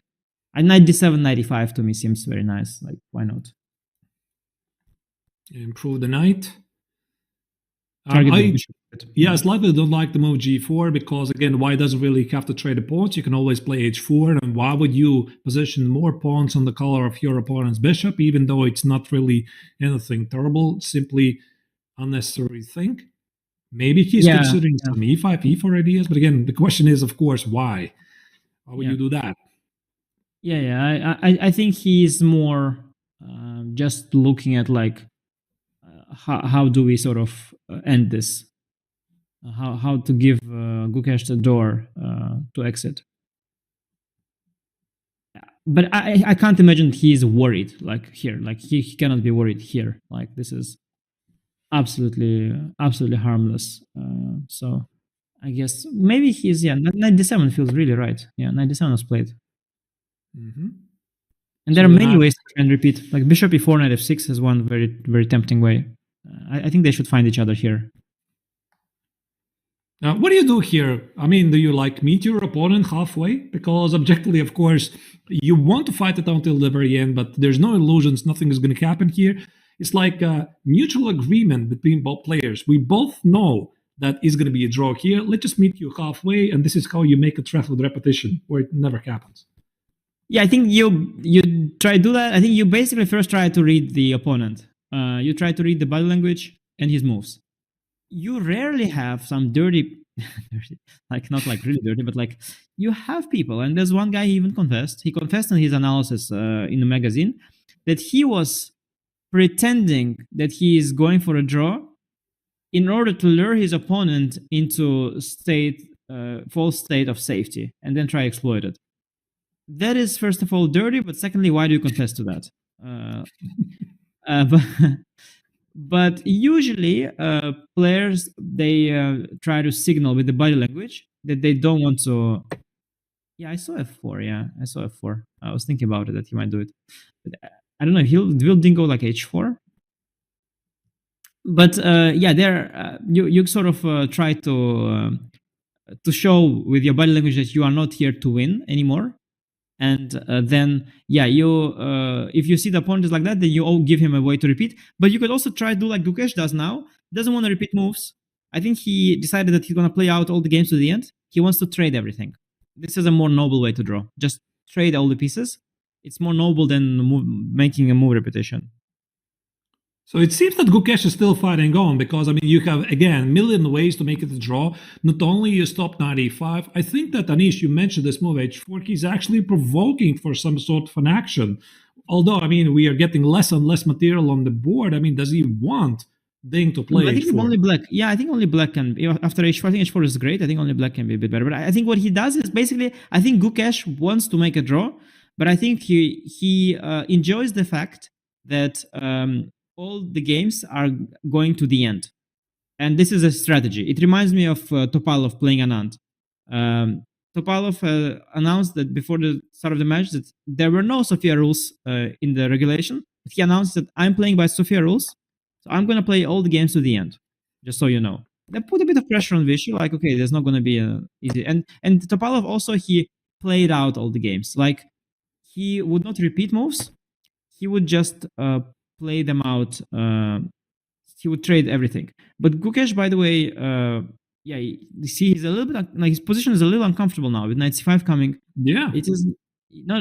But I mean, obviously, when on one wing, the knight is better than the bishop. It's known. Bishop is a better piece on two wings. So when you have a position like that with the knight against the bishop, only the knight can be playing for advantage. So here, actually, Gukesh needs to be a bit accurate because, for example, how do you deal with knight c5? Of course, I see rook a4 and rook c4 idea, but that basically, I think this is probably what's going to happen. Otherwise, how do you deal with knight c5? I mean, you protect the pawn here. Yeah, I was wondering, like, how big a deal is a rook endgame? King f2, knight f5, king e3, knight e3, ed. I mean, that must be a dead draw as well. Like, your pawns are a little weaker, but which move you were suggesting? Yeah, so analysis board. So king f2, knight c5, and rook. You said king e3. Yeah, I thought king e3. King e3. Yeah. For example, knight d3, ed. Like, how big a deal is that? X on d3. Yeah, but probably. I mean, I wanted to find a way to get rook on h2, but I think white is simply going to be fast over rook g1, rook g5, or even rook a5. Yeah. I mean, it's too little material, but black is a little bit on the good side, like a little bit. But nothing to worry about for Gukesh. His margin is enormous, like enormous margin. It is unlosable, this position. And yeah, he doesn't even mind, I think, to sit there a little bit and suffer ever so slightly because he doesn't think it's a suffering. And okay, one blunder you can make, by the way, nice one, is king e1. King f2 instead. Okay, king e1, king d2. You wanted to give up the idea rook takes on d3, knight b3, 4. Exactly. Yeah. I wanted to show a chip on. Yeah, he does this. King f2, king e3. Yeah. Okay, now Gukesh is trying to already agree to a draw here. But in one of the post-game interviews, he said, I think the question was about his fighting spirit, and Gukesh answered, I just like to play chess. Like, again, this is basically what you said. I like to fight it out until very end, figure things out. I think it's a state of mind. Yeah. I think it's a very, very healthy state of mind when you play chess to really like realize that you love playing chess.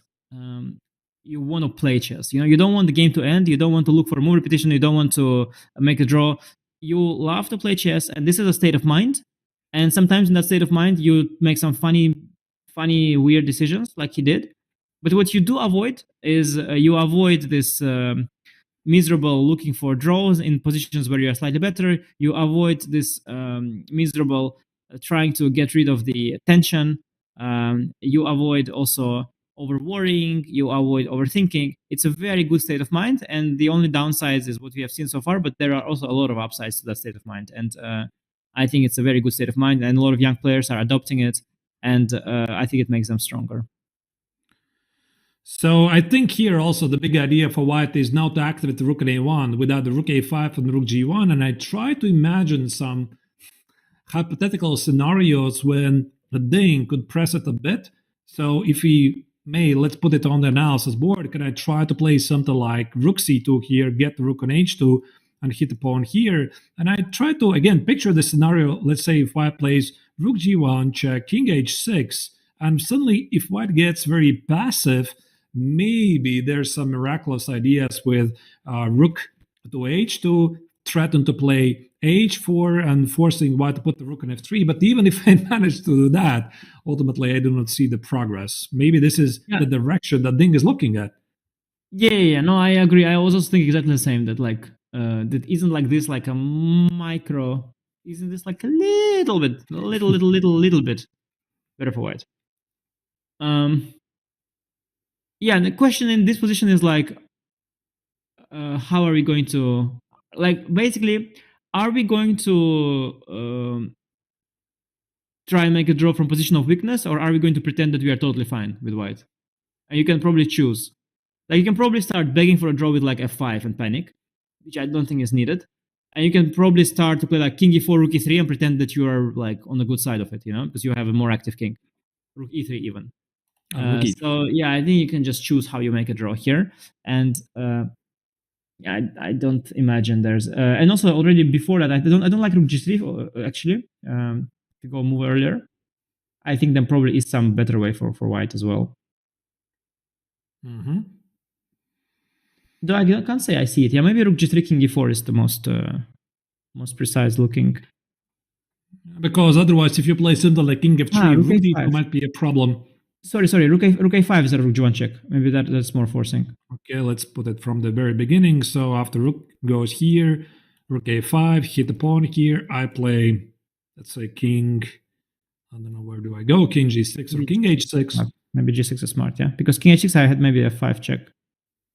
Sorry, king h6 I had f5. I mean, now I don't have a 5. So king h6, f5, we just liquidate. Maybe, yeah. And here, and takes, and yeah, takes. And then I have rook e5, rook e6 check, yeah. And the pawn is losing. Yeah, but maybe indeed after rook a5. Yeah, king g6. King g6, and Ding sort of pretends he's pushing on. Yeah. What's the most drawing position, Anish, you have ever won? So I don't really have so many great experiences myself, and at the GM level, there's one game I recall myself. I once won a completely symmetrical 4 pawns at the king side each and 2 pawns at the queen side. Wow. So I managed to grind it out. The ones that come to mind in like serious, because online a lot of things. I once lost 4 against 4 online quite recently in Title Tuesday. It was quite funny how I lost it. Like I lost it on the board slowly. I was so tilted that it was a draw. My opponent was lower rated. I was so annoyed that it's a draw that I completely stopped paying attention. And I first blundered something which made it into like a 3 against 4, which is still a dead draw. And then I mouse slipped as well. And then I again blundered. So like somehow I managed to lose 4 against 4. But from like a real classical chess, I remember 2 instances that are somehow most memorable. Probably there must have been more. But one was that I beat Ganguly. I beat Ganguly in like a 4 against 4 rook end game with him having 3 pawns against my 4 on one wing and him having a side pawn as well, which was weak. He should have given up the side pawn and just gone for 3 against 4. But he tried to insist on keeping it. And while keeping it, he got a bad structure on the other side. And slowly, somewhere, I kept playing and playing and playing. I was very, very young and full of energy. And like now, I would already not even hope for anything. But back then, I was full of hope somehow. I was playing it with so much energy. And I was sure like I have great chances to win. And he was sitting there like completely mesmerized by what's going on. Why is this kid trying to win? That I actually won. And the other instance, which is maybe more remarkable, I won a position which is already a draw. Like it is a draw and my opponent resigned. It was the Shankland against Sam Shankland. Oh, I remember that. Yeah, he wrote many endgame books after that, trying to somehow redeem himself. But to be honest, that was quite remarkable. He just resigned in a position which is already like that. But I'm sure, Anish, you have never resigned in a stalemate position, which is something I have done. Really? It was yes. It was a blitz game. So it was like I was battling it out. I was defending the entire game, and I just blundered a rook against the queen. I was losing for most of the time. I just stopped the clock. And then somebody passed by and asked me, how did we finish? And I said, obviously I lost. Don't you see? I'm down a queen. And then the bystander said it, but it's a stalemate on the board. And it was a very, very unique stalemate. I had never seen it before. There was like 3 pawns for both sides, and the king was somewhere in the middle. And I just realized what's going on. And I was thinking what to do now. I mean, I basically extended the hand, but I never said I resigned the words. So it was a very funny thing. And my opponent was starting to really boil up and getting angry because he could have felt that I'm going to challenge his victory because I resigned by not saying the words. But it was so funny. I just said, okay, but I'll take the point. True. Sometimes you feel you deserve it, huh? Yeah. I just felt I didn't deserve the draw. Yeah, I mean, I already resigned. I didn't say the words. I agree that I think you deserve to lose. If you didn't realize that you were in a stalemate, I mean, if I'm the judge, I think you fully deserve to lose. Like, take that, and you got a story out of it. Now you got a story out of it that you are able to tell here. I think it's worth it at the end of the day. Yeah, it definitely was worth it. Yeah. yeah. There's many interesting instances there. I had one really remarkable stalemate recently, by the way. I'm curious to see yours, because I think that was the most remarkable stalemate I have ever seen in my game. That I was decided that by accident gave a stalemate. It was an online game. Like I truly thought it was insane. Like basically the guy has the king in the center somewhere, but I have like the queens and the kings crisscrossing in such way that it is a stalemate somehow. And he does this, he gave this like the final move. Like I have 2 queens, a king, and a few pawns, and he has 1 queen. Basically, I had a completely winning queen endgame for a long time, and I promoted another pawn, so I've got 2 queens. And his king is in the center. It's not like in the corner, yeah? It's in the center. And it's not clear why he's playing it, because the only thing you think about is perpetual in these situations. But there was no perpetual at all. My king was fine. There were pawns around. There were queens around. But somehow he kept chasing my king, and I was looking. There was no perpetual at all. But somehow my king came somewhere, which assisted the stalemate in a certain way. And then my 2 queens and the king have surrounded his king in the center in such a way that it's a stalemate. So that was truly remarkable. Gukesh, meanwhile, found a different way of holding it. He brings the king to the pawn, and he brings the rook to the d on a3. What does he want to do on a3? Super passive. Let me think if you can somehow pose a problem there, because he's really, really trying to. Okay, the position is so drawish. Yeah, it doesn't look very impressive, but I mean the margin for a draw should be so huge here that it doesn't really matter. It's huge. It's huge, but okay, let's see. So, because I see also the bar, I see it slightly down. You see, it's slightly down. It's not fully in the middle. Can I play like f5, h4, and rook h2 and try to tickle the pawn on h3 somehow? Yeah, but I think f5 is rook a7 is always direct draw because I'm attacking one of your pawns. I think that's always the issue. Rook a7, rook a7, rook h7. Yeah, so f5, rook a7, king g6, rook e7, king f6, rook h7. Time to shake hands. But if I play h4, it's king g4. Yeah, so I'm the most intrigued about rook h2, king g3. Yeah, maybe let me put it on the analysis board. So here. Oh, sorry, start. No, rook d2 first. Rook d2 better. Rook d2 first is better. All right, rook d2. Yeah, rook you have to. You're gonna go rook a3. Yes. So this. No, I don't want to go rook h2 now. No, I want to bring the king now first. So I bring the king to, let's say g6. I don't know why. Okay, so let's say you go rook b3. Yeah. What else? Yeah. Okay, now f5. Like that. Okay, that's one. That's one. What else? Let me think.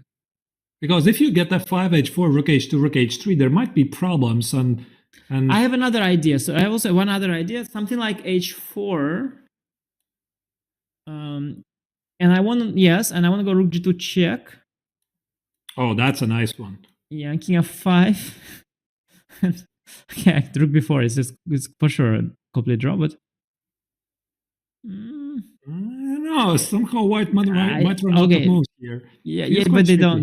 No, they don't. But yes. Rook d2. Okay. Well, there are some. I could try the same with pawn already on f6. I could try also your f5 move. It's very clumsy. It's so funny. Like I mean, this will be like the greatest irony, Anish, so far in the match. I mean, Dink has agreed to a draw, like in much better positions in the match. And imagine this: he grinds out this hanging 4 pawns each at the king side. No, what kind of story it would be? Yeah, no, that would be kind of funny, but it's nothing to grind. There's nothing to grind there. I mean, we saw I think we saw the sort of the ultimate maximum black can extract. So I think king g6, f6 is maximum you can put.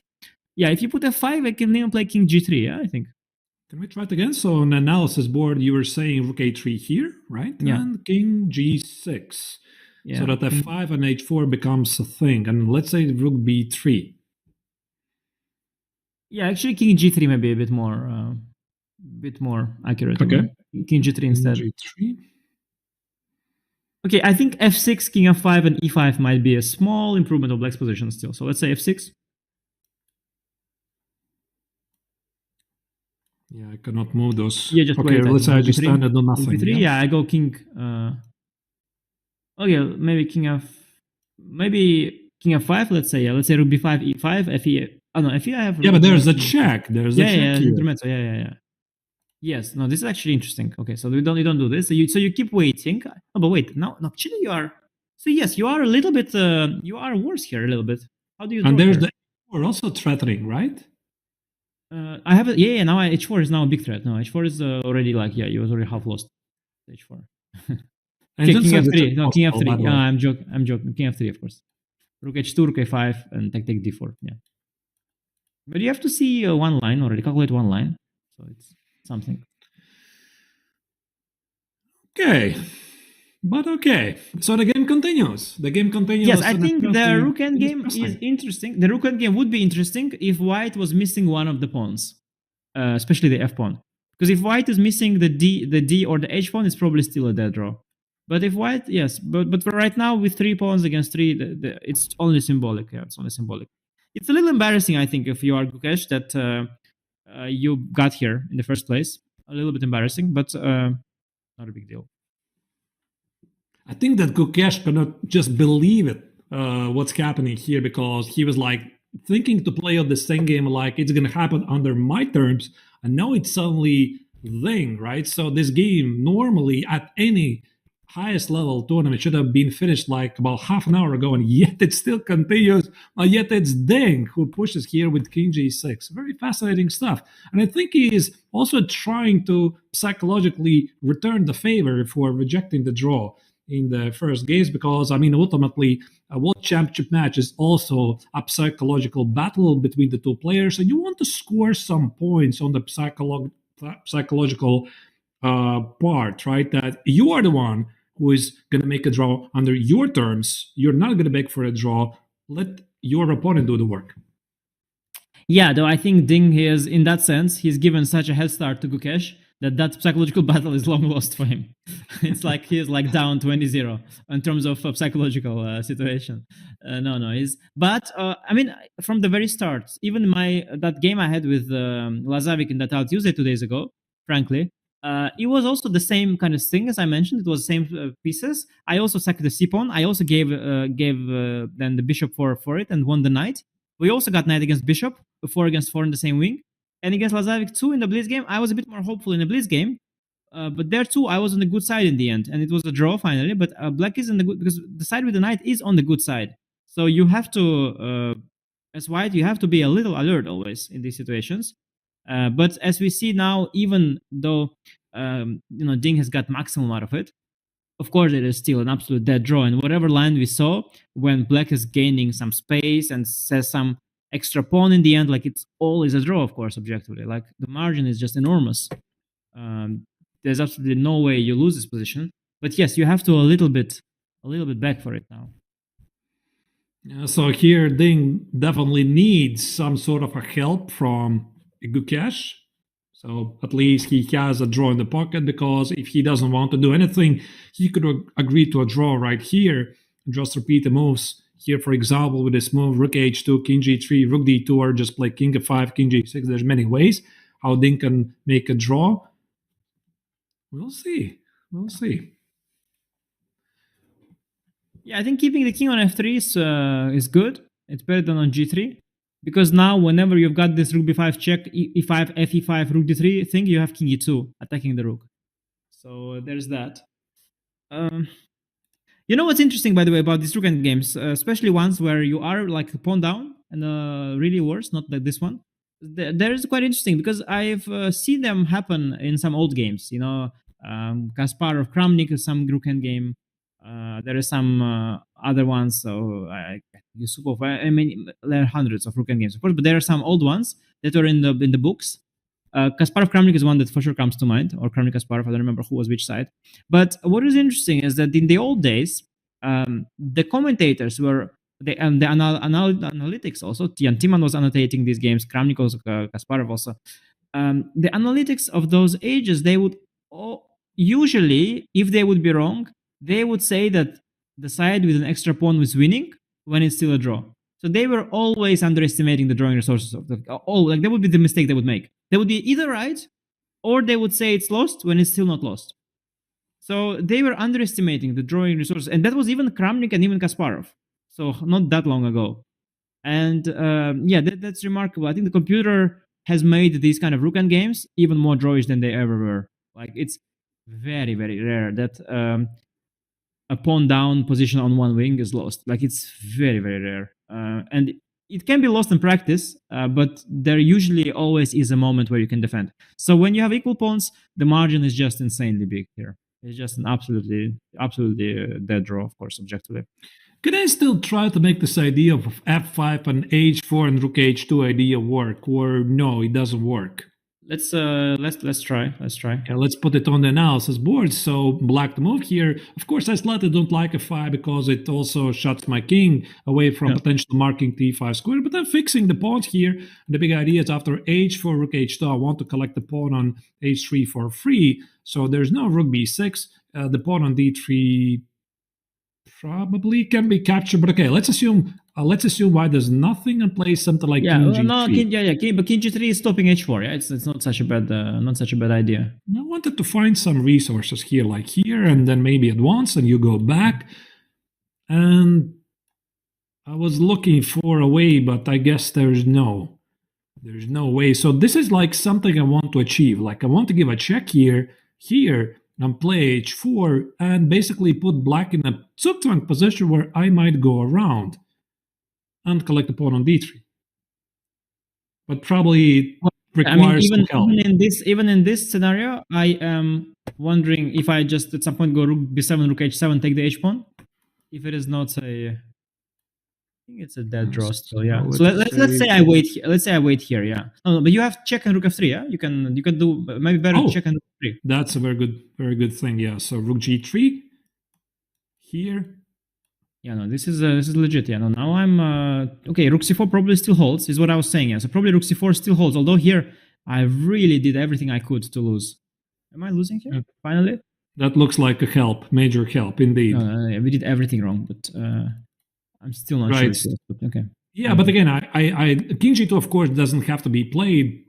No, in that line. So, for example. Yeah, I'm king on h4, but it's not so simple. So king g3, rook e3, king h4, rook f3. And then I have, rook a6, king f6 you have. King f6. Yeah, and I do have to give up one of the pawns, which I should give up the d pawn, I suspect. So I go rook this b4. Doesn't look like a dead draw to me.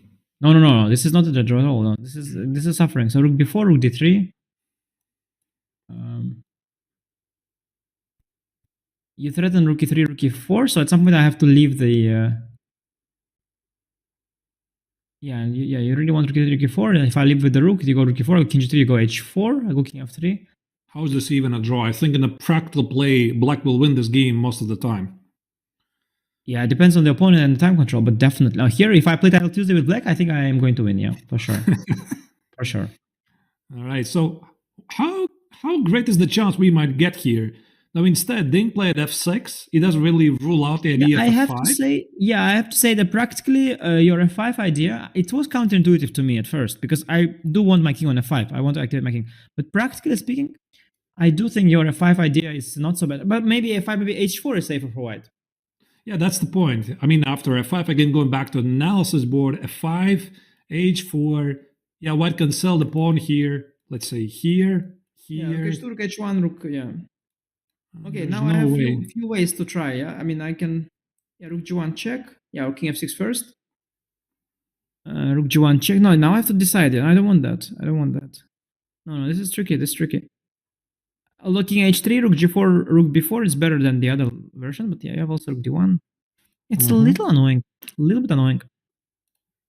So the game continues. So by the way, f6 doesn't really eliminate the possibility that the 5 is going to happen. Doesn't ruin anything. Yeah, he's in a bit of a tank. It was really the worst way to defend possible, I have to say, for Gukesh. So where was the mistake? If we go back a couple of moves here and try to understand what happened here. So I think that Gukesh felt that the game is drawn no matter what he does, but actually this is not the case, and I think he is also slightly caught off guard that Ding is actually continuing to play the game. And I will go back to the game about this move, bishop d3, what was played earlier in the game. I think f4. Yeah, but I think bishop d3 is harmless. I think f4 was the first time that I was telling you, remember that I said that with the pawn on e2 and f2, there's nothing happening. But exactly pushing the pawns is how it can start happening, because you weaken a bunch of squares. So f4 is definitely the first moment he went slightly wrong. And now going for the rook endgame, it is 2 too desperate. I think there should be something more accurate. Let's see. Yeah, I think something like rook a4, rook c4, maybe trade off the rooks and then just fix it to draw. Like yeah, rook a2, here. rook c2 maybe, yeah, also. Rook a2, rook c2 as well. Maybe nicer to keep the bishop on the c2, on the diagonal, yeah, rook a2. Right.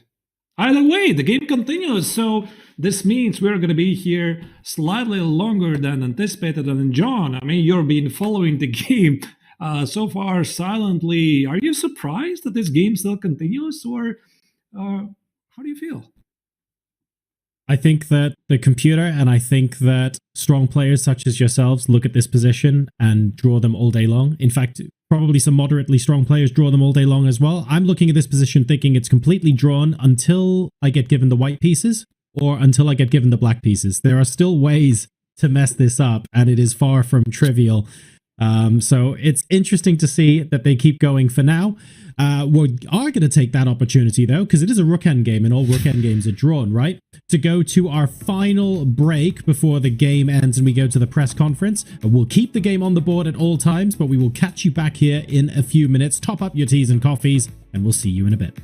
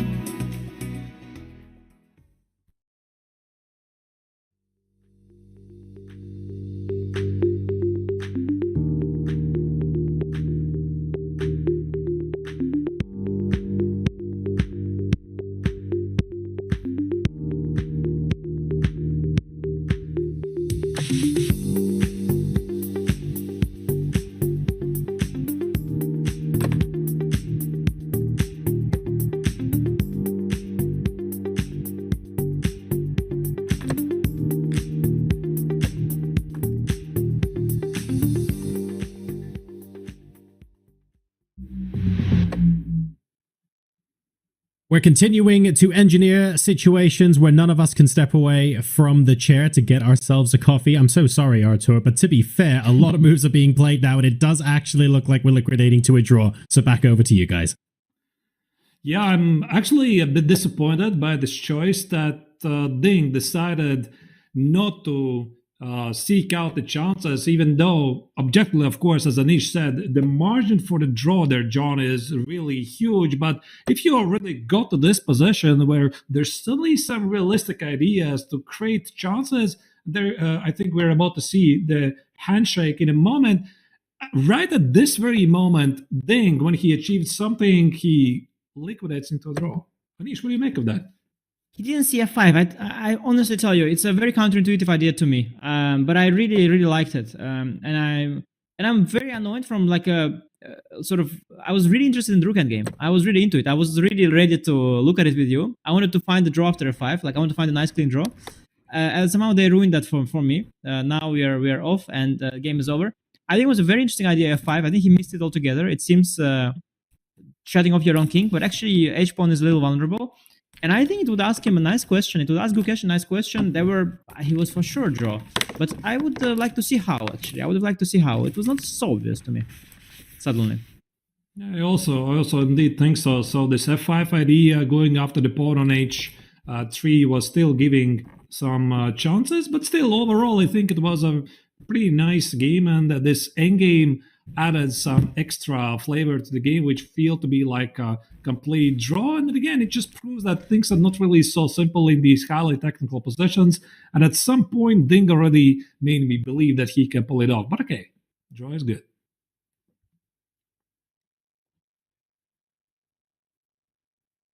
Deliberately undermined ad guide. Not a problem. We take that all day long. There were a lot of moves on the board. 4.5. The current score after game number 9. The players will now be going to the rest area, maybe having a bit of a snack, hydrating, heading to the bathroom as need be, and then they will be heading to the press conference straight after that.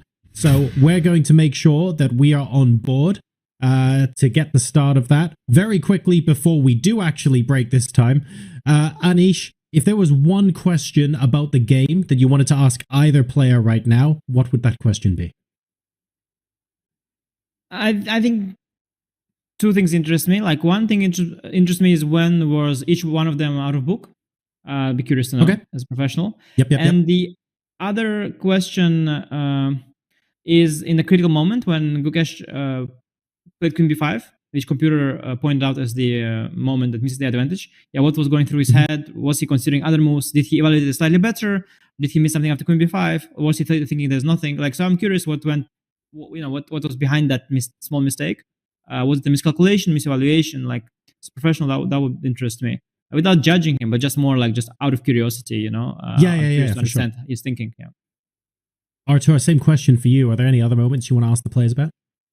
I actually would be curious to hear the take of both players about the very end game we're discussing with Anish.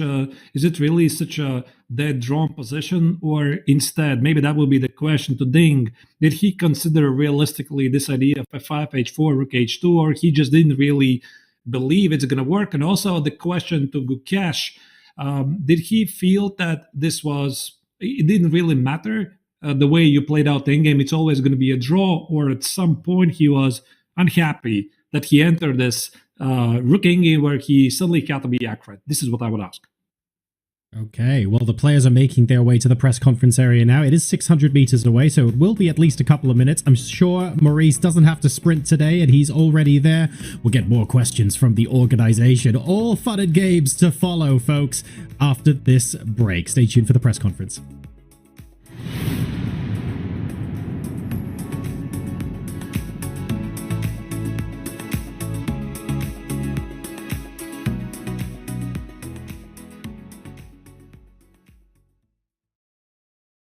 This is the Google Pixel 9 with Gemini. And this is Dan, suggesting some places to meet up and watch the game tonight. But you know what's better than a list of places? Knowing how close those places are. Which is why you're just going to ask Gemini to put these places on a map. Whoa, how's that for teamwork?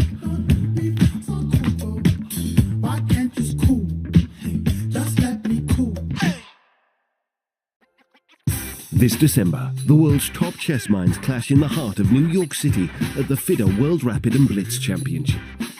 Witness world number one Magnus Carlsen and other stars from across the globe. Rapid and Blitz, chess in its most thrilling form, unpredictable and unforgettable.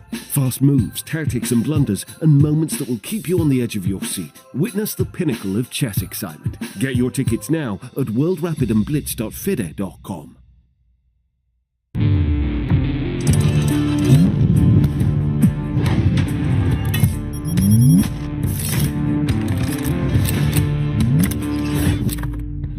Gukesh is the man of the moment. At just 17 years old, he won the candidates tournament to qualify for a world championship match.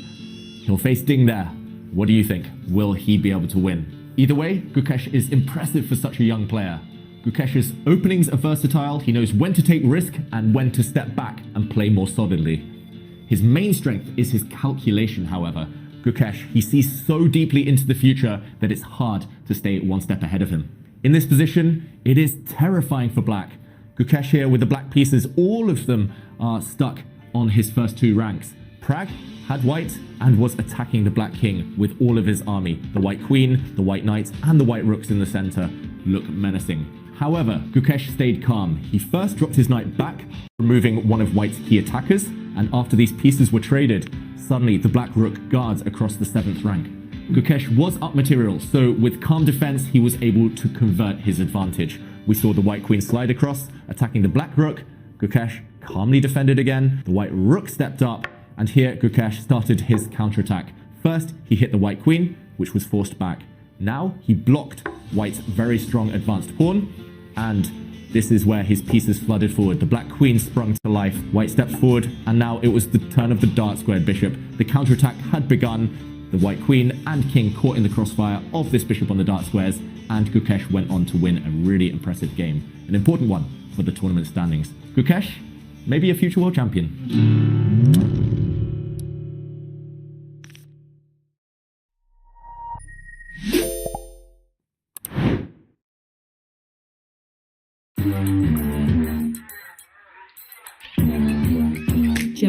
Can you help me plan my 3-day vacation? Generate a photo of a muscly capybara. Explain the concept of supply and demand with OpenStax. Hi, Gemini. Quiz me on the rise of industrialization. Can you help me find an email? Yeah, I can help with that.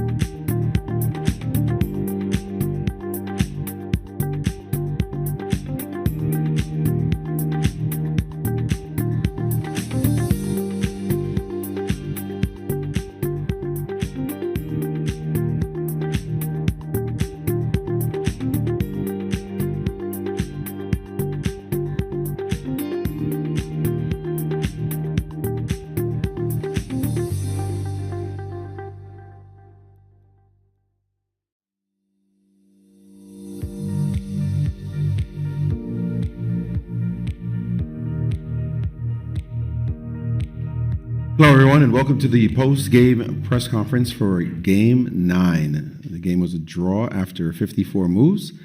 The kind of excellent chess you see at the very highest level. It feels like the players are fully settled into what has been an incredible battle. My first question will be for you, and sorry, as a reminder to the press, you can ask your questions, line up at the microphone and ask your questions. Please restrict your questions to just one, and we'll see whether or not we can get you to go around a second time if we have time. My question is for the challenger. It was a terrific fight in terms of the kind of precision we see at the highest level. What is your feeling, overall impression of the game itself as you came in and what actually transpired? Yeah, I think it was just a very, very precise game from both sides. Maybe I had some edge after bishop a5, and maybe this queen b5 was a bit too fast. Yeah, I mean the next few moves.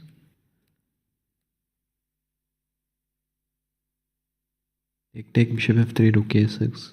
Yeah, maybe here instead of queen b5 I can do something like e3 or knight e5, but okay, it should be a small edge, I guess. But I thought this queen b5 was actually working concretely, but I think rook a2, knight b6, queen a7, and then rook b8 was very precise.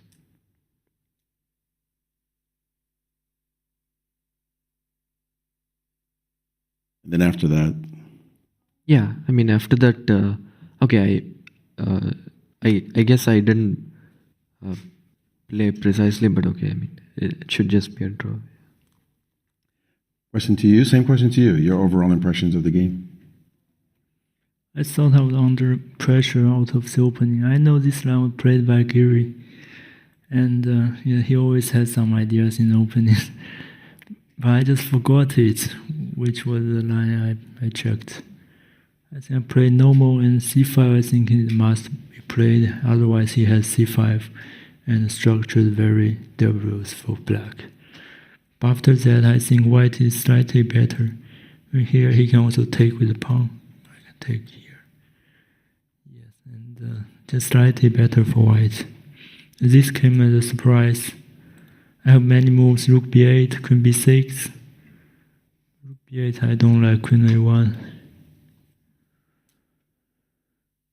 My queen doesn't have a good square. Or maybe my attacking play can compensation for that. Also, if I close queen b6, I'm worried about knight b3 and bishop a5 in the air. Yeah, this line I calculate, but I don't know if it work or not. I take the bishop, and if a4 here, I have queen b4. Maybe this line working for white, for black. Maybe this is also playable. If we go here, I can go here. Maybe this is more safer way. And here, after the game, my second told me that I can actually take here. And this was what I missed when I played knight b6. And here I calculate bishop f8, knight d5, king f8, but not knight d7. More to stay in the game. And black is not worse at all. I think both, in general, it was a high quality game. Yeah. I definitely had that impression for everyone watching. 9 rounds. 9 games have passed now. There's only 5 left. What's your assessment of the games going forward? Tied match. Maybe even a lot of people didn't expect it, especially after the beginning of the first 3 games, fireworks. It seems like you two have kind of measured each other and are fighting like heavyweight fighters at the moment, punch for punch.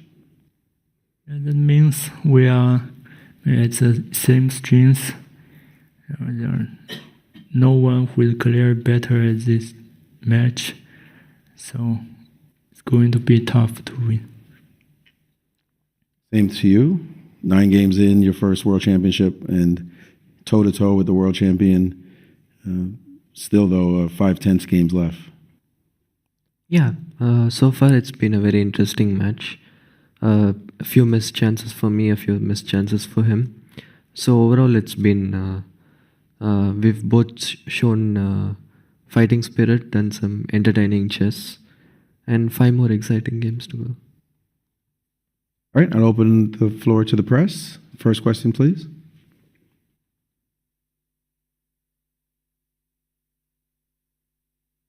My question is to Gukesh. Abhidaya from Chessbase India. My question is to Gukesh. When Ding played the move rook to a6, you played queen to b5. Did you consider playing knight to e5 or something instead? Yeah, knight e5 and e3 both I considered. But it should give a small edge, I think. Yeah, knight e5. I think I thought he can go bishop f8. Yeah, something like this. I thought it's like a small edge. I should have done this, I think, or e3. But when I played queen b5, I had just missed this idea that he can go queen a7 and rook b8. And there were like a lot of tricks in the position, but somehow it's just working concretely for black. Maybe knight e5 was the right way to go, but it anyway should be equal with precise play. Another non-chess related question. We have seen you carry the hoodie, but you never wear it. But is there any reason behind that? Or I keep it in the players' lounge. I guess it's. Sometimes, for example, in the candidates in Toronto, first round I was basically shivering and I didn't take my jacket. So I just take my jacket whenever, like, going to the game, just in case if the hall is too cold. Yeah, but here it's fine. But anyways, it's just sitting happily in the lounge. Just a small follow-up to Ding. This is your 6th draw in a row. Have you thought about if the match goes into tie breaks? Do you think who is the favorite in tie breaks?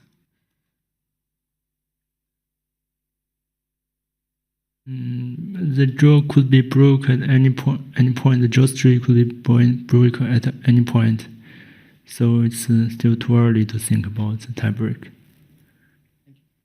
Thanks. As a reminder, please restrict your questions to just one question. It's a very long line. Vasudevan தரன்சியா மற்றும் Trinity mirror Gukesh அவர்களுக்கு இந்த ஏ2 பானை கொடுக்கும்போது உங்கள் மனநிலை எப்படி இருந்தது? கொஞ்சம் ஒரு ஃப்ரீ பானை கொடுத்துட்டு இனிஷியேட்டிவ் எடுக்கிற மாதிரியான பொசிஷனில் போனீங்களா? எப்படி போனீங்க அது? நான் ஏ2 பான் அடித்தா B65 ரெண்டுமே போகுதுன்னு நினச்சேன். But okay, I mean B65 ரெண்டுமே அடித்தா I'm just pawn up with a very very pleasant அட்வான்டேஜில். ஸோ அதனால தான் நான் அங்கே போனேன். But it was based on like நான் queen ace on rook bad miss பண்ணதுனால தான் அங்கே போனேன். இல்லைன்னா நான் queen ace on rook bad பார்த்துருந்தேன்னா நான் E3 knight e5 ஆடி அந்த பொசிஷனை மெயின்டைன் பண்ணியிருப்பேன். பட் யா, அது எனிவேஸ் ஒரு ரொம்ப சின்ன ஏஜ் அது இருக்கும். அதே மாதிரி எல்லா ரவுண்டுமே ஒயிட்டில் வந்து உங்கள் டீம் வந்து ஒரு நல்ல ஒரு ப்ளஸ்ஸோ ஒரு இனிஷியேட்டிவ் எடுத்த மாதிரி இருந்தது. இந்த ரவுண்ட் கொஞ்சம் ஒயிட்டில் அவர் சுலபமாக ஈக்குவலைஸ் பண்ண மாதிரி தோணுச்சு. அதை பற்றி லைக் ஜென்ரலாகவே செஸ்ஸில் ரெண்டு பேரும் கரெக்டாக ஆடினா பொசிஷன் ஈக்குவல் தான். ஸோ நாங்கள் இன்றைக்கும் நல்ல ப்ரிப்ரேஷன் தான் நினைக்கிறேன். கொஞ்சம் டீப்பாக தான் ப்ரிப்பேர் பண்ணியிருந்தோம். பட் என்னோட ஆப்போனண்ட் ப்ரிசைஸாக ஆடினார். So the position was equal. So the first question was how he missed about giving the pawn on A2, but he said that he just about missed a little bit of a calculation whereby he could have got back the 2 pawns, but he couldn't get it back. And the next one was in all the whites, so far his team kind of got the upper hand a little early, but somehow he couldn't get it today, for which he said that when both the players play correctly, sometimes it ends in a draw. Thank you. There are a dozen more reporters online right now, so may I remind you to restrict your questions to just one question. Thank you. Asking on behalf of your fans on Fide's social media, this time from follower Stephen Porter, for you both. Is there any difference psychologically going into the last 5 games after already having played 9 hard-fought ones?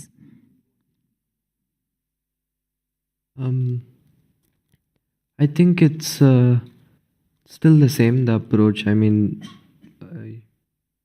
we just go there and try to play good chess. I think in the last few games I have managed to play very good chess, and for me the main thing will be to just go there with the same energy, play the same level of chess I'm playing, and slightly improve on some critical moments. But yeah, as it gets closer and closer, it's only more exciting. In general, the strategy was the same as the first game because it's not in the master win game like last rounds. So it's the same. But the ideas are getting less and less because we have tried a lot. That's maybe the main difference. My name is Atreo. I work for a website called Rev Sports. My question is for Gukesh. Gukesh, in the last 5 rounds, your opponent will have white pieces in 3. Does it, make things a little disconcerting, or does it, make you, preparations any different?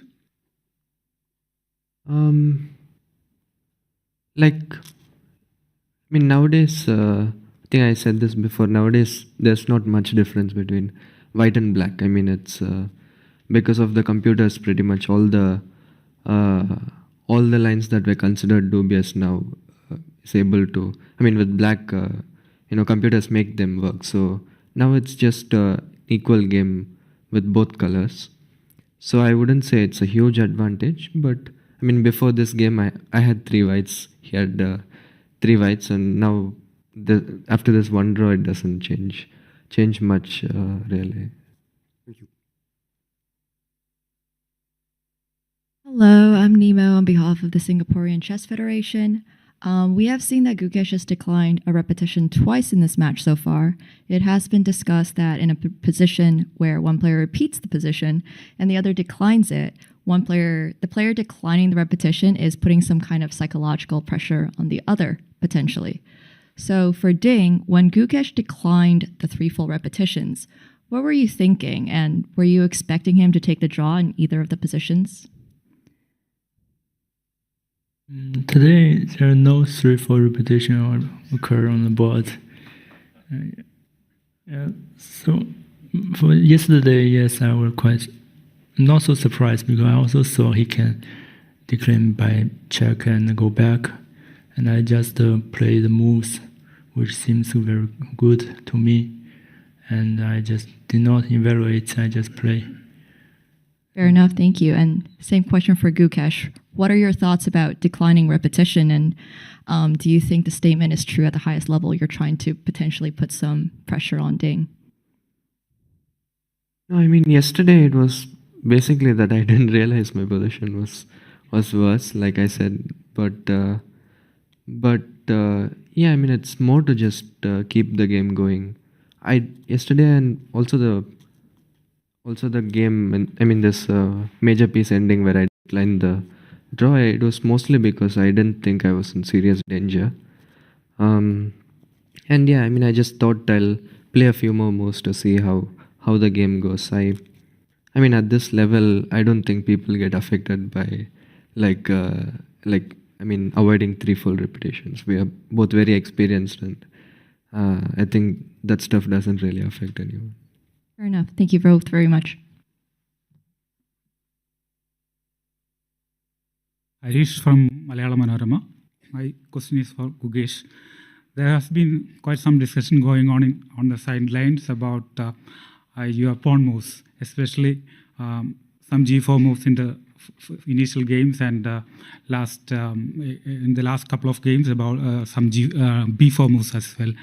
Some attributed to some Gajewski's effect. So you also played a move B4 today on the 13th move. Was that part of your preparation today?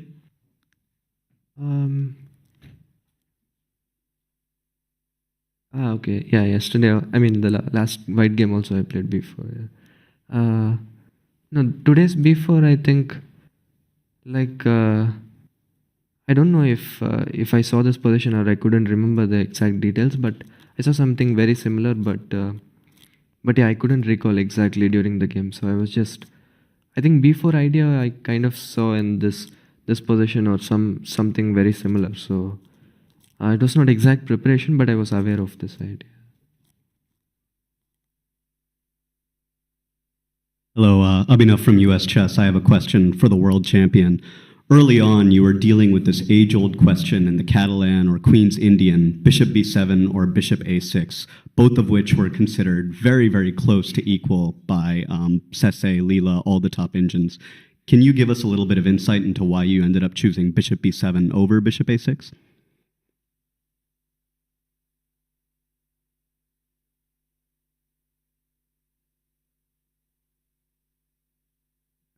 E6,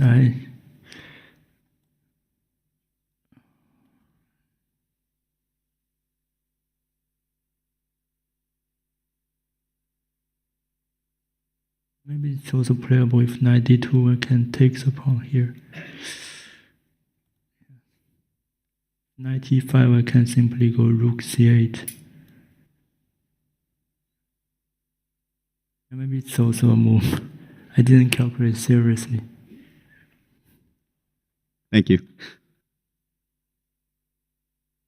Hello, Maria from Kick Photo Chess. I have a lead translator with me today, the chief arbiter, the main organizer, Kevin. The question for both players, but first will be addressed to Liren. We are all having a lot of fun watching the games and watching your interaction with your teams, but we would like to know a little bit more into your routine, especially going into rest day. How does your team keep your spirit up, keep your mood up? Can you tell us a little bit how you interact with your team? What do you do together outside of chess preparation? As you can see, we are working on a budget here.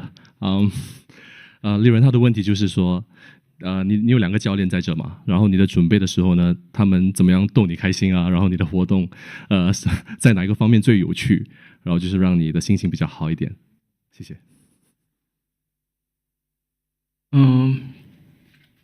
比赛前我们会打球，运动，然后在这里，更多的还是一起吃饭吧。然后每次休息天都会一起吃饭。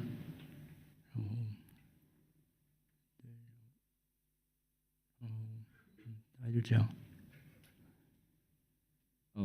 Ding says that basically lots of sports, lots of games, and having meals together. Thank you. And the same question to Gukesh, if you can tell us a little more. Yeah, I'm here with Gayu. I mean, in general, apart from the chess work, he helps, keeping me entertained. He cracks a lot of jokes and stuff. And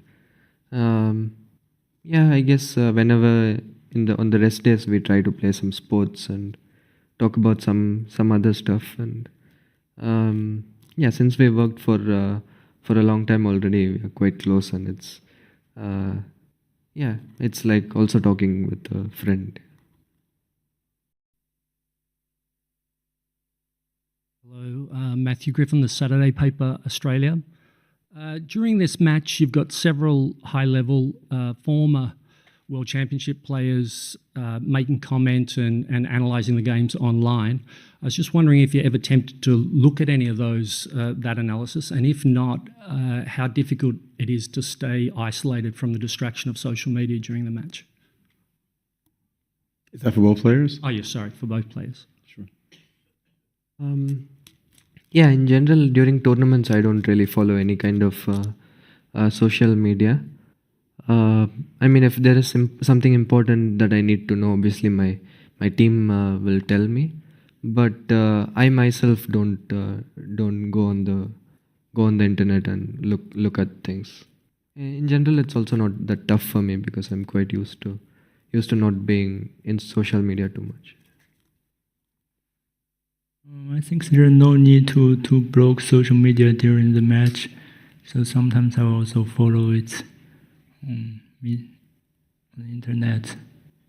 Sometimes it's a way to release the stress after the game.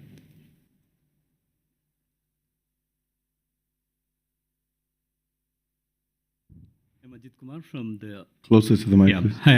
Hi, I'm Ajit Kumar from the Hindu newspaper. My question is to Gukesh. Gukesh, you might have noticed that in the new Fide rating list, Arjun Erigesi has crossed, your teammate at the Olympiad has crossed 2,800. How important do you think that's for Indian chess when all of you are breaking into the top 10 together? Yeah. Yeah, first of all, congrats to Arjun. I mean, I guess he crossed live before and then he crossed the official rating. But yeah, I mean, it's fully deserved, and he's the second Indian after Vishesar to cross 2,800. So it's a very important achievement, and it just motivates the others to work even harder, and yeah, we all compete against each other. We all have good relations with each other. So yeah, it's I'm also happy for him, but also it's a nice motivating factor.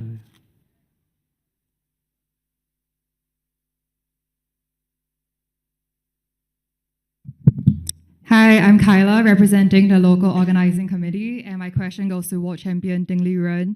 You mentioned that you don't mind browsing the web and going online during the match, but there have been online commentators and netizens and even top players sharing very strong opinions about the match and about both players' performances.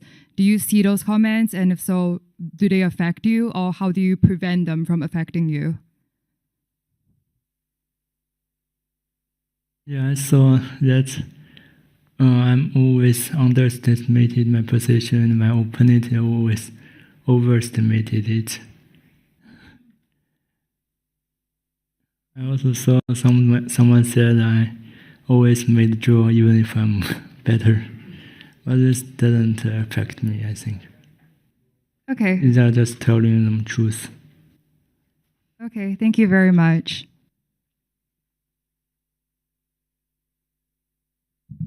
Hi, I am Prashant on behalf of Dopamine Media and Chessbase India, and my question is for Gukesh.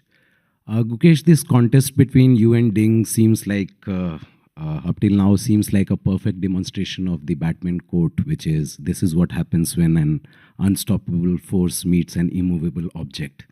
So after 9 games, what do you feel like? The one forcing or the one resisting? I guess in few games it was the one I was the one fighting for a draw. Some games, especially in the last few games, I was the one pushing really hard. I mean, the last 2 games I had like winning chances. So I guess it's been a bit up and down, but overall I especially in the last few games I think I'm playing pretty well, and yeah, just hope to continuing playing good games, and hopefully at some point, I mean, when I do the right things, I believe that the results will come. So yeah, just continue. I'll just try to continue doing the right things. Thank you. I'm Mike Klein with chess.com, and I have a question for Grandmaster Gukesh. This is a question that comes up nearly every year, but hasn't been asked this year. And it being your first World Championship, I'll address it to you. There's talk sometimes of having the rapid tiebreak take place before round 1.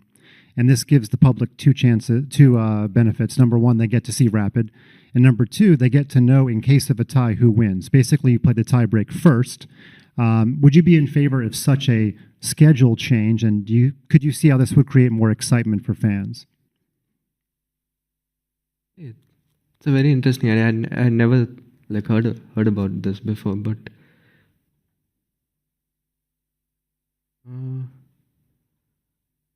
yeah, it's I don't know. I don't really have any opinion, but I remember like a few years back, before they had tie breaks, they had like the challenger has to score +1, yeah, right, to win the title. So I guess the tie break would be kind of similar, because whoever wins the tie break can just make all draws. So it's try to make all draws. So I think nowadays it makes sense to have it after classical, because if a player has to score +1, it really puts a lot of pressure on him. So yeah, I think it doesn't make too much sense. Got it. Thank you.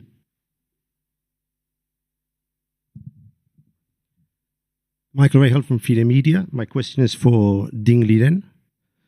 So, Ding, yesterday you said that you wouldn't be playing the Blitz and Rapid at the end of the year. Most of the top players are playing. There's quite a few very strong Chinese grandmasters playing. Gukesh is playing. You're a very good Blitz and Rapid player. The last time you played it was 2017 in Saudi Arabia. I think many of us are really surprised that being such a strong player as you are, also being world champion, you've missed this tournament 7 years running. Could you explain to us, if possible, the reasons why you're skipping this such an important event every year? Before, I think I didn't take this as seriously as the classical world championship. And this year, the reason is I'm taking a lesson from last year, because last year I played in Romania immediately after World Championship match, and in a very tired situation. So this year I want to have some rest after this tense match.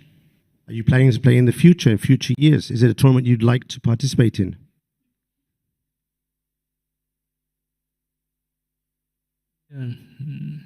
I cannot say never. And one last question for both of you. I've picked the most popular question from our Fide Twitter feed from Moons Zawal.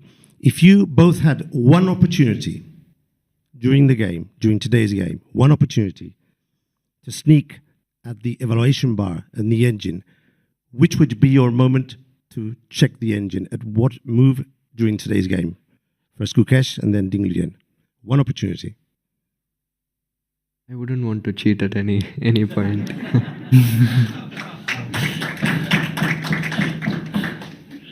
The champion? For today, I didn't have any chance, so maybe I will use it for the future. With that, we will end tonight's press conference. We have a rest day tomorrow, and we will come back on Saturday for game number 10. Everyone, have a great night.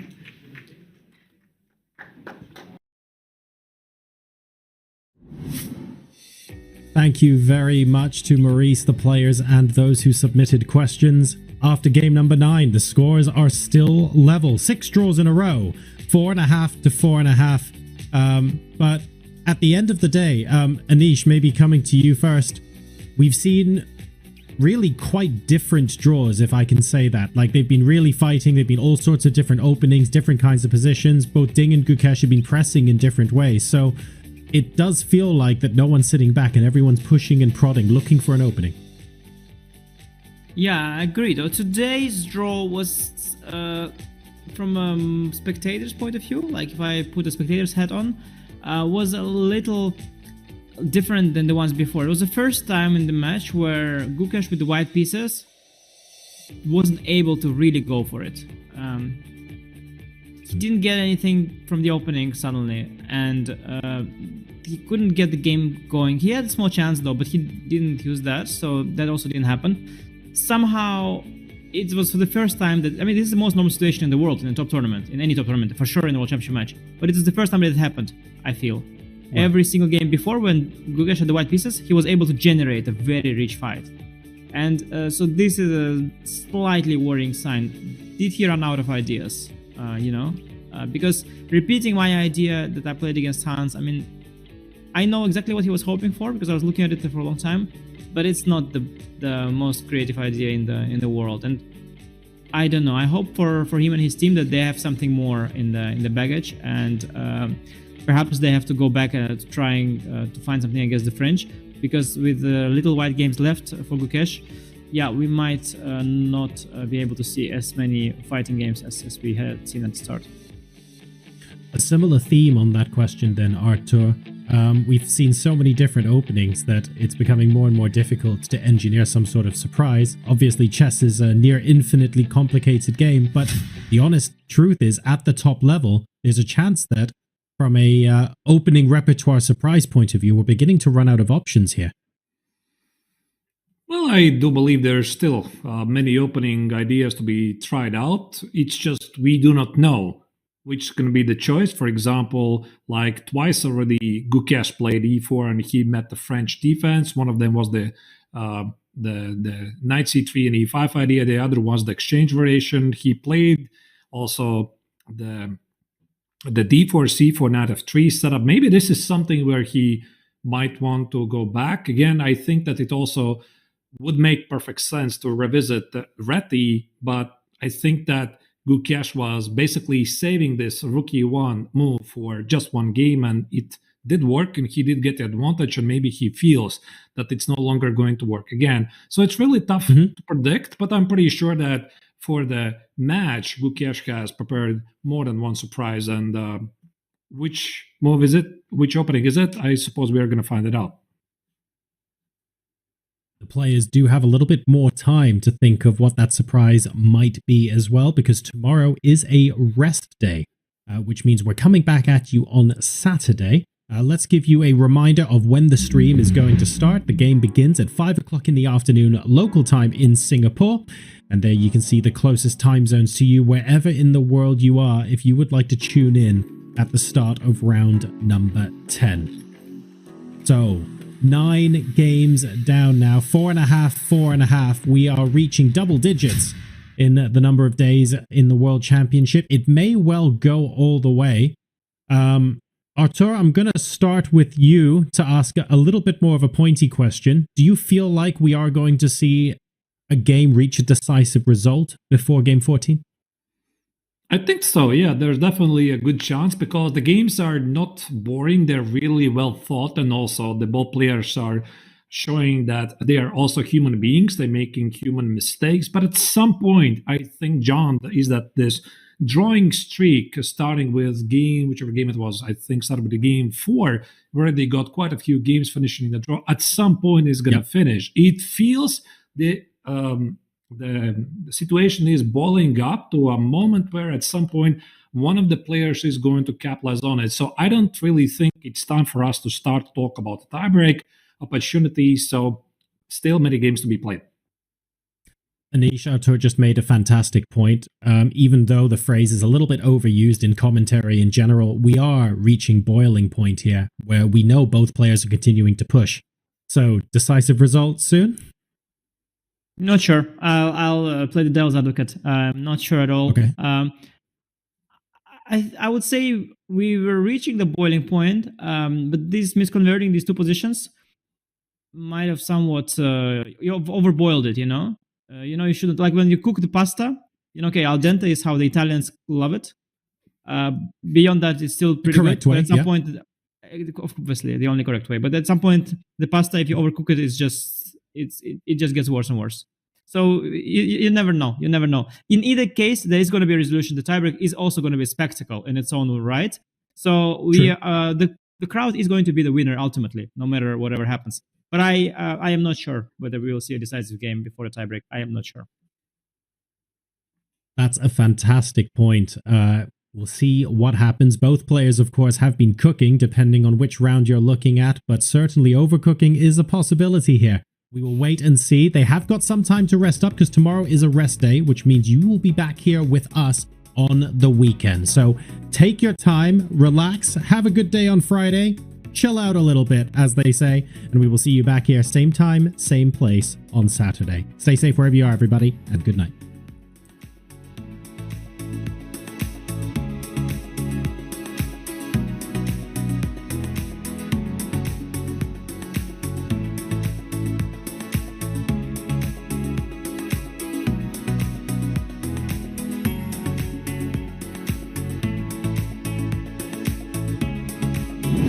Thinking where would Gukesh go next. There are a few still unexplored territories. They haven't yet played a Catalan, an opening that you would expect. I'm curious where Gukesh will go. And 1d4 is on the board. Well, it's the Catalan, right? I think I'm really glad I'm still able to predict some of the choices. Dink here is taking his time. Again, he's falling behind on the clock like 20 minutes, and it seems that Gukesh has made a move, and he did follow your idea of b4. This maybe is his attempt to complicate the matters. Dink's taking his time, by the way. I think it's all right. Gukesh also spent half an hour already, and I think for Dink in this kind of position, it is indeed fine to take a lot of time sometimes, because if you manage to release the tension well and trade everything correctly, then you will not need the time anymore. Look at this. Bishop takes on e3. That's a move we didn't really notice, but I mean, it kind of makes sense because black is prepping, I suppose, to take on c4, then grab an a5 and liquidate this into a draw. Bishop takes on f3 is a risky choice, but it forces position to this moment where he feels he can hold it. You could just sort of end the game here if you want with white. You can just call it a day, go dc5. Knowing how Gukesh has played so far, I do not expect him to go for dc5, but he plays queen b1. I felt this was the best chance. Whoa. a6. Did he put it on a6? Okay, that also works. Yeah, it also works. Gukesh is not yet making a move, and actually for first time basically since the very beginning of the game, he is having less time on the clock. Pretty nice game, and this endgame added some extra flavor to the game, which feel to be like a complete draw, and at some point Dink already made me believe that he can pull it off. But okay, draw is good.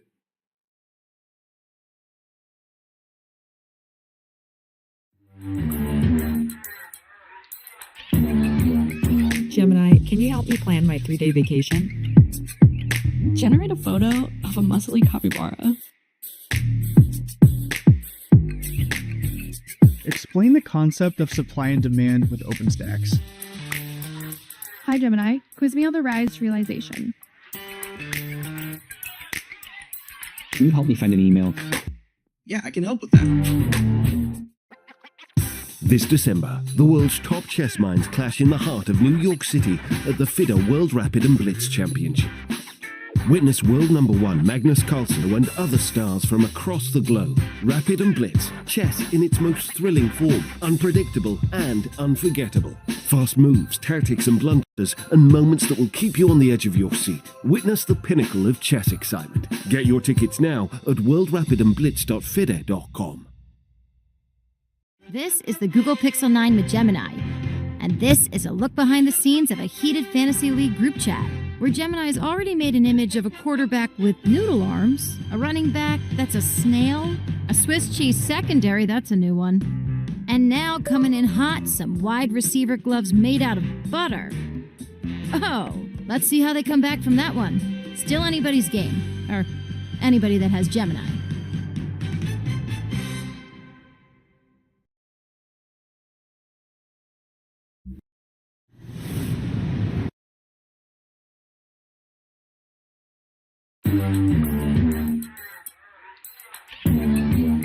Gemini, can you help me plan my 3-day vacation? Generate a photo of a muscly capybara.